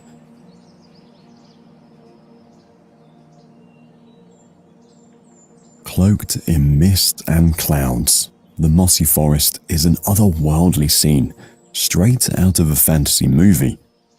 The dense moss that clings to every surface and the towering trees create an ethereal atmosphere that feels both ancient and mystical.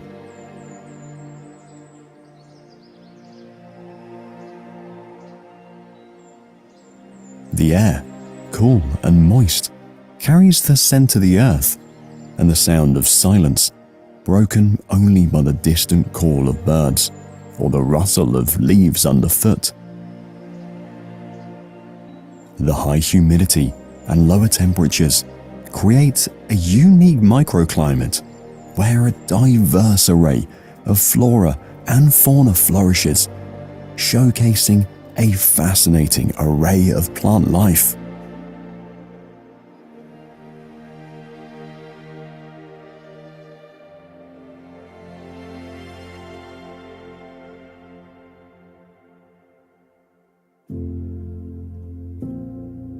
While more commonly associated with lower altitudes in Malaysia, the world's largest flower, the Rafflesia, also makes its home in the ecosystems surrounding the highlands.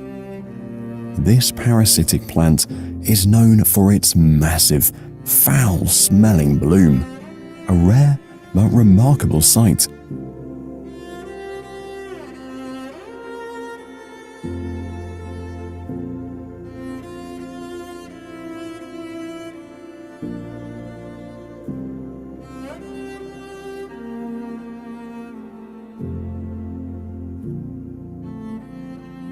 In the shadowy underbush of Malaysia's Cameron Highlands and its enveloping jungles, the Malayan tapir roams.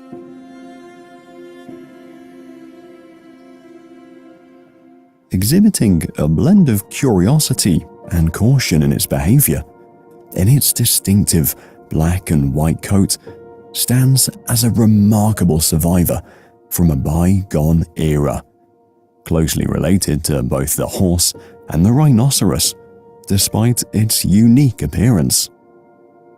This gentle giant is a solitary creature, distinguished by an extraordinary adaptation, an elongated, prehensile snout that mirrors the functionality of an elephant's trunk, giving him an excellent sense of smell to navigate and locate food at night. Skilled swimmers, they're often seeking out water bodies, not just to drink, but to bathe and cool down. With a reproductive rate that mirrors the slow rhythm, female tapirs embark on a lengthy gestation journey, nurturing a single calf for approximately 13 months.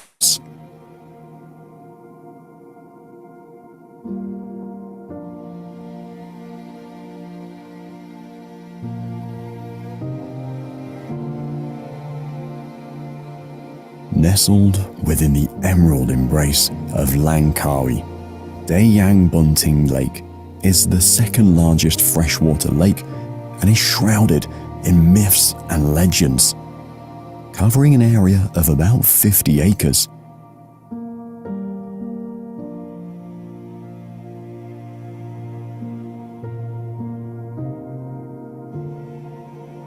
Situated roughly 164 feet above sea level, a tranquil oasis, its surface mirroring the sky and the surrounding foliage, offering a peaceful retreat from the world beyond. According to local folklore, the lake, also known as Lake of the Pregnant Maiden, was blessed by a celestial princess who lost her child and left behind a magical water source that bestows fertility upon those who bathe in it. The legend concludes with the princess turning into the island itself, which resembles the silhouette of a pregnant woman when viewed from the sea.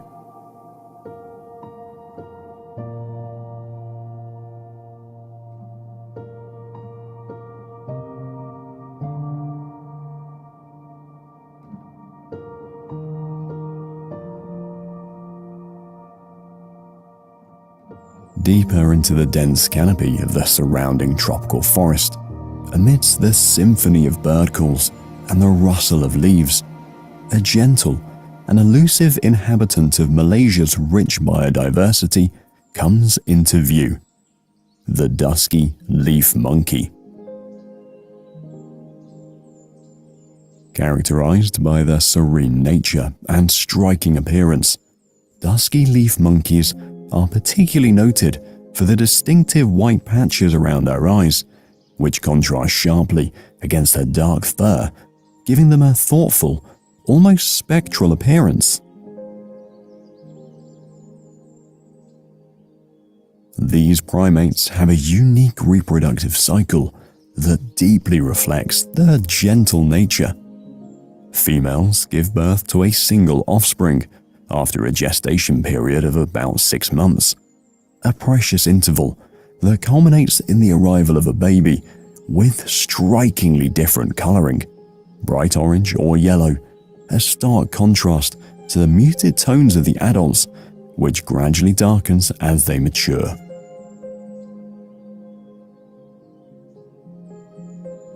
In the quiet moments of feeding and grooming, the foundation of their future in the forest is laid, a cycle of life that continues as ancient as the trees that bear witness to their lives.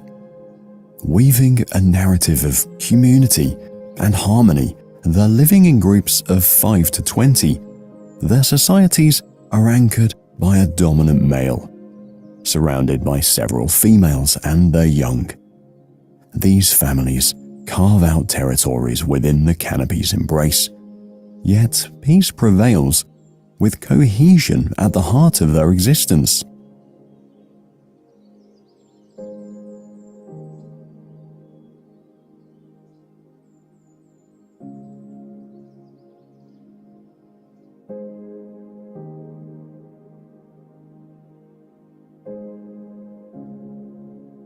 Leaving behind the leafy sanctuaries, our journey transitions from the natural to the spiritual, guiding us to the iconic Batu Caves in Selangor.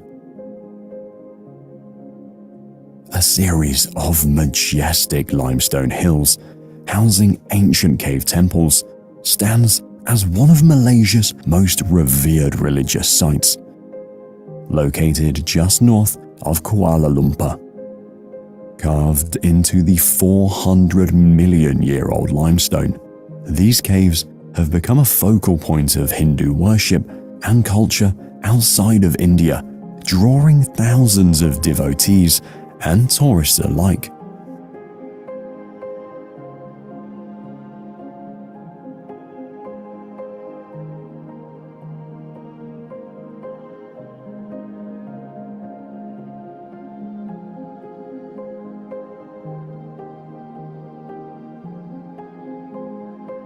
The towering, golden statue of Lord Murugan, at 140 feet, is one of the tallest statues of a Hindu deity in the world.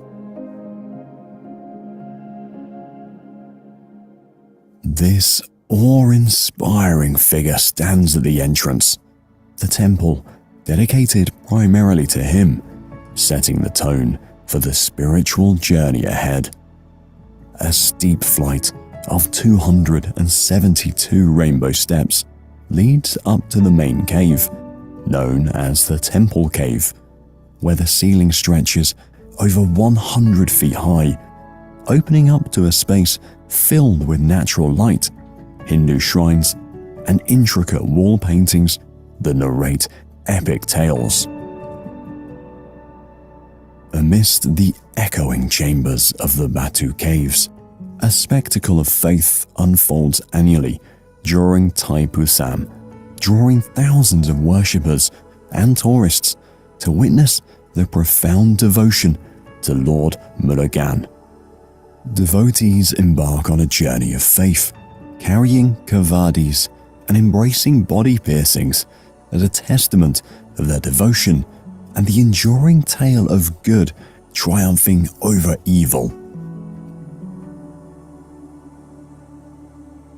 Through the spiritual heart of the Batu Caves, our path intersects with the realm of the long-tailed macaques. These primates, with their expressive faces and agile forms, are not just residents, but an integral part of the landscape, thriving amidst the flow of pilgrims and tourists. The long-tailed macaque is distinguished by its slender body, a coat of brown fur, and, as its name suggests, a tail that often exceeds its body length. This tail, a tool of balance and communication, underscores the macaque's arboreal lifestyle, though their territory spans both the trees and the ground below. Unlike many other primates, long-tailed macaques are proficient swimmers, often seen crossing rivers and streams or foraging in coastal areas. They're known to dive into water to escape predators or to retrieve food, showcasing an adaptability to both terrestrial and aquatic environments.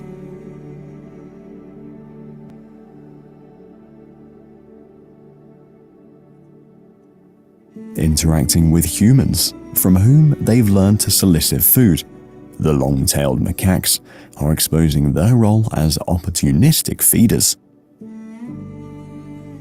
Highly social creatures, long-tailed macaques live in structured troops, each with its hierarchy and roles. Communication within these groups is complex. Their expressions and sounds convey a variety of messages, from warning calls about predators to gestures that strengthen social bonds. The cycle of life weaves its timeless narrative. With the coming of each breeding season, the forest whispers tales of new beginnings. Females, the heart of the troop, embark on the journey of motherhood, nurturing their offspring through a gestation period that spans approximately 5 to 6 months.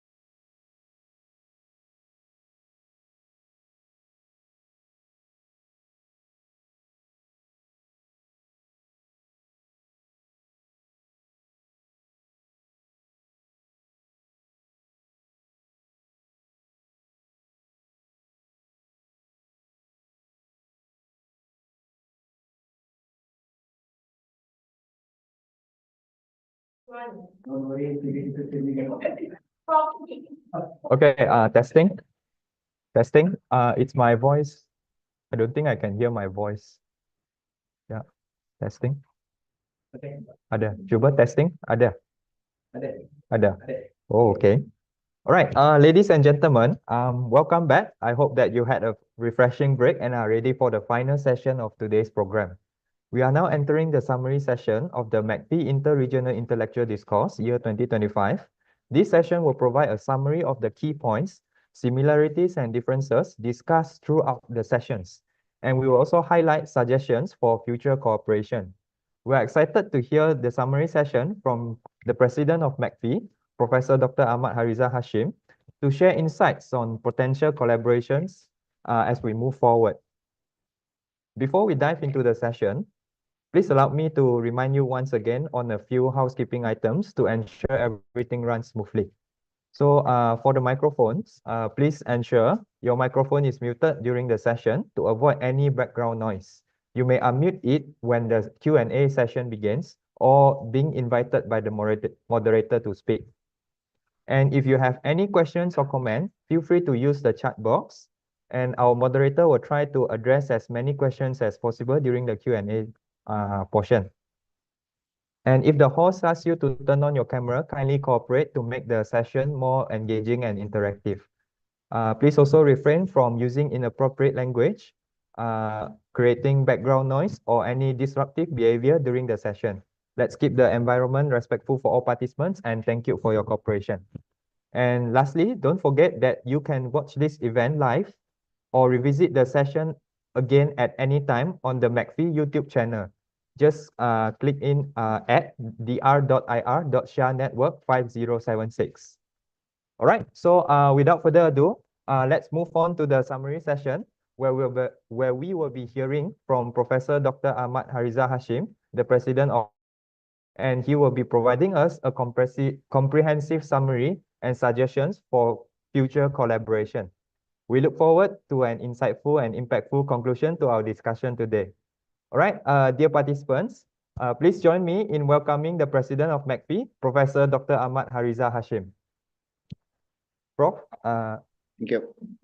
Thank you, Mr. Hong. Our MC for yesterday and today. My my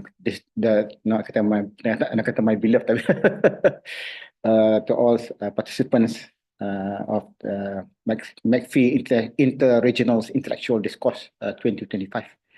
We will come to the end of the session where we try to conclude and try to get some inputs from the 5 presentations that we have heard from yesterday. We have heard 3 presentations from Taiwan, India, and Indonesia. And today morning, we heard from Hong Kong and Malaysia. So I was given, I think, the hardest task of trying to make, to summarize of all the discussion. Meaning that first you have to follow all the discussion and try to adopt, try to grasp the content. But I'm lucky because I have,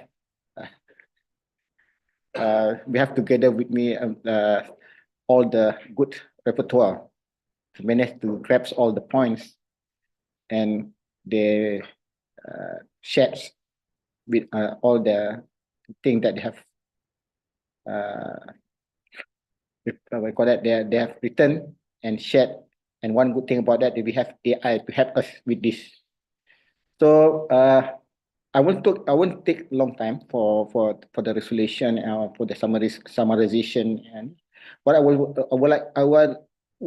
do for this evening is that I will try to just give a brief summary of all the presentation and try to come up with looking at some of the similarities, try to identify the similarities and the differences, right? And then would like to propose some potential collaborations and to outline some of the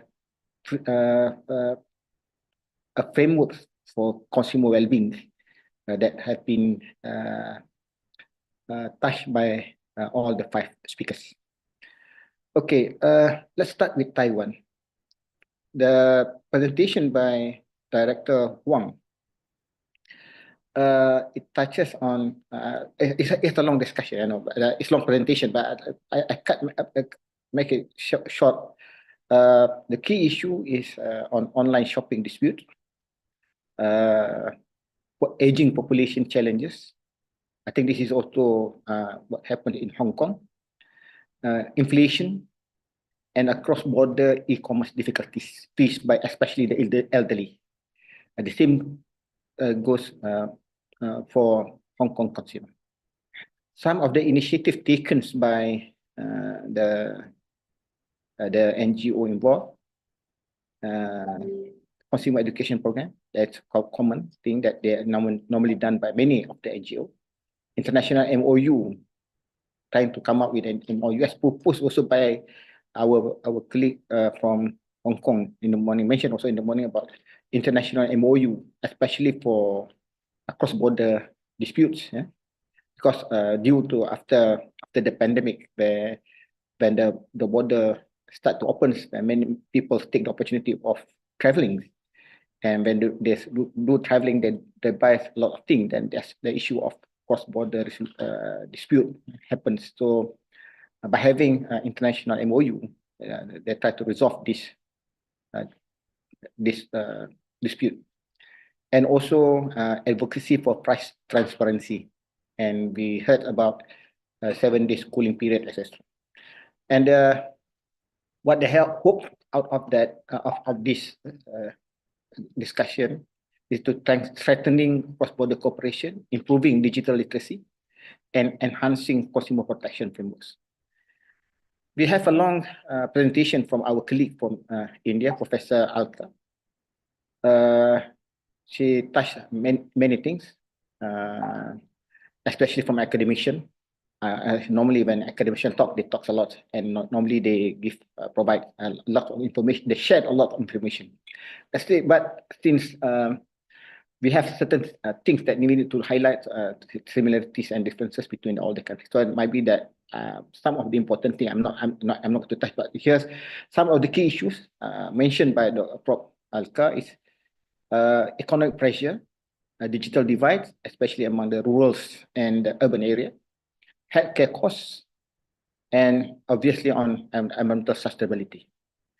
And some of the initiatives taken by the government and also some of the organization, NGO there, and which concentrated on consumer issues. The financial inclusion program, and then consumer awareness campaign such as Jago Geraha Jago. And also she did touch on the consumers CSR, consumer, so the corporate social responsibility, especially among the industry. And the future goals is to expanding the digital literacy, try to close the gaps between the rural area and the urban area.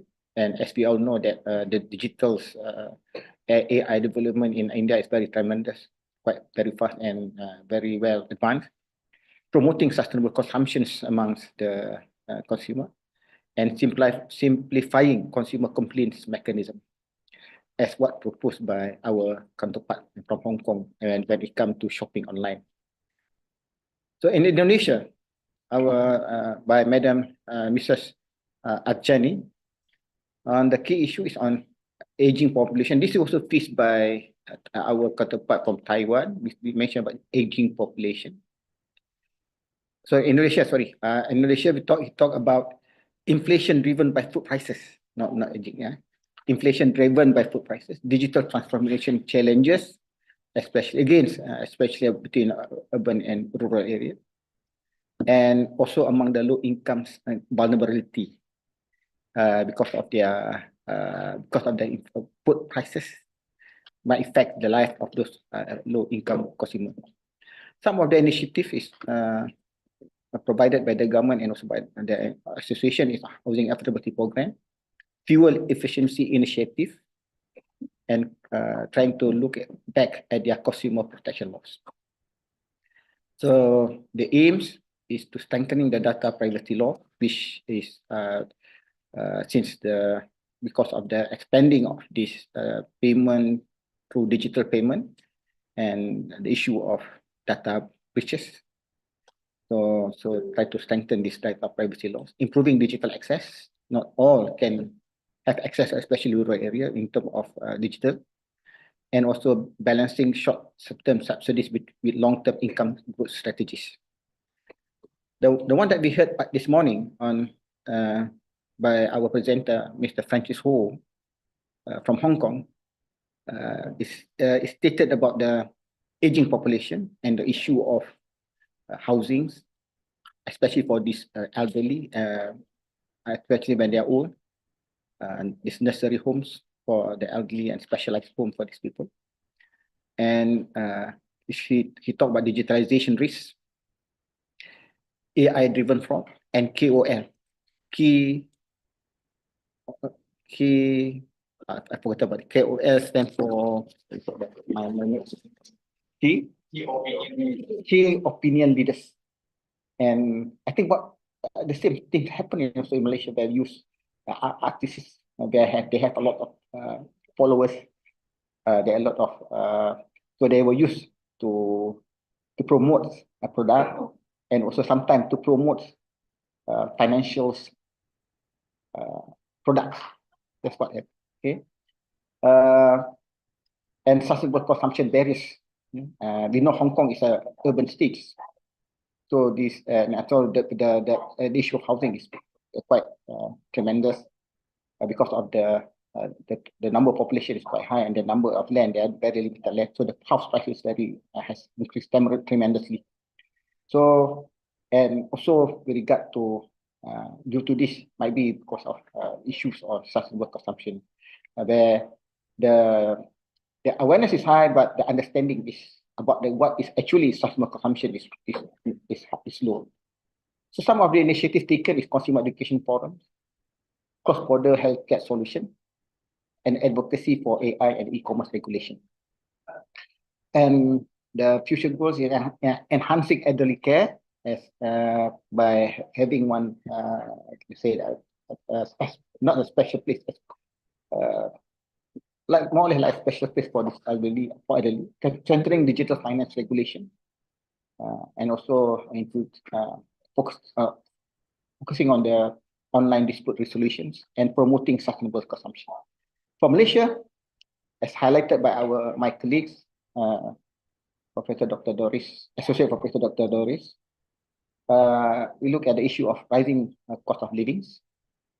Even though our inflation rate is quite stable, as we look, if you study about the economic, if you read some of the academic paper, whether one among the rule of thumb stating that the inflation rate should be in the range of 2.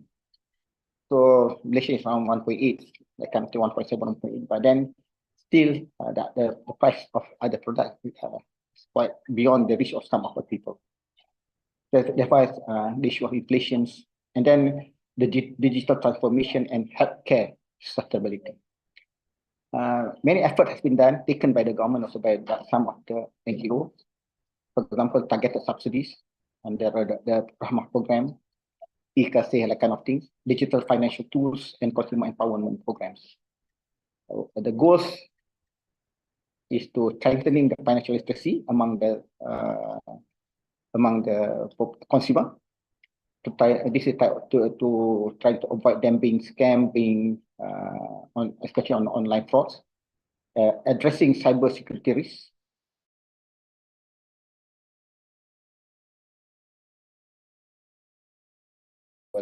local rice, availability of local rice in the market, etc. So that one is some of the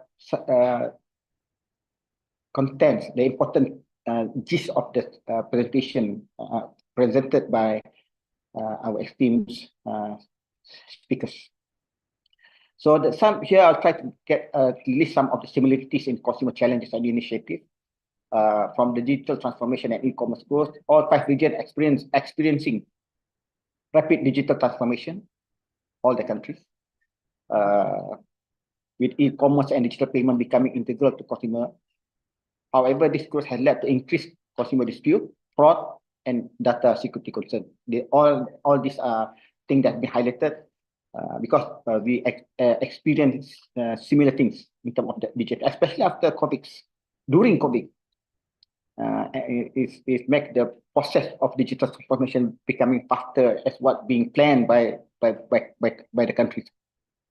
Okay, but with this transformation, what followed is the increase in consumer dispute, especially online dispute, fraud, and data security, especially cross-border buying products. Okay, Taiwan online shopping dispute are the leading cause of consumer complaint. India digital payments are growing, but cybersecurity and digital literacy remain concerned. Indonesia QR-based digital payment are popular, but data breaches and online scams are rising. Hong Kong digital payment surge post-pandemic, but consumer complaint about online shopping and AI-related risks also are increasing. Malaysia cybersecurity concern and digital literacy gaps are significant challenges. Aging population. This is faced by Taiwan and Hong Kong. Malaysia also. Malaysia and Indonesia, we are towards elder for that. The term that you use silver generation.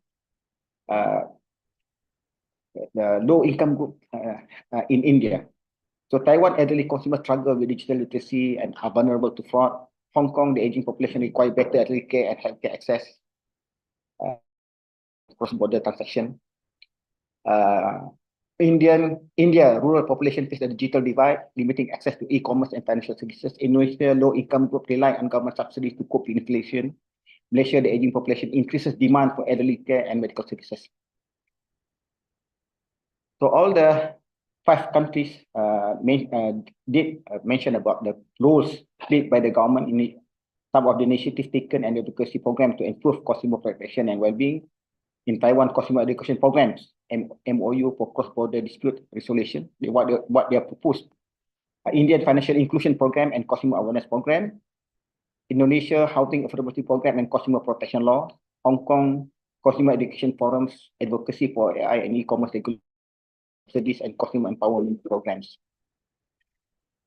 So this is the differences in consumer challenges. One, in terms of economic and inflationary pressure. Taiwan inflation impact daily necessity with concern about shrinkflation, meaning that the size of the product becomes smaller, not as usual. A lack of price taking platform. India, rising costs and income inequality affect affordability with a focus on financial inclusion and poverty reduction. Indonesia, inflation is driven by food prices with government subsidy and price stabilization measure.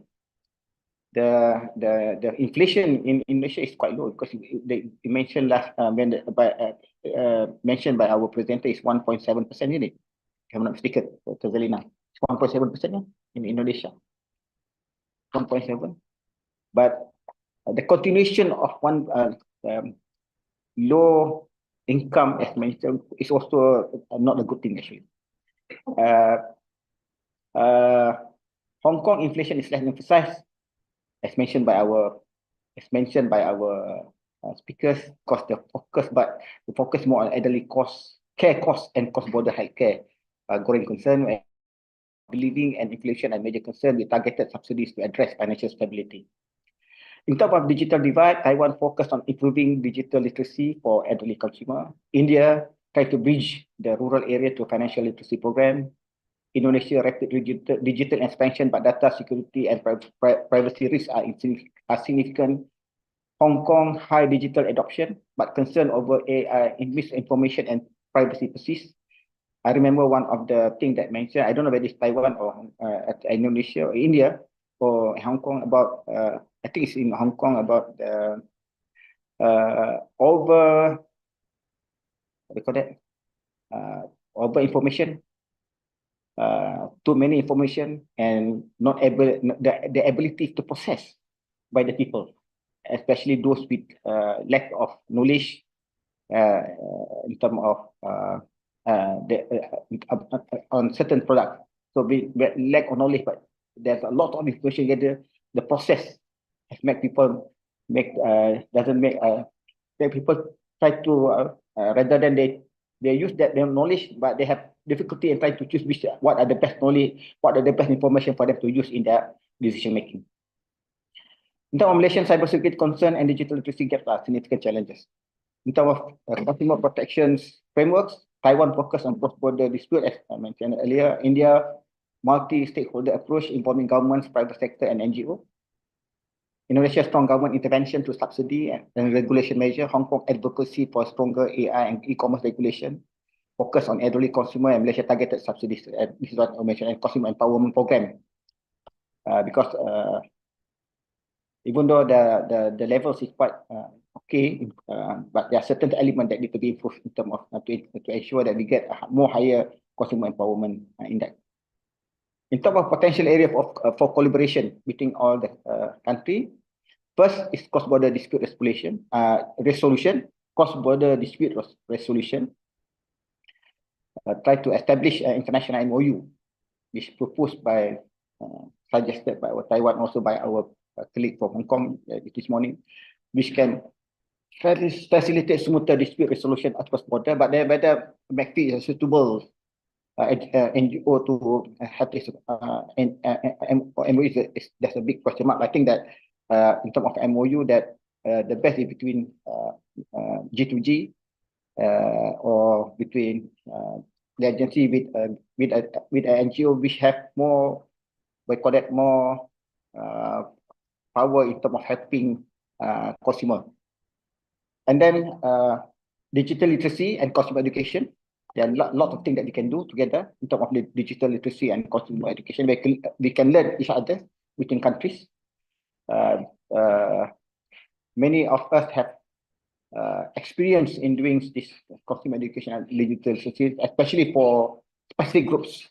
For example, in Hong Kong this morning, they're focusing on, because of the availability of the funds. I think all the NGO which organize consumer education, the main issue is the funds. So due to that, we tend to focus on certain specific groups, especially the vulnerable groups. I think, but then by focusing on vulnerable group, I think that's the advantage that we have, that we can share among us. We can share the experience, then we think we can come up with a suitable module that can be used throughout the country, within countries. Okay. India financial literacy program and Taiwan consumer education initiative can be adapted to address the digital literacy gaps in Indonesia, Malaysia, etc. Collaborative effort to develop multilingual education resources for elderly and rural customers. AI and data security regulation, this is also being done because of the development in AI currently. So I think that the country is talking about this. Hong Kong advocacy for AI governance can inform regulations in Taiwan, India, Indonesia, and Malaysia, and joint initiatives to develop an AI-driven fraud detection system. I think this is a quite important topic that need to be looked at also is on the sustainable consumption and environmental initiative. As mentioned by our colleague, now that the need to work together between the government, civil society, consumer groups, consumer industries, academics also, because the academics have done a lot of research on consumer, and the information that they gather can be used by the governments, by the industry, and also by the consumer to help out with the issue of sustainable consumption. So Indonesia Renewable Energy Project and India Sustainability Initiative can inspire cross-regional collaboration. The biogas, introduction of biogas to the rural area helps the Indian population to who's in facing the issues of deforestation. Shared research on sustainable consumption practice and policy framework that can be done by among the academicians from all the countries that have been involved in this intellectual discourse. So based on the presentation, some of the important issues that I think that need to be highlighted is because the topic is about consumer well-being, facing current, I can see. facing current challenges. Okay. So I think let's focus on this consumer level. First, I think from the presentation, one of the things that we don't have yet seen is on the framework to work on the issue of consumer well-being. So what are the important factors that affects consumer? I think that various countries have different aspects that need to be looked into to ensure that their consumer improve in terms of their well-being. So that need to be looked into. So it could be due to the discussion, the issues of digital inclusion, digital literacy, consumer protection mechanisms, financial inclusion or financial literacy, the issue of affordability, ethical consumptions, and also health and environmental well-being among things that can be considered to be one among important elements in consumer well-being. And so in conclusion, and also call to action, the 5 talk highlighted the shared challenges and unique approaches to consumer protection and well-being in Taiwan, India, Indonesia, Hong Kong, and Malaysia. While each region has made significant strides or significant impact, there is immense potential for collaboration to address common issues such as digital transformation, aging populations, and sustainable consumption. So we can help, I think we can discuss about establishing a regional task force to facilitate cross-border cooperation in consumer protection and dispute resolution. Meaning that we can propose to our government, to the various the ministries involved to highlight on these issues when they have we call that the discussion among the government. Develop joint initiative to promote digital literacy, financial inclusion, and sustainable consumption. Advocate for stronger international regulation on AI, e-commerce, and data security. And share best practices and success story to inspire innovative solutions for consumer well-being. So some of that are some of the things that we can do together as a start. I think we can the nearest program that we can organize is to share best practices and success stories to improve, to inspire innovative solution for consumer well-being. So after this, let's say we have to organize intellectual discourse among all these countries that are very concerned about their consumer. We talk about some of our success story in terms of from the perspective of consumer education or digital literacy or digital or financial literacy, etc. So that we can learn from each other. So that we come up with a solution for consumer well-being. And obviously the joint initiative that I mentioned earlier. So that's about all that I can gather from the discussion for the 2 days and also from the 5 presentation that's been done by our esteemed speakers. So back to our MC. Thank you very much. I hope that what I've shared we can get something out of that that sharing that I've shared together today. Thank you very much.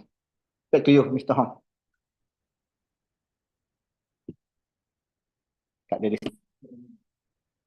Okay, thank you, Prof. Utmost appreciation for the fruitful summarization session by the President of MACFEA, Professor Dr. Ahmad Hariza Hashim. Okay, all right, before that, okay, for the coming session, we have a little bit of the technical disruptions. Oh, okay. Yeah.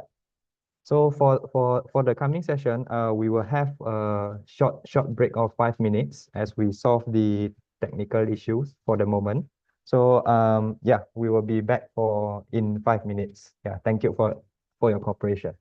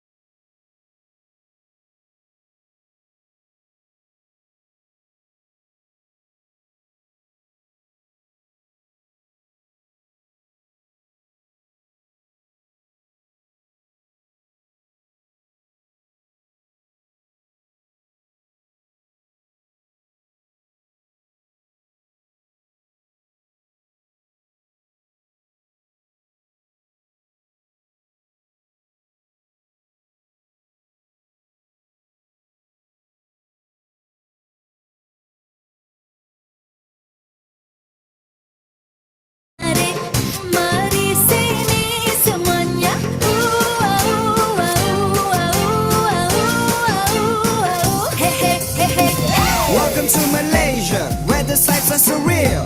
Beyond imagination, every moment you feel. Taste the food, track the highlands, such a thrill. The heartbeat of Asia, where dreams are fulfilled.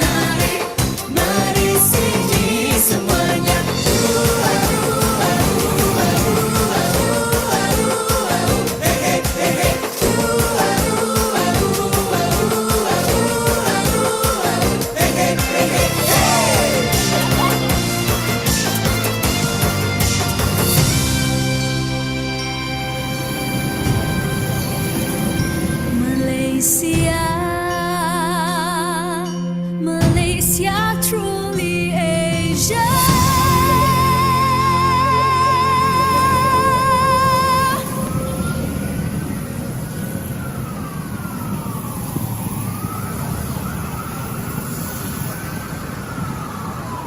Malaysia yang unik, kaya dengan budaya, destinasi menarik. Mari sini semuanya.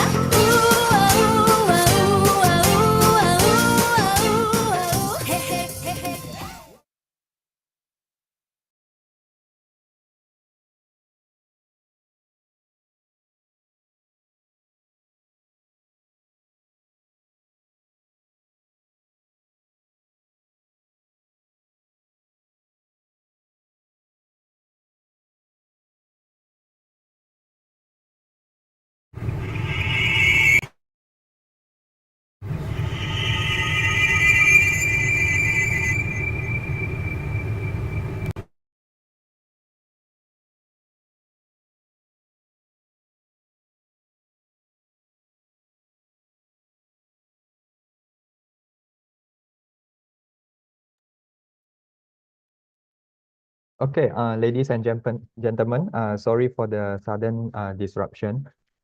All right, so as we approach the final moments of the MACFEA Inter-Regional Intellectual Discourse 2025, I would like to take a moment to thank each and every one of you for your active participation and valuable contributions throughout the event.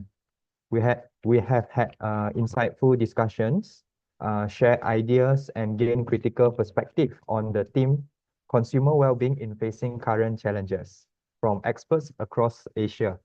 And we hope that these sessions have sparked new ideas and collaborations that will continue to drive positive change for consumer welfare. All right, so before we move into the final session, just a very quick reminder for the microphone, please ensure that your microphone is mute throughout the session. And if you have any final questions or comments, feel free to use the chat box. Right, and if you want to access for this program, please note that we have live on YouTube channel. It's on the MACFEA YouTube channel at dr.ir.sha-network5076.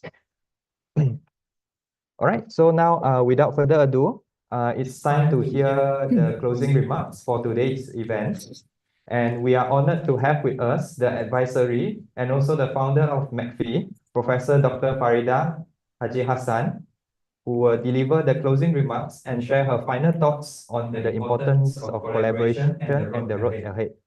Right, so dear participants, please join me in welcoming Prof. Dr. Farida Haji Hassan to the session.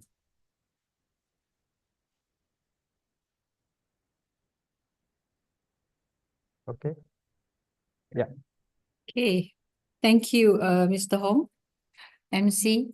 First of all, a little bit of correction, Mr. Hong. I'm not the founder of of MACFEA. So, Honorable President, guests, esteemed panelists, and respected participants, Bismillahirrahmanirrahim. Assalamualaikum warahmatullahi wabarakatuh, and a very good afternoon to everyone from various parts of Southeast Asia. As we conclude these 2 days of insightful discussions and cross-border collaborations on the MACFEA Inter-Regional Intellectual Discourse of 2025 on the consumer well-being facing current challenges, we reflect on the key takeaways that have emerged from our consumer country reports and panel discussion. It was a vibrant discussion, even though it comes in many languages, which was really interesting since yesterday. And we felt that this is really a good move where we have the Southeast Asian members, including India, to come together and also share what's happening on the consumer well-being within this region, as well as probably in the future, there'll be more extended research to be done and shared together. The shared perspectives from Malaysia, India, Hong Kong, Indonesia, and Taiwan have not only deepened our understanding of consumer behaviors, but also underscored the pressing issues that demand our collective attention. One crucial theme that has resonated throughout our sessions is the rapid transformation of consumer landscapes in the digital age. And thanks to AI yesterday, we managed to also do the translation in the national language of respective country. It was really impromptu, but it was very timely. From the expansion of e-commerce in Indonesia to the growing fintech adoption and from regulatory shifts in Hong Kong to the evolving halal market in Malaysia and Taiwan, it is clear that consumer behaviors are being reshaped by technology, policy, and cultural dynamics. Moreover, we have seen how economic disparities and financial inclusion remain critical challenges. While digital finance offers unprecedented access to financial services, the gaps in financial literacy, trust, and also regulatory frameworks continue to be a concern. Addressing these disparities requires innovative policies that balance market growth with consumer protection. Another vital issue that emerged is sustainability and ethical consumerism. Across all 5 countries, we are witnessing an increasing demand for transparency, ethical sourcing, and environmental responsibility. Whether it is the rise of sustainable consumption in Malaysia, halal certification concerns in Indonesia, or ethical investment trends in Hong Kong and Taiwan, consumers are becoming more conscious of their choices. As stakeholders, we must ensure that businesses align with these expectations while maintaining economic resilience. Most importantly, this gathering has reinforced the power of collaboration. By bringing together diverse insights, we have taken a significant step, bridging knowledge gaps, fostering policy discussions, and encouraging joint initiatives. Our conversations should not end here. Rather, they should serve as a foundation for future engagements and actionable solutions that benefit consumers across different economic and cultural landscapes. On behalf of MACFEA, or Malaysian Association of Consumer Family Economics, I extend my heartfelt appreciation, especially to the President, Professor Dr. Ahmad, all participants, all speakers, panelists, and moderators for your valuable contributions. May the insights gained here inspire meaningful advancement in consumer welfare, market innovation, and sustainable policies. I would like also to thank to all the committee members of today's event. Without them, I think we are really helpless, and they are our strong backbone for these last 2 days. Let us move forward with a shared commitment to building a more resilient and ethical consumer ecosystem across our nations. Thank you, and we look forward to pursuing and continuing this journey together. Terima kasih. Wabillahi taufiq. Assalamualaikum warahmatullahi wabarakatuh. Thank you. Okay, utmost gratitude to Professor Dr. Farida for the warm closing remarks. Okay, ladies and gentlemen, as we come to the end of the MACFEA Inter-Regional Intellectual Discourse year 2025, I would like to take this opportunity to thank each and every one of you for being a part of this important event. Your active participation and engagement have truly made this gathering a success. We have heard valuable insights from experts across Asia on consumer well-being in facing current challenges. And we hope that these sessions have sparked meaningful discussion and new ideas that will contribute positively to consumer welfare in the future. All right, so before we officially close, can we have one final group photo together? Okay, so dear participants, please kindly turn on your cameras as we will be taking a group photo to capture this memorable moment. All right, may I ask for the technical team to assist? Oh, okay. Okay, in one count. Okay, please all open your camera. Okay, 1, 2, 3. Okay, one more.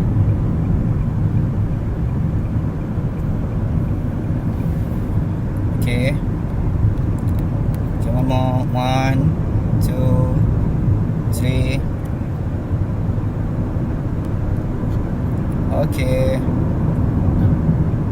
Okay. Thank you very much to our technical team. Thank you, everyone. Really functional, truly functional one. Okay. So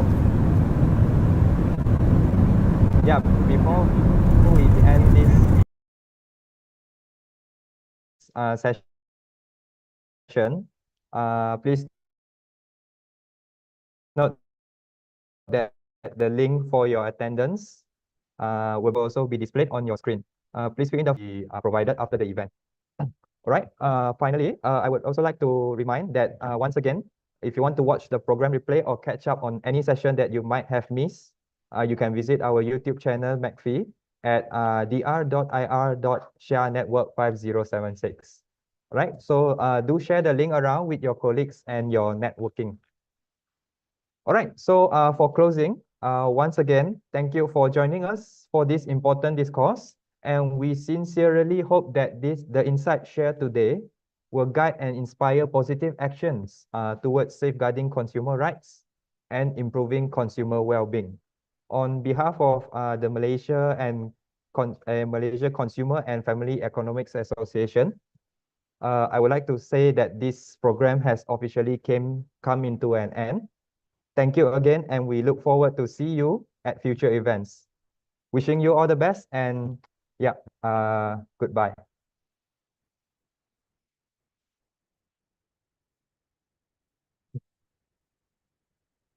All right, so the link for attendance and the feedback form has been shared in the chat box. So kindly fill up the form and also as well as the feedback form. Yeah, thank you for your cooperation.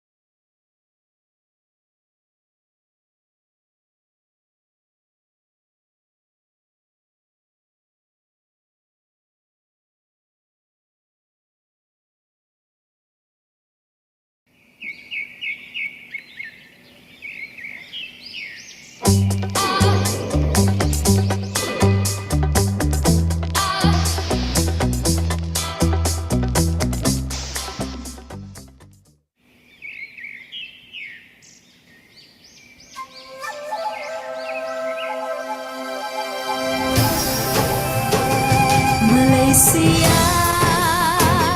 is truly Asia. It's a land with rich heritage for you to explore. Sandy beaches, friendly faces, surreal experiences everywhere.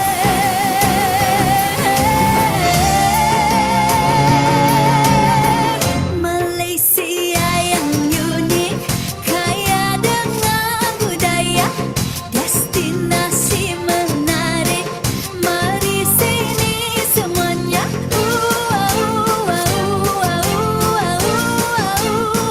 Hey, hey, hey, hey. Welcome to Malaysia, where the sights are surreal. Beyond imagination, every moment you feel. Taste the food, track the highlands, such a thrill. The heartbeat of Asia, where dreams are fulfilled.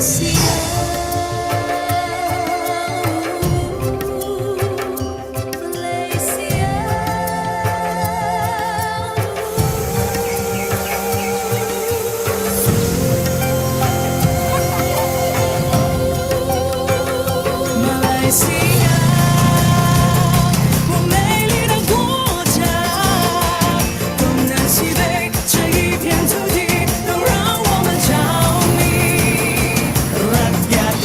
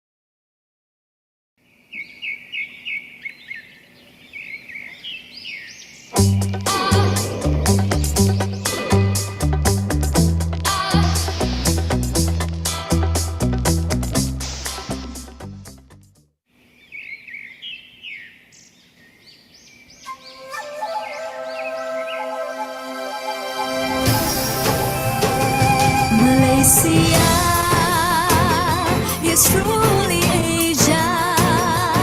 It's a land with rich heritage for you to explore.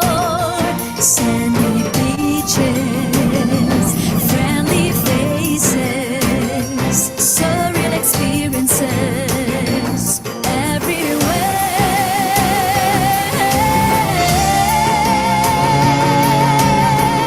Malaysia yang unik, kaya dengan budaya, destinasi menarik. Mari sini semuanya.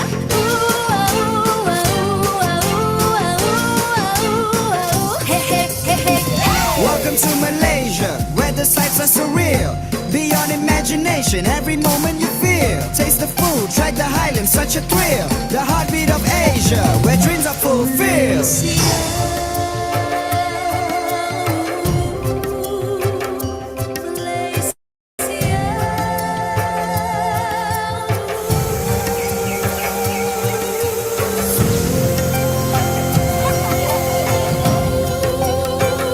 Malaysia，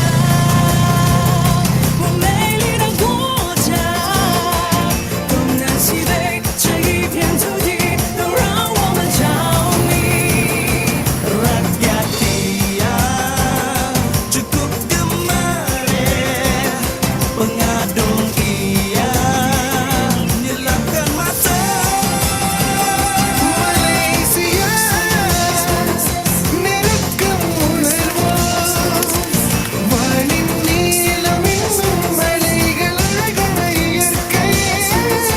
Koyunun ako gagali suwa, no polo ko'y maya. Ibu ang milo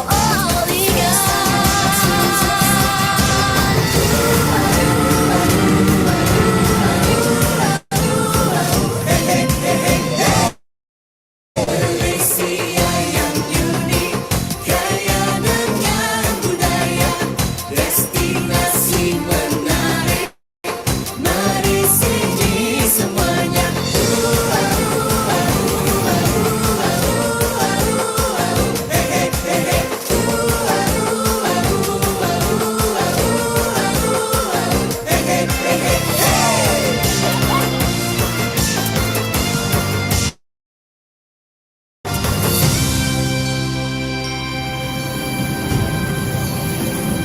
Malaysia, Malaysia, truly Asia.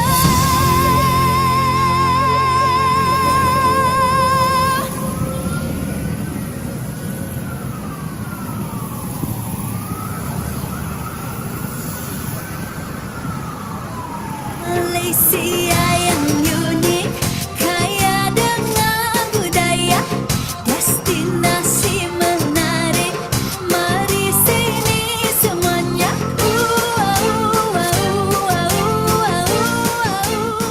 Hey, hey, hey, hey.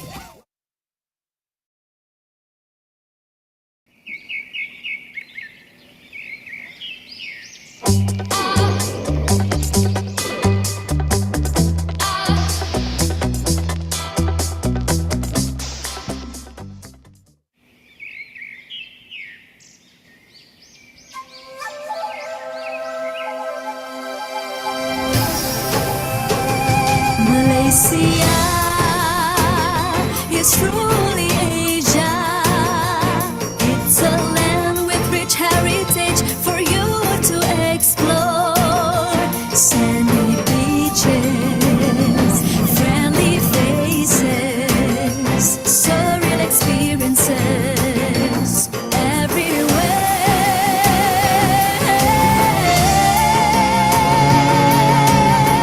Malaysia yang unik, kaya dengan budaya, destinasi menarik. Mari sini semuanya.